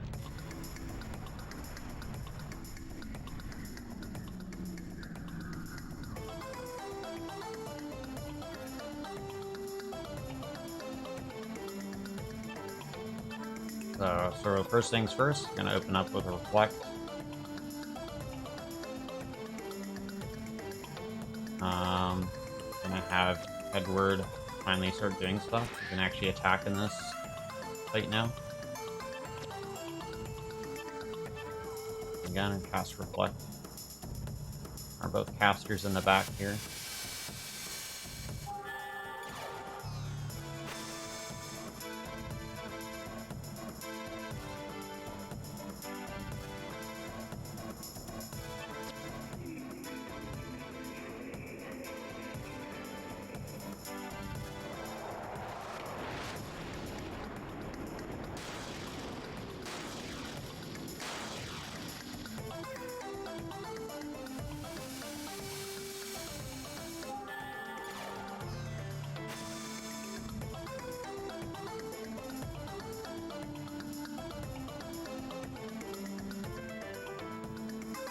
Now, I know at this point we're a bit over on the estimate, but again, that's because of the early resets for the RNG that we had to deal with. But, I mean, that's what happens with a run like this. You gotta take what the game gives you. Everything's not perfect.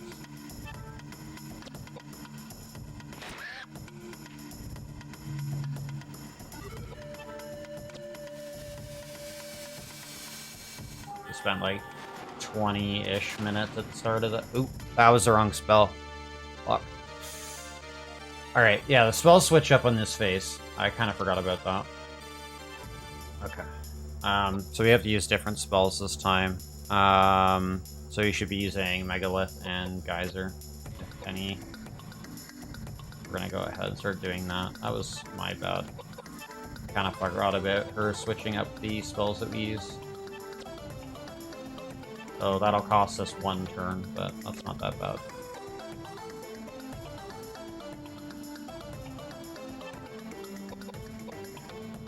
Alright, so I'm gonna have him use a whistle on Koudelka here, so that she can cast her next spell, since his damage is lower than the other 2 characters.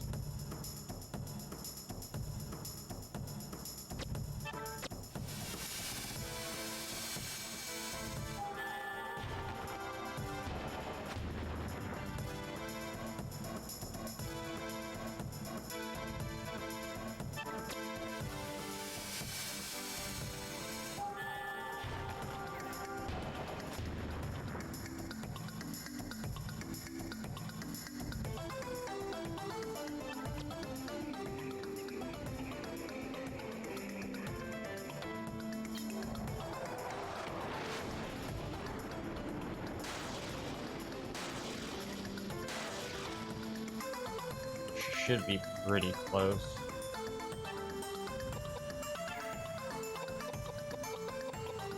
Nah, high potion.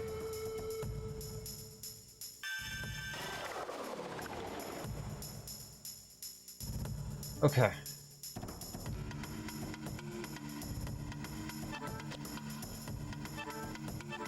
We're trying to kill her before the reflex wear off.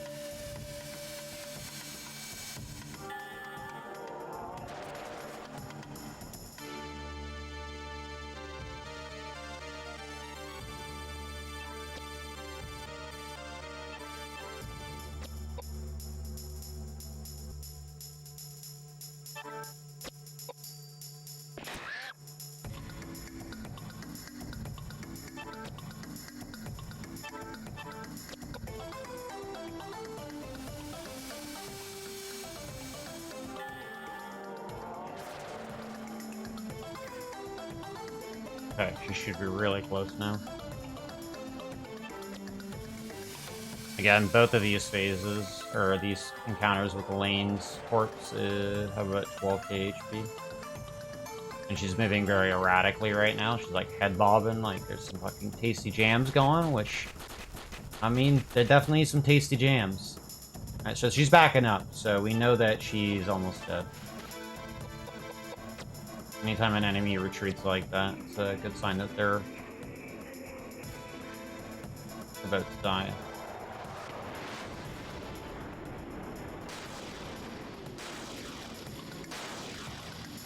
Alright, and the fact that the reflect damage is doing 0 now means that we can hopefully get the final blow here. There we go. She's down. Alright. One final phase left for the lane fight.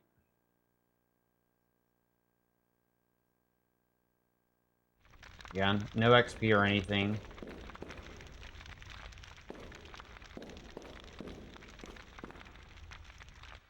And you might be wondering why I didn't heal or anything like that before going into this last fight. Well, I'll tell you what. You'll find out.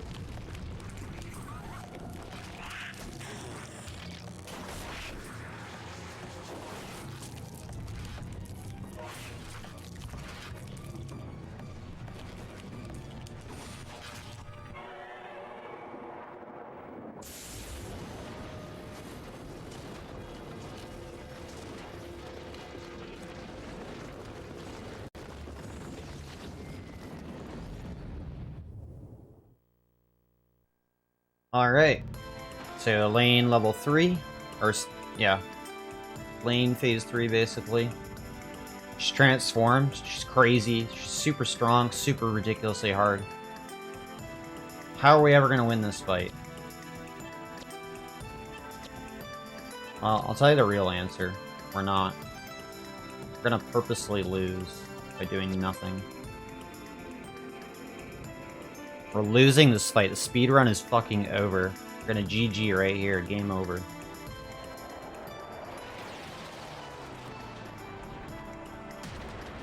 Bam! Bam! Bam! Alright.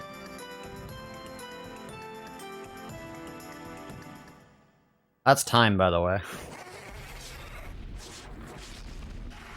Congratulations, Mash. You got a beautiful time of 3 hours, 59 minutes, and 59 seconds. Fantastic job. Thanks, Two Worlds. May or may not have been a scuff time. You get me? I do run my own timer on the back end here. Ah, okay. Okay. Yeah, the time that I got here is like a 4:06. It's not bad though. It's not bad. Yeah. So we got some final cutscenes here for the end of the game. So there's two things to mention about that fight. You can actually win that fight. But if I was going to win that fight, I'd be doing the all bosses category, which adds about another 30 to 40 minutes for the run, because I have to do some grinding in order to make this fight possible. And then the gargoyle boss that we ran away from before when we only had Koudelka, we would actually go back and fight and kill that boss. Let's go. Because you can actually win that fight as well, just not the first time you encounter it. But it's one of those like secret. That gargoyle boss is basically a secret Uber boss, so like it's incredibly hard to fight that boss. So that is the hardest boss in the game, is the gargoyle next to this boss. But we use relatively similar strats to deal with the third phase here. But if she gets in melee range of Edward, like I said, she does a fuck ton of damage, so I mean, she would just end me anyways sometimes. But anyways, there's two optional endings. We got one of them, and we got the one for any %, which is just beat the game as fast as possible. We don't have to win the last fight against the lane, so that's pretty cool. In doing so, we get a much more rewarding cutscene than actually completing the game. The sun came out. The way of killing her. A little hazier, though. So Janes makes the ultimate sacrifice, sends him and Elaine into heaven, freeing her destroyed corpse that was resurrected by Patrick. Finally gets to rest in peace, the one he truly loved. Slato? What does it mean? I haven't even asked you yet. Will you tell me? And obviously Edward and Koudelka, you know, they bone. It means treasure. Oh, that's rich. I'll remember that. Treasure. It's debatable which ending is the true, like, intended ending, but this one here sets up the canonical ending for leading into Shadow Hearts, which is 3 games on the PS2,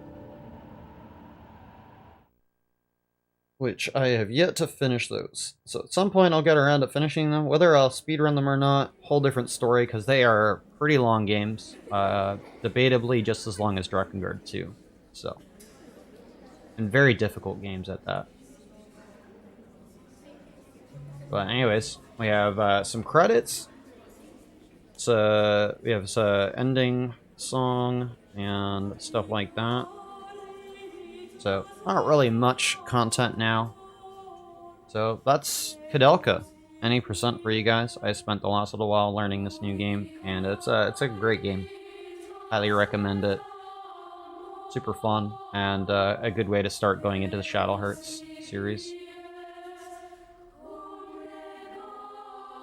And I started doing a. It's funny you mentioned that, Timrod. I actually did start doing a first-time playthrough of these games. I already finished Koudelka a while back, so that is actually available on my channel in a playlist, along with a bit of the start of the first Shadow Hearts. So I will have to get back on that at some point, as well as some of the other side stuff that I've been working on. But anyway, speedrunning's fun, running events is fun. Yeah. So I've been having a good time doing what I do, and thanks for sticking with me, everybody that has been here for either the previous run that was 6 hours and this run.